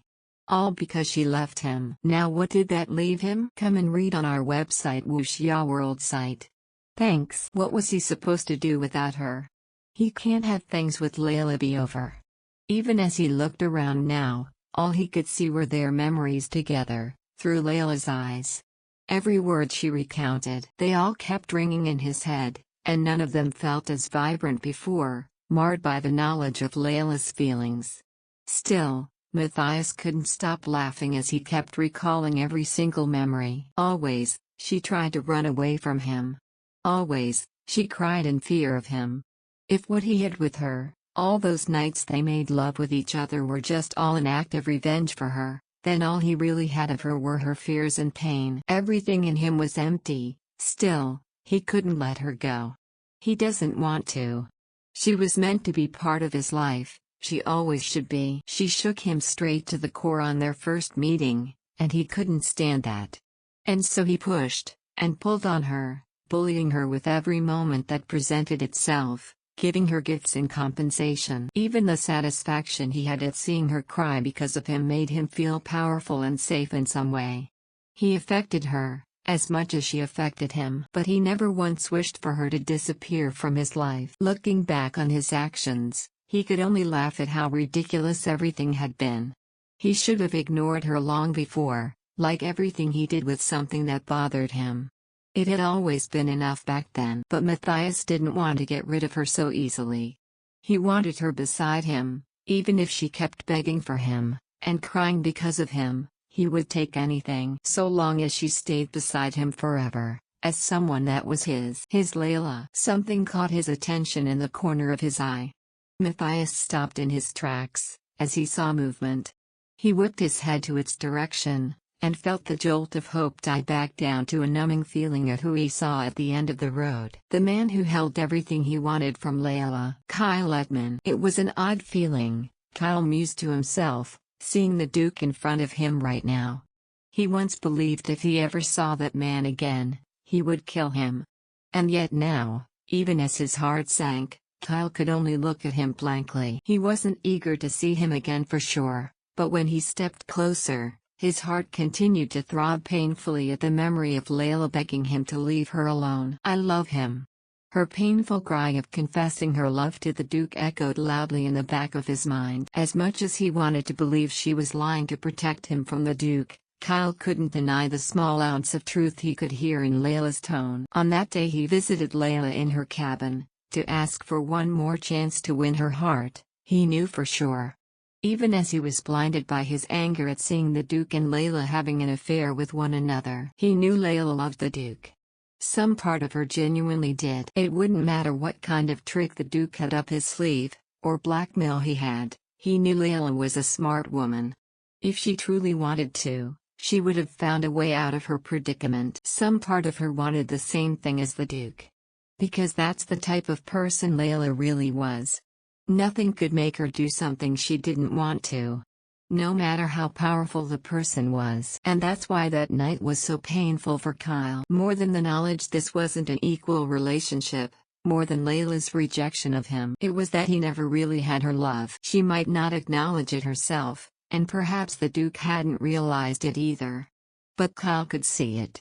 And it seemed among the three of them that night, Kyle was the only one who could see the truth in front of them. And what a bitter pill it was to swallow. That Kyle would lose his best friend, to a man who could never truly care for what he had. And now, the man he knew for sure only further broke Leyla, and lost her in the end. What an irony it was. But Kyle kept moving forward, stopping in front of the poorly kept appearance of the Duke, glaring at him with all the contempt he could muster. The Duke was glaring at him with a fierce sharpness absent in a drunken man's gaze, but Kyle couldn't exclude the possibility he wasn't either. But Kyle wanted to say something. His heart wouldn't let him walk away without giving this faux-perfect Duke a piece of his mind, and possibly, his heart. "Are you proud of yourself, Duke?" he asked through a calm rage. "You've ruined Leyla like this." The Duke just kept his sharp gaze on him. "Do you regret what you've done now?" Kyle asked. "Do you see how you destroyed the one good thing in your life?" The Duke wasn't answering still. "Or maybe you don't regret anything, huh?" Kyle scoffed. "Are you perhaps happy she's gone? All traces of your infidelity gone, and nothing would hinder your image of a perfect Duke?" More silence reigned between the two, and Kyle deemed it useless to talk to someone who'd never regret anything he'd done. Just as he was about to leave, finally, the Duke spoke up. "You don't know where she is, do you?" It wasn't a taunting question, but a genuine inquiry. "Where did Leyla disappear?" The Duke's voice asked quietly. "You, Kyle Ettman, don't know either," he mumbled. Kyle turned back to him with a calm rage, the medical student biting his lips to prevent himself from making a bigger spectacle of everything. He wanted to keep Leyla's affair with the Duke a secret, to protect her. The Duke was grinning at him smugly, as though happy he was also excluded from Leyla's plans. And it was like he was really happy with this piece of information. Kyle couldn't help but scoff under his breath, muttering about how crazy the Duke had gotten. He heard from his father about the Duke's condition, and he wasn't ashamed to admit it gave him an odd sense of vengeance to know how devastated the Duke had been without Leyla. The Duke was now chuckling and laughing to himself, and Kyle could only continue to watch him in great disappointment. "Tell me, Duke, did you ever see her as a human?" Kyle asked him, genuinely curious what the Duke really thought of Leyla. "Someone that's beyond just her beauty? A prize to have? She's not an object you can just own," Kyle exclaimed, the hands in his pockets clenched into fists. And Kyle went off at him at how Leyla was her own person, and not someone he could keep as his own. "She has her dreams, thoughts, feelings, and her own morals. Do you even know how hard she tried to change what people thought of her? How hard she had to work so she could reach the life she had before you ruined her?" he asked again, but aside from the laughter stopping, the Duke remained staring at him blankly. He couldn't read anything from the Duke at all. His eyes were blank and lifeless. And Kyle felt like a fool trying to get him to see what he did wrong with Leyla. What could he expect from someone born with a silver spoon? What could he expect from someone who never had to worry about what people thought of them? Nothing. How could you do that to her?" Kyle's voice cracked as he asked the question. "To Leyla." "Leyla who?" The words got choked up in Kyle's throat. "To the person who loved you?" He wanted to scream it in his face, but saying it out loud would only make it more real. Leyla chose someone who ruined her life, and could never appreciate her for who she really was, to someone who loved her despite his own shortcomings. He wasn't free of fault, he knew their engagement fell apart because of him as well. But Leyla chose the Duke over him, and that only watered his hatred with the Duke. No amount of tears he shed for her would change that. He had begged her to stop the affair, and offered to help her escape. But she didn't take his hand. She didn't accept him to save her. She only answered that she knew he would destroy her, and willfully chose to stay, even as she cried admitting to it. "You don't deserve her," Kyle finally said, calming down, and stared down at the Duke. "You don't deserve to ever find her again. Not even a glance of her. You deserve nothing from her." Kyle held the Duke's gaze, speaking his true thoughts on the matter. "And I hope you never find her, so just continue on with your life as you had been. You're good at that." Kyle spat at him. "Good luck with your wedding next month. I hope you and your Duchess your best life." Kyle gave him a mocking bow, eyes still locked on the Duke's, as well as he straightened up. "Have a long life on your own, you son of a bitch." Kyle finished, and finally walked away from the bane of his existence. He prayed earnestly to the deities above to give the Duke a long life, and for them to keep Leyla away from him even to his dying death. And for Leyla's feelings for the Duke to forever be a secret. Just like this, Kyle wished for the Duke to keep suffering for his actions until his dying breath. Cry, Even better if you beg. Chapter 118. Rumors about Duke Herhardt's rapidly declining health began to spread like wildfire throughout the upper-class society in Karlsbar. Talking about the Duke taking a break was stirring up interest left and right amongst the nobles. Most had initially brushed the rumor as just that, a rumor. But the Duke's prolonged absence only seemed to prove it more as time passed by. The Duke of Arvis was simply gone from all usual appearances he's had. Not even in the official offices he'd usually be seen in. People who'd come to Arvis and pay a visit to him had also been denied his presence. No one could see him. And the intrigue of everyone only piqued the more the Duke became elusive.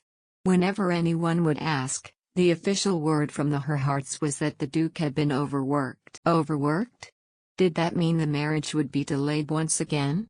As those rumors arose, it was clear Claudine von Brandt couldn't remain silent upon the matter any further. Hence, her visit to the mansion today. She'd arrive early and swiftly in Arvis, where the servants were thrown off by her arrival. Immediately they went to fetch the current lady of the house.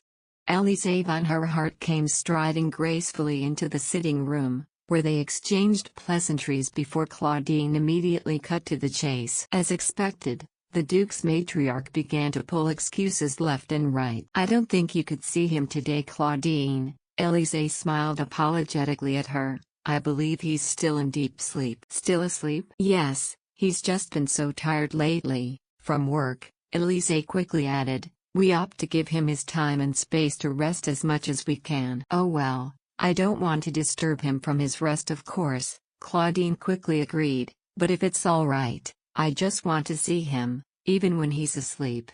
I'm so concerned for him, you see." Leyla pursed his lips, before smiling stiffly at her. "You and I both know Matthias dislikes it very much to have anyone intruding on his privacy, especially while he's in the annex." "Well, I am his fiancée. Privacy between us shouldn't exist," Claudine insisted stubbornly with a smile. Normally she would let this slide, wanting things to run smooth between her and her soon-to-be in-laws, but she was more determined to smoothen out whatever wrinkles appeared in her engagement. She will not be deterred today. Eventually, Leyla did give in to her subtle demands to see her betrothed, and allowed her to visit the ailing Duke. She, too, understood the concerns the young woman had regarding their marriage. They must know if things should be pushed back, or if they could proceed as scheduled. More and more likely, it seems as though Matthias' condition isn't improving, the less likely he'll be ready for his wedding within the next month. Claudine and Matthias needed to talk. "All right then," Leyla relented to her, "if you're certain you won't be disturbing his rest." She reminded her softly, and Claudine smiled pleasantly. "Of course, thank you so much for your permission." And without further ado, Claudine gathered up the beautifully arranged bouquet she brought along, to give to Matthias, and walked towards the annex with a certain bounce in her steps. She got in her car, and there they drove down the riverside and towards the Duke's annex. And throughout that ride, Claudine's pleasant smile turned into a cold indifference in the safety of her car's privacy. She wondered how badly the Duke's condition had gotten. Could he even bear to stand? Or will he just simply collapse? Either way, she was expecting him not to be nearly presentable as he usually was. And she wanted to see his misery. To see the perfect Duke be brought to his knees. But then again, it would also be disastrous if the Duke began to lose face in the public. Claudine must ensure whatever misery he had, would not interfere with her plans. She must ensure the power the Herhardts had would not be lost by the time she married into their family. Still, it was a little surreal to know the Duke had gotten this terribly because his mistress had disappeared from him. She clicked her tongue distastefully, before smiling in a pleasing manner at the sight of the annex. The chauffeur rolled the car to a stop, and got out to immediately open up her door. Claudine smiled at him gratefully, before raking her eyes over the majestic annex by the river. At a distance, it looked to be floating in the river itself. Her stomach churned uncomfortably, but she couldn't deny the excitement upon seeing the Duke's true condition. It was exhilarating. She never thought she'd ever see the day the Duke would be so miserable. Perhaps she should thank Leyla for making this thing possible too. Upon her arrival, The lone attendant was startled upon her appearance. Lady Brandt. Claudine quickly explained her wishes, and watched as the attendant squirmed. He seemed to be under strict orders to not let anyone disturb him, but hearing Claudine had the matriarch's position made him relent eventually. He quietly led her up to the drawing room he'd been residing in for a while, and knocked on the doors. "My lord, Lady Brandt has come to visit you," he announced loudly, patiently waiting for a response. When nothing came, he quietly slipped into the room, and took a pause. Matthias was currently on the phone, talking to someone. His hair was wet, rivulets of water dripping down his shirt, creating damp spots. He must have just gotten out of the shower then. If he could hazard a guess on what the phone call was about, it was most probably about Miss Lewellin. He'd still not stopped searching. As the search for Mr. Remmer and Miss Lewellin continued to bore no fruit, the Duke took leave of all his duties and began actively seeking her out instead of just leaving it to other personnel. He'd used every connection he had and all means he could to track down the whereabouts of the two. Still, there seemed only to be a little progress. It was the only thing the Duke would ever get up to these days as well. Day and night, he'd busied himself looking for Miss Lewellin. And whenever he's tired, he'd just quickly pop in the medicine and proceed to sleep like the dead. When he's not sleeping, he's just sitting out on the balcony, eyes trailed nowhere in front of him. He'd occasionally laugh to himself, but then nothing again. Clicks of heels against polished floors startled Mark Evers, making him remember why he'd entered the drawing room in the first place. "My Lady Brandt, my lord is still." "Step aside."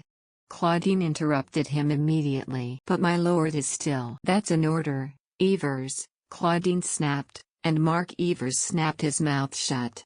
Vaguely he took note of his master bidding goodbye over the phone, and bowed his head at her and stepped aside. Matthias finally put the phone down, and faced Claudine, not even bothered by his state of undress.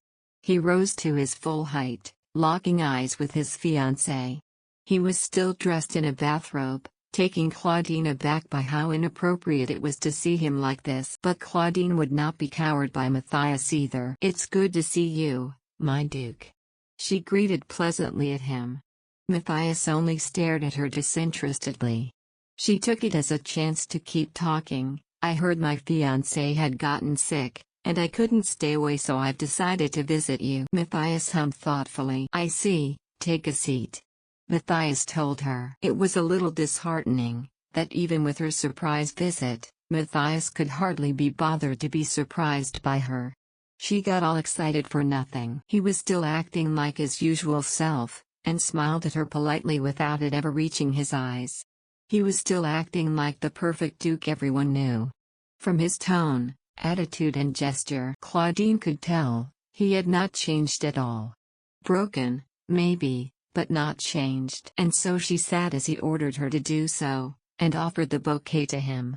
His smile widened at the sight of the flowers, but Claudine had a feeling it was not because he appreciated her gesture, but more of the roses itself was what amused him. "I apologize for my appearance," he finally said to her, his smile slipping back to the usual one he'd show everyone else. "I'm afraid you caught me off guard. As such, I am not dressed to greet you appropriately.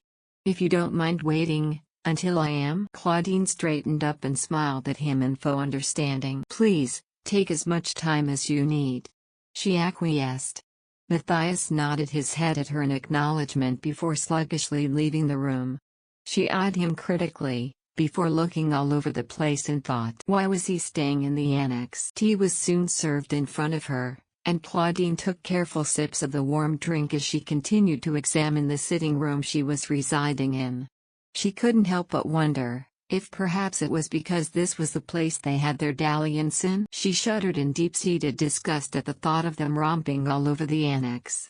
She felt like she was currently rolling around in the mud. Before she could dwell on it further, Matthias had returned, all dressed and presentable with a flimsy white shirt and pants. His wet bed hair still scrunched up haphazardly. "Are you upset I came here without your permission?" she immediately asked, looking up at him defiantly as he stared down at her. She could see how low he'd gotten.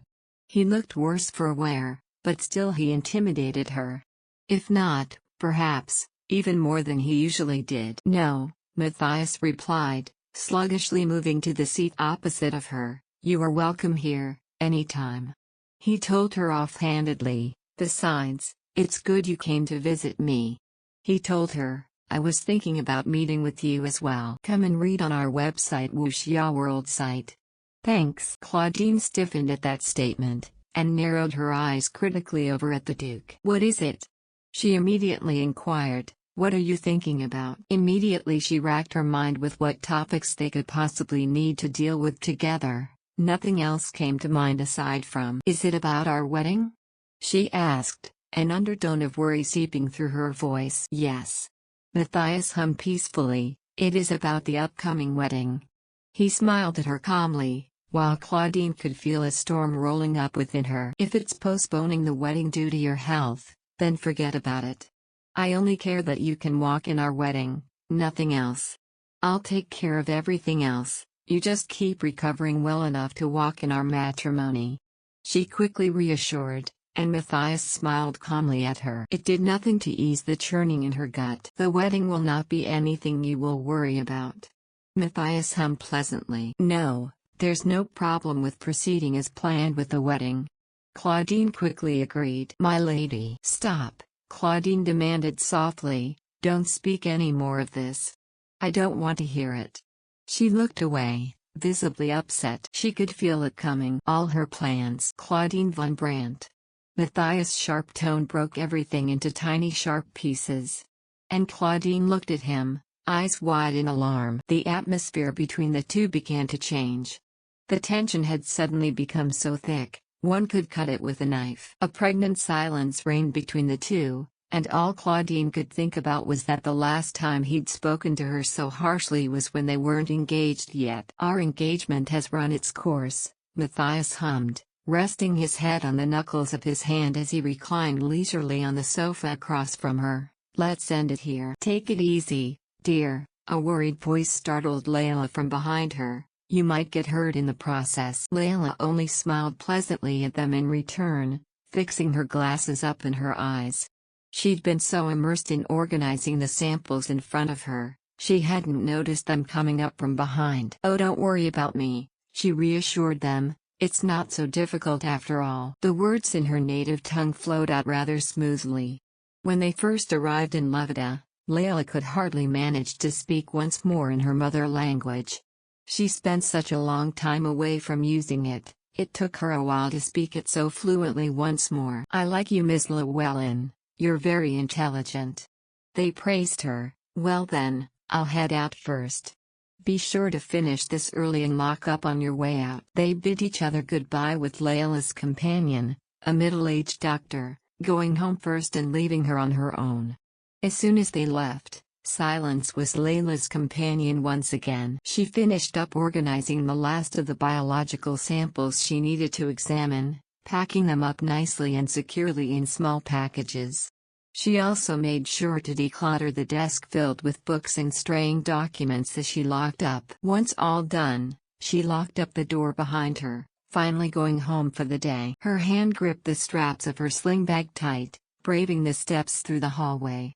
Sunlight was fading softly in the sky outside as she looked through the windows in the hall.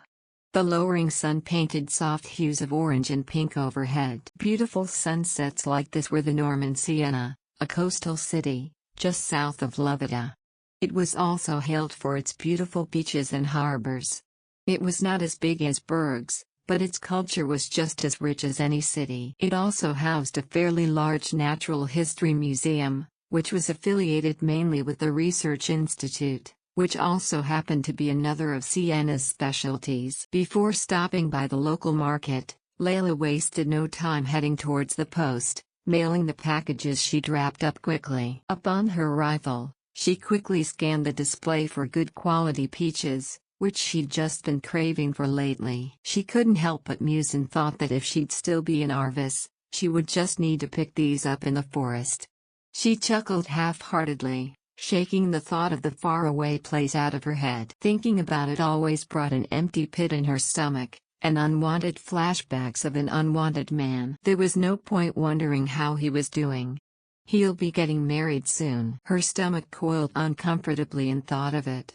Next thing she knew, she was walking along the path that headed for home.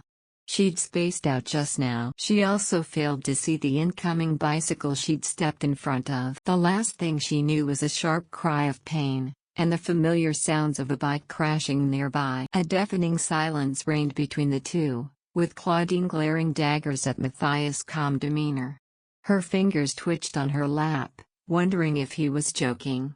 But Matthias' steady gaze on her was shouting at her he was dead serious. Time seemed to stop for Claudine as he heard him say it. Eventually, it was time to break the silence. "Such poor humor you have, my Duke." Claudine brushed off with a stiffened smile. "You mustn't joke about things like this so easily." She took deep breaths, before trying to calm herself down. "You must really be ill as it's clouding your judgment like this. So I'll let it slide just this once. I'm dead serious." Matthias clarified coolly, unbothered by the growing turmoil in front of him. "I've never had a clearer decision made than this," he answered plainly. "The engagement is off. There will be no wedding," he reiterated. "No," Claudine snapped, "I will not let you choose some orphan as your next duchess to replace me," she exclaimed in frustration as she got up from her seat and began to pace furiously back and forth. "You're no longer a child, Claudine." Her mother's voice rang in her head, making her stop in her tracks. "It's time you start acting like a lady." Phantom pains of her mother's nails digging into her shoulders made Claudine feel cold all over. She was mortified she said it out loud. What kind of a lady was she that she couldn't hold her tongue in? She'd be humiliated as both a high lady of society and in front of her family should her engagement be broken off. This was her sole purpose, the one thing her mother asked her so many years ago as she brought her to Arvis. To secure her place as the next Duchess Herhardt. She must stop now before she made an even bigger fool of herself. But all her training seemed to leave her as rage and frustration filled her up. "You know?" Matthias perked up in slight interest, but not really bothered that Claudine knew. In his perspective, it made things easier to break off since she already knew. "How could I not?" Claudine exclaimed. "I watched her as a child, and I knew one way or another, she'd be your mistress, and would stay by your side as long as she could," she pointed out, and her pacing resumed. "What's worse than that is you don't even think about the people around you, don't you?" Immediately Claudine began pointing out how he'd been blatantly flaunting his affair out in public with no thought of his family, her or her name at all. He'd just gone off and began gallivanting with his preferred woman in his arms. Matthias only raised his eyebrows in intrigue, but couldn't find it in himself to take the accusations at heart. "But you don't care about me or anyone else, so how about your little orphan's feelings, huh?" Claudine seethed at him. "Even if I was fine with breaking off the engagement, which I'm not, do you really think she'd be willing to marry you? The man who terrorized her whole life?" A silence rang between the two nobles as Claudine breathed heavily, before a snarky smile made its way through her lips. "If you're lucky enough, perhaps you can find her. But mark my words, she'll never be yours." Claudine straightened out, looking down on his languishing form haughtily. "Especially not after I told her everything you did behind her back." "Everything?" Matthias' eyes narrowed at Claudine. "Yes, everything," Claudine confirmed proudly. "I told her every little scheme of yours I knew, how you, the great Duke of Arvis, orchestrated everything to make her life difficult, to push her into your arms. How you masterminded every wrong thing that happened to her, or gotten involved in to ensure she winds up with you." Finally, something in Matthias' expression changed. No longer was he holding an amused indifference, but rather something unreadable and unfamiliar to Claudine. "Do you think after everything, she'll really come back to you? No sane woman would ever choose to love a man such as you. No sane woman could ever love you," she finished, and sat back down across from him. "So let go of this hubris of yours that you can find a happy ever after with Leyla, because you won't." Claudine huffed out. "I, on the other hand, am prepared to shackle my fate with yours as the next Duchess." Matthias eyed her unconvincingly, still obviously confident he could in fact find his Leyla. In fact, He even looked more amused at Claudine confidently declaring Leyla won't ever come back to him. Fine, if he was willing to be silent, she might as well enjoy taking this chance to voice out everything she had wanted to tell him for a long time. Hasn't it sunk in on your genius head yet, my duke, Matthias von Herhardt? She inquired mockingly. You've lost your mistress. She smiled at him pleasantly. You've lost Leyla Lewellin forever. Cry, even better if you beg. Chapter 119. Uneven thumping could be heard as Leyla slowly made her way up the stairs to her home. The bike hitting her had been painful, but manageable, at least that she could limp home with just a bruised knee and a sprained ankle. Hence, there was no need to make a big fuss out of it. It wasn't a big deal to her after all. She soon walked in through their apartment door, ignoring the way her stomach began to churn once more. She pushed on and changed clothes and arranged stuff around their small home until it continued churning. Her stomach was still persistently upset. Her eyes drifted towards the peaches. She didn't understand the sudden craving of the fruit. It was the only thing she had wanted to eat lately, and nothing else. She hummed contentedly to herself, palms washing the peaches, putting them on a tray, and displaying them on the center of the table. Her stomach churned once more, her hands absent-mindedly rubbing her stomach in a smoothing motion. The discomfort was very reminiscent of when she'd been hit by the bike earlier, still it wasn't anything new. No alarm to be had there at all, save for the slight aches on her knees and sprained ankle. Her stomach began to settle down once more, and Leyla proceeded once more with the stuff she wanted to finish, before the uncomfortable churning returned with a vengeance. She felt like she was about to hurl. She groaned quietly, hunching on her stomach to stifle the feeling.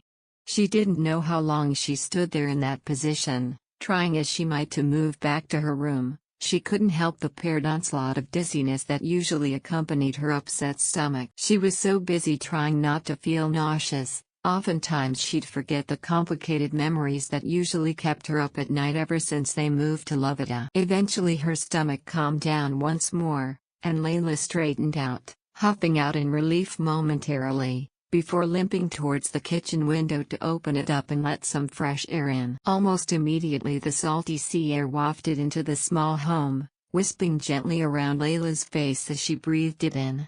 She shivered involuntarily, unexpectedly feeling a little cold. She walked back into the kitchen, taking time to assess which peach looked scrumptious, and grabbed it before deftly taking a bite out of it. She hummed in delight, savoring the juicy fruit in her mouth in complete satisfaction. Before she knew it, she finished one whole peach, and was grabbing onto another. In no time, it was finished as well. With the early summer sky reflected on the shimmering waters down below, one could almost call the day ahead as peaceful. The clouds overhead flowed seamlessly at a normal pace, and the birds flew in and out of their trees. The light bouncing on the cerulean waters seemed almost unrealistic. The sound of flowing water only added more to the serenity in the ambience. From there, Matthias, who had lately surrendered himself to the current flow of time around himself, was beginning to take back control over his actions. It was like he'd been swimming so frantically before, creating long ripples around him that he couldn't see what was happening beneath him. Now that he'd calmed down, and the ripples in his waters ebbed into a laminar flow, it was like everything was cleared for him. Just as the pain in his body kept increasing, the calmer, Matthias found, his mind would be. And so he held fast onto it, and kept clinging into it. Dr. Edmund had indeed reduced the dosage of the sleeping pills he'd been prescribing. It was just as he threatened. He even had the audacity to pull the doctor's card, insisting that his orders would always override the patient's wants. He'd been incredibly adamant about it, especially after hearing Matthias had slept for 2 whole days because of it. Initially, he thought fix this little hiccup quickly by just going to another doctor. But the truth of the matter is that Matthias found an odd sense of relief in being lazy. He even found it incredibly amusing to let the rumor of his declining health run rampant in his absence. The rumor was so widespread in Karlsbad that he'd started receiving countless offers from suspicious doctors lately. Still, he was certain there wasn't anything wrong with him, despite what all of them kept telling him. He needed no medicine, Only sleep was what he required. So, with the dosage lowered, he'd found another way to find sleep quickly. And it was with exhaustion. He found it to be just as effective as the sleeping pills. This way, he wasn't exactly not taking care of himself.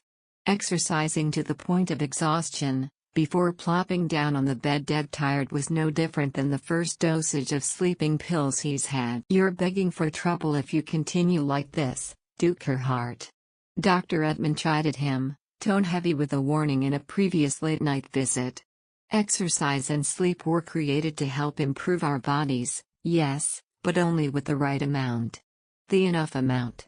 No less, and definitely no more." Matthias hummed nonchalantly at the doctor. "Exercise and sleep sound like a pretty healthy option to me," he said with a smile that doesn't really reach his eyes. But the doctor wasn't feeling amused the least bit by him. He proceeded to explain that sleep can't be a cure to whatever had been ailing him.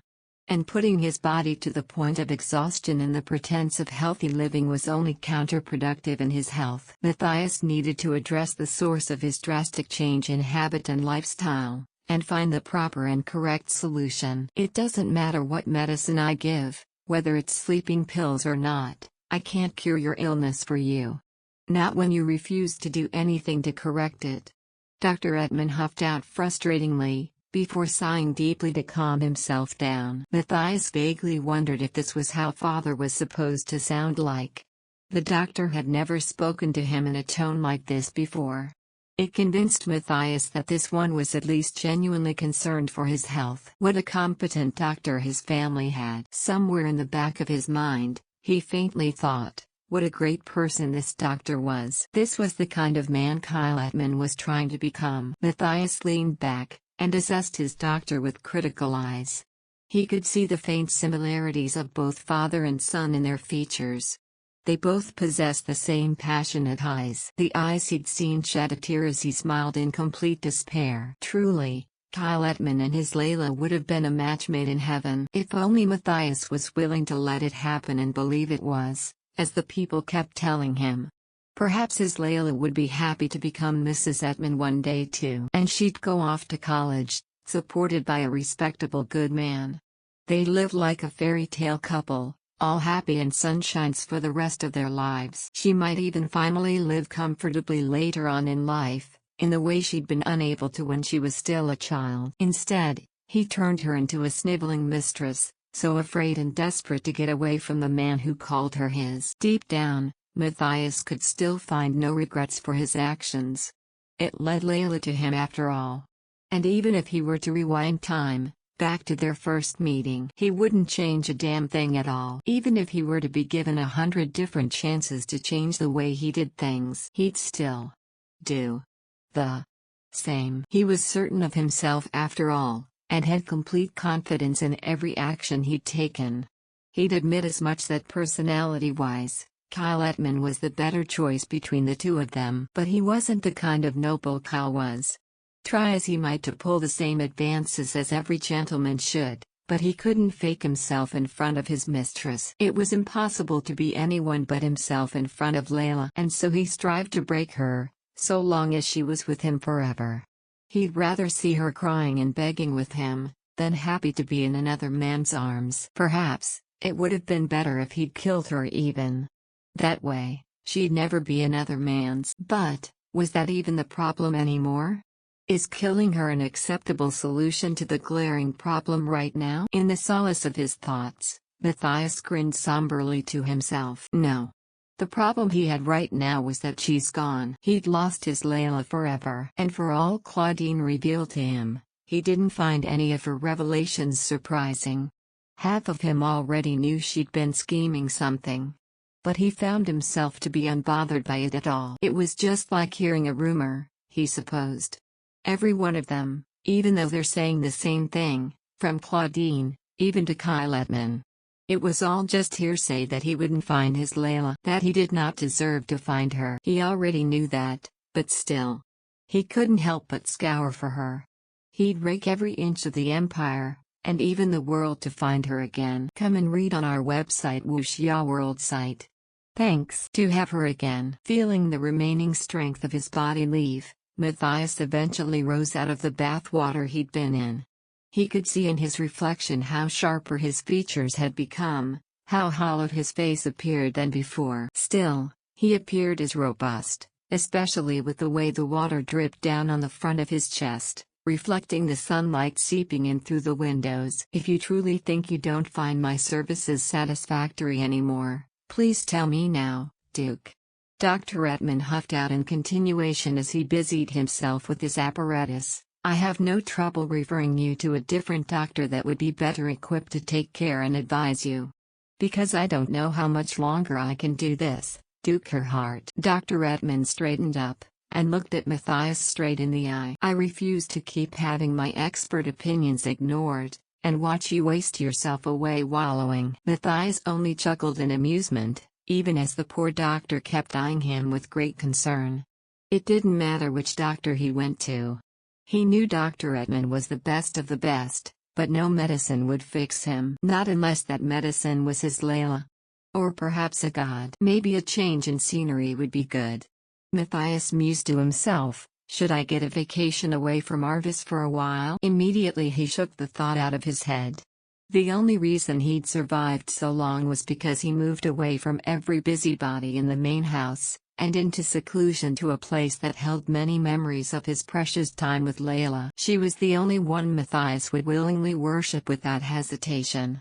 This place was like her temple. The place she wept, begged and feared in. A place she laid herself bare and accepted him into her. Perhaps many religious people would understand him better, with the way he'd bound himself faithfully to Leyla. It wasn't any different from how they worshipped their deities. His senses were beginning to blur. Should he return now? Absent-mindedly, his body began to move sluggishly. His muscles and limbs were screaming in protest with every movement. It felt like they would break under his decreased weight, but Matthias found no reason to stop. Stopping only made him afraid of what would happen. What would happen when he no longer remembered Leyla and their time together? What would become of him? What if one day, he'd suddenly stop searching for her? His chest tightened at the thought of forgetting Leyla, and never seeing her again. Never. He won't survive that. She was like a majestic tree, thriving in the middle of a roaring river. The sight of her was the only thing that could give him back his sanity, and clear his head back to perfection once more. She looked a lot like that tree she loved climbing so much. He could vividly see her laughing as he closed his eyes, watching the way her gold hair billowed out behind her enticingly, her melodic laugh filtering into his ears. Such a bittersweet illusion. Matthias smiled mirthlessly as he found himself in the middle of a calm river, not a tree in sight anymore. Life was meaningless like this. All stagnant and quiet. What else was he living for if not for her? It was like sinking. He could feel him sinking in, but he had no will to save himself from it. He couldn't help but recall many of Leyla's journal entries in times like this. Her life was so different from his. Where the world had been generous and kind to him, they'd been unforgiving and harsh with her. But she did her best anyway. But she was gone, so that life of hers was gone too. He made it so that it was the only way she could think of. His eyes opened and into the breaking dawn, he could see the golden sun beginning to wake up the world around him once more like clockwork. They shone much like Leyla's tears whenever she'd beg him. A pleasant smile made its way to his lips. The first one he was genuinely happy to do since she abandoned him forever. It wouldn't be so bad now, would it? To be lulled to sleep by her tears instead? It was the last thought in Matthias' mind before he succumbed once more to sleep. And when he'd open his eyes after that, a brighter smile made its way to him. Leyla was here. They lay side by side, eyes locked into each other, their bare bodies so close that he could feel her warmth next to him. He wanted to grab her, praise how she'd returned to him. But instead, he could only manage to reach out and cup her cheeks faintly in reverence. She was as radiant as ever. Leyla. His raspy voice echoed loudly in his head. And then she was gone. And Matthias was awoken back to the reality of her disappearance. That was just another illusion. An echo of one of their many memories. The space beside him was empty and cold. She'd never returned. "Ah, you're awake." Matthias looked up, and saw Dr. Edmund sitting on the chair beside him. He sighed in relief as soon as he saw the Duke awaken. "It would have been tragic if your servants hadn't found you in time by the river, Duke." He'd wandered off to the river? He barely remembered the walk there. Matthias was content to listen quietly to further scoldings of his doctor. They'd found him yesterday. Just how long had he been sleeping? It didn't matter. He was still tired. How pathetic could he be, that he'd lose control over his motor functions, yet still wind up surviving a near-death drowning, and have to live to be scolded by his doctor. They should have left him in his paradise. An illusionary world of just him and Leyla. Were those times they looked at each other in comfortable silence just another lie of hers too? What if it wasn't? His mind rebelled wishfully. But what if it was? The darker voice in his mind responded loudly. He felt like a child once more, overwhelmed by everything around him. He shut everything out because it was much easier like this. Still, he couldn't help but wish to be with Leyla again. He might not know how they'd end up to be. He might not know for sure if he would be right for her. All he knew for sure was she was his purpose. Without her, there wasn't anything in his life worth living for. He can't keep living without her. "Leyla, tell me what to do," he called out futilely to her. "Duke Herhardt, do you hear what I'm saying?" Dr. Edmund called out for him, but Matthias was vaguely paying him any attention by now. Every word of concern continued to fall on deaf ears. Matthias was still stuck in his head, now thinking about his dead canary. The persistent songs of similar birds outside his open window kept him reliving every moment of when he'd known his bird was dead. Matthias frantically stared at his open window with bloodshot eyes. The song of his bird was gone. There had never been one at all. His canary had been dead. The song he'd been hearing was the one his canary kept singing to him. Still, the canary was dead, and he couldn't help but find a little solace in that fact. It didn't leave him. It just died. And a new sick hope began to bloom in both his mind and heart. An enticing thought danced its way through his thoughts from the back of his mind and into the forefront. "Yes, if I'm to lose you forever, and never have you again." Matthias grinned subtly in a pleased manner. "I'd rather kill you instead than leave me at all." "Duke Herhardt?" Dr. Edmund called out worriedly again, eyeing the Duke with more concern than before as Matthias began laughing to himself once more. There was something ominous in this laugh, yet the doctor couldn't put the finger on why that was. The doctor's throat began to dry with nervousness. And just like clockwork, the phone began to ring. "Cry. Even better if you beg." Chapter 120. "Would you mind giving me a little privacy?" Matthias politely asked Dr. Edmund as soon as he dropped the phone. Dr. Edmund pursed his lips, before sighing in resignation and did as he was told. Once he was out, in came Mark Evers. Matthias was given a rundown of what the call had been about, before he summoned his attendant to the room. And it seemed, his wait was finally over as he listened into the full report of his attendant. Mark reported every detail carefully, in hushed tones.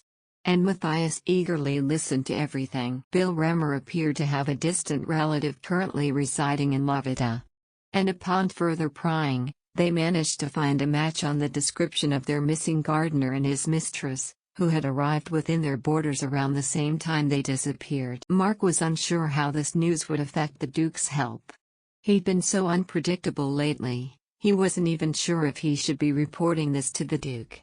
But he was a servant of the Herhardt house, he had no room in disobeying his master. Perhaps this news will reinvigorate his master back to his usual condition. "And where are they in Levita?" Matthias finally asked as soon as Mark finished his report. The attendant squirmed under his intense gaze. "I apologize, my lord, but we haven't gotten that information yet." "Then find out as soon as possible," Matthias immediately commanded. He was outwardly calm, but Mark could begin to read the urgency in his orders. It must be something in his attitude, but he knew that his master was slowly making its way back to his usual self. Even if something was a little off about him as well. And then the Duke graced him a smile, and Mark retracted his earlier statement of something being off. Instead he felt ashamed thinking so ill of his master. It was a beautiful smile, much like a child finally getting their present. Still, as soon as Mark left the room to continue their search for Mr. Remmer and his foster daughter, he couldn't help but shiver, Feeling relieved, he was out of the room. For a second there, he thought his master had become a madman. As soon as Uncle Bill had arrived, he carefully placed a box in the middle of the table. Leyla had come over to look at what he'd brought home, and saw a brown leather bag in the box. At first glance it looked good, but upon closer inspection, she could see the intricate and delicate work done on it during its creation. It was simply beautiful. "Wow," she gasped softly, eyes mesmerized at the work. "What's this?"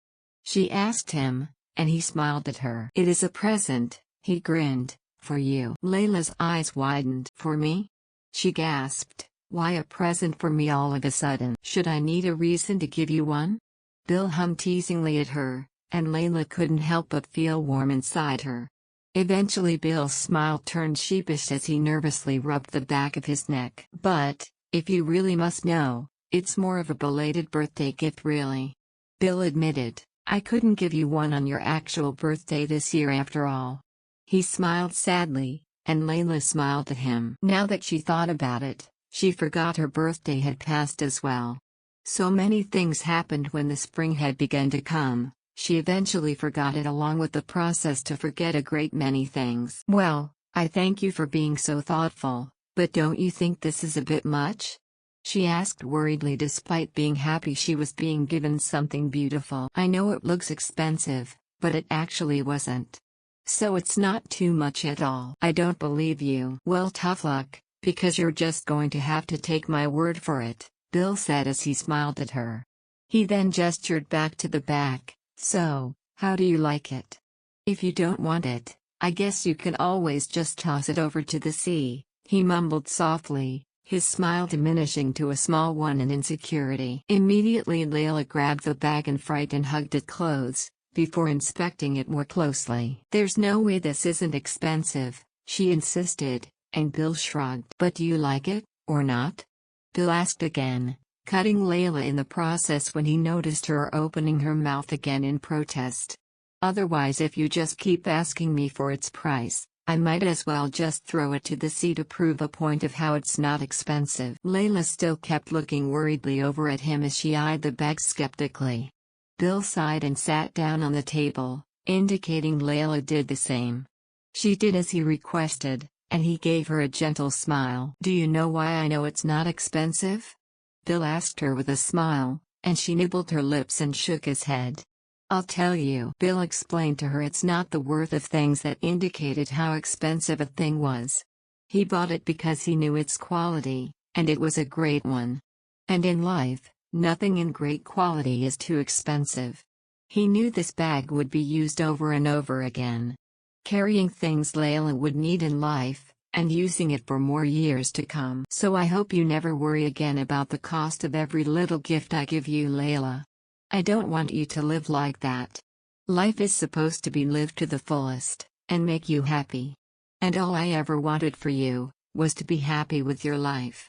Bill finished, and gently patted her on the head like he did when she was a child. It was also an apology gift as well for Bill.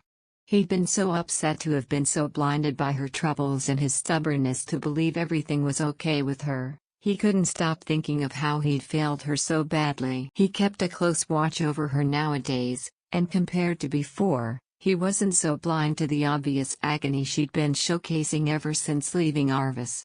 Moving to Lovita, and suddenly living in Siena couldn't have made the transition so easy as well under the circumstances of why they had to leave secretly. He wanted to see her happy, even for a little bit. It was odd, despite knowing she's all grown up, knowing what horrors she had to go through. He couldn't help but see her as a child. Sometimes, she still was, like she's still stuck in that mindset of anxiousness and fear. It was heartbreaking for him how he could never help her fully. He watched as Leyla looked at the bag in a new light, and was now looking at it like she did before, in wonderment. "So, will you accept it now, wholeheartedly?" Bill asked her softly, watching her fingers trace over the stitchings at the seams.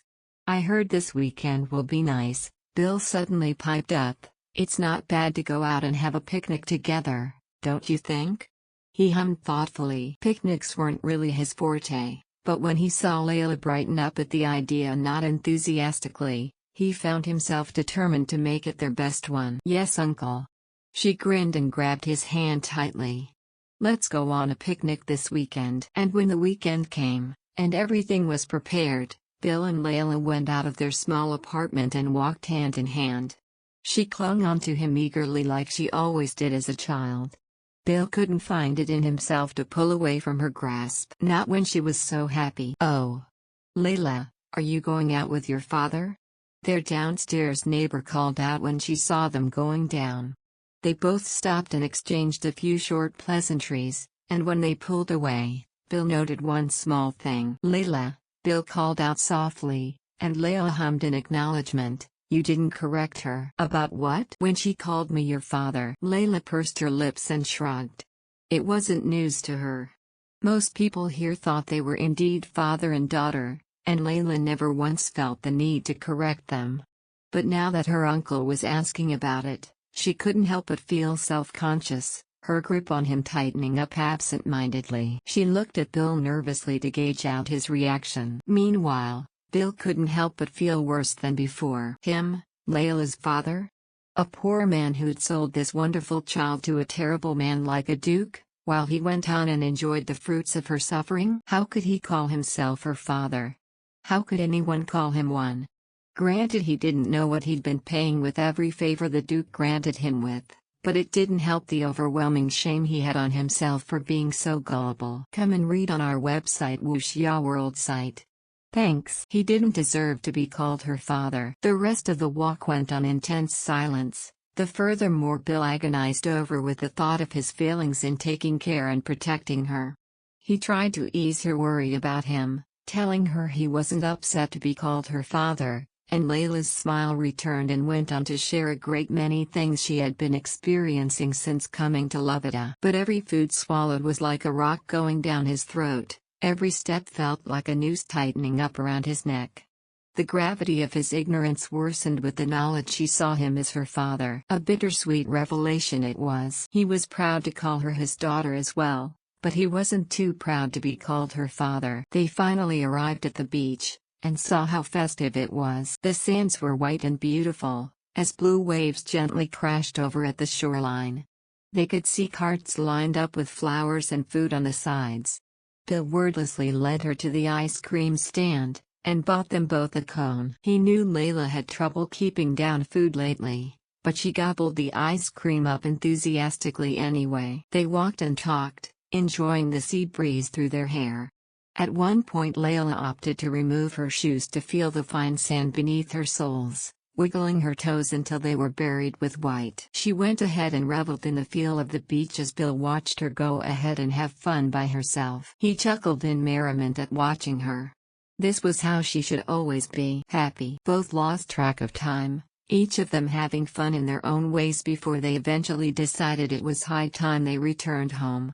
Come next day, when both are seated at the breakfast table, having laughs and making jokes on the mild aches all over their bodies, Bill found something in his chest beginning to settle, something he'd been unable to do since yesterday. It didn't matter what he was called, in the end, a title is just a title. The essence of him and Leyla, that was what mattered. And they'd always been, and will be, family.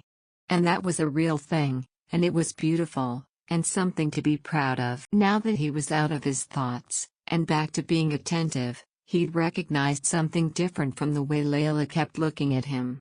Like she's still worried about something, and wasn't sure how to fix it. "Leyla, do you want to ask me anything?"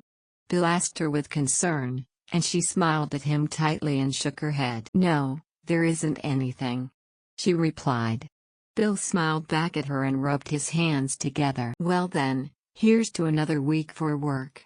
Come on now, we don't want to be late." Bill piped up jovially before getting up and getting ready to work.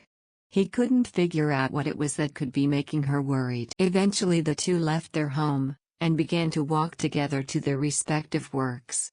Once they entered the square, and reached the fork in the road, they noticed a large crowd had gathered around the front of the city hall. Certain crying and wailing of mothers and women could be heard, making Leyla look at them and worry. "I'll go ahead and have a look."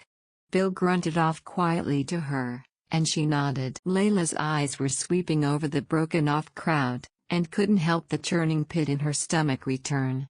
Somehow, she knew this wasn't the nausea about to come. The entire ambience in the square had drastically changed. It was normally so vibrant and full of life, but now, it was like Leyla had just entered a funeral. She hurriedly began to follow her uncle through the crowd. The sobbing and low murmurs of reassurances they'd be fine were beginning to load in around her. Leyla gasped as her stomach dropped upon reading the announcement in the hall. There was a war happening, and all men were being conscripted to join the military. Look, if you're seriously ill, then just postpone the wedding. Count Brandt huffed out as he stared down at his daughter. Also, while I understand image is everything, surely marrying someone while sick isn't so detrimental to your reputation. He pointed out. Ice clanking down a glass could be heard as Claudine carefully poured some punch in the glass and took careful sips as her mother lounged a few seats beside her. I'm not sick, Claudine firmly replied, a little incensed that her father thought she'd gotten sick from Matthias' illness when she'd visited. She proceeded to look out in the gardens, mind still reeling with anger over Matthias' decision. Well, you're getting thin, hardly sleeping, hardly eating. Count Brandt persisted. Last I heard, the Duke had the same symptoms. He grumbled worriedly. Even if I was seriously ill, it's more impertinent to proceed with the wedding as soon as possible and not delay it.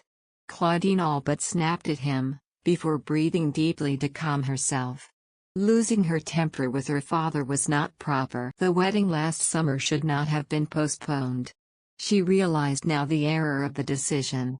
She should have made the wedding push through. Instead, here she was, now suffering the consequences of her lack of foresight. Matthias had the audacity to give her a week to make the announcement, even went as far to tell her he'll go along with whatever story they wanted to say, like make it so the Brandts were the one who decided to break off the engagement. He would not be deterred by anything, and made no reaction to whatever she said. He truly had gone mad. Just thinking about him more made her blood boil at his continued indifference to her revelations and what she'd told Leyla. How he helped Mrs. Edmund orchestrated the fallout of Leyla and Kyle's engagement, how he practically trampled over Layla's dignity and hard work by making her his mistress. Yet all he had was a peaceful calm, hardly bothered by his heinous deeds. He simply told her again that she had a week to accept their broken-off engagement. Oh truly, I'm so worried for you, Claudine. What if you've really gotten his illness? Think of your health. How will you bear children if you're so ill? Claudine shot her father a dry glare as he continued to fret and pace. Oh, the small worries of a man. She couldn't help but mildly wish she could see into their brains and pry it open, seeing what other trivial worries they had in their shallow minds. Then again, should she feign illness after all? If such an illness did exist, it might be beneficial to do so. Still, I will be married, Claudine told her parents confidently. She planned to still get married to the Duke. She hates the Duke to the point she's practically sick and tired of talking about him, but she'd given up so much. This wedding will happen, if only to tie down Matthias to her misery as well. But the question now was how? How will she secure the wedding? Matthias had made it clear nothing would stop him from getting what he wanted. Even clearer, he can do anything he wants. If the Brandts don't make use of the week of grace he'd given her, she had little doubt he'll go on and make the announcement himself that they had broken up. All because of a lowly orphan girl. Claudine seethed as she took more sips from her punch. Suddenly, a commotion came barreling in the form of a maid, frantically calling for them. Claudine looked at her parents with some slight alarm, before the maid burst through the doors of their drawing room, looking positively panicked. My lord. My ladies. She greeted, curtsying quickly, before straightening up once more. It was Mary. Claudine had known her for a long time, and she knew the loyal maid hardly acted frantic with anything. She was normally so calm, but now she was only pale. What's happened? Why are you making such noise? Her mother and father asked her. Mary eventually burst into panicked sobs as she held out a declaration for them to see. There's been a war, she wailed. A war is currently happening.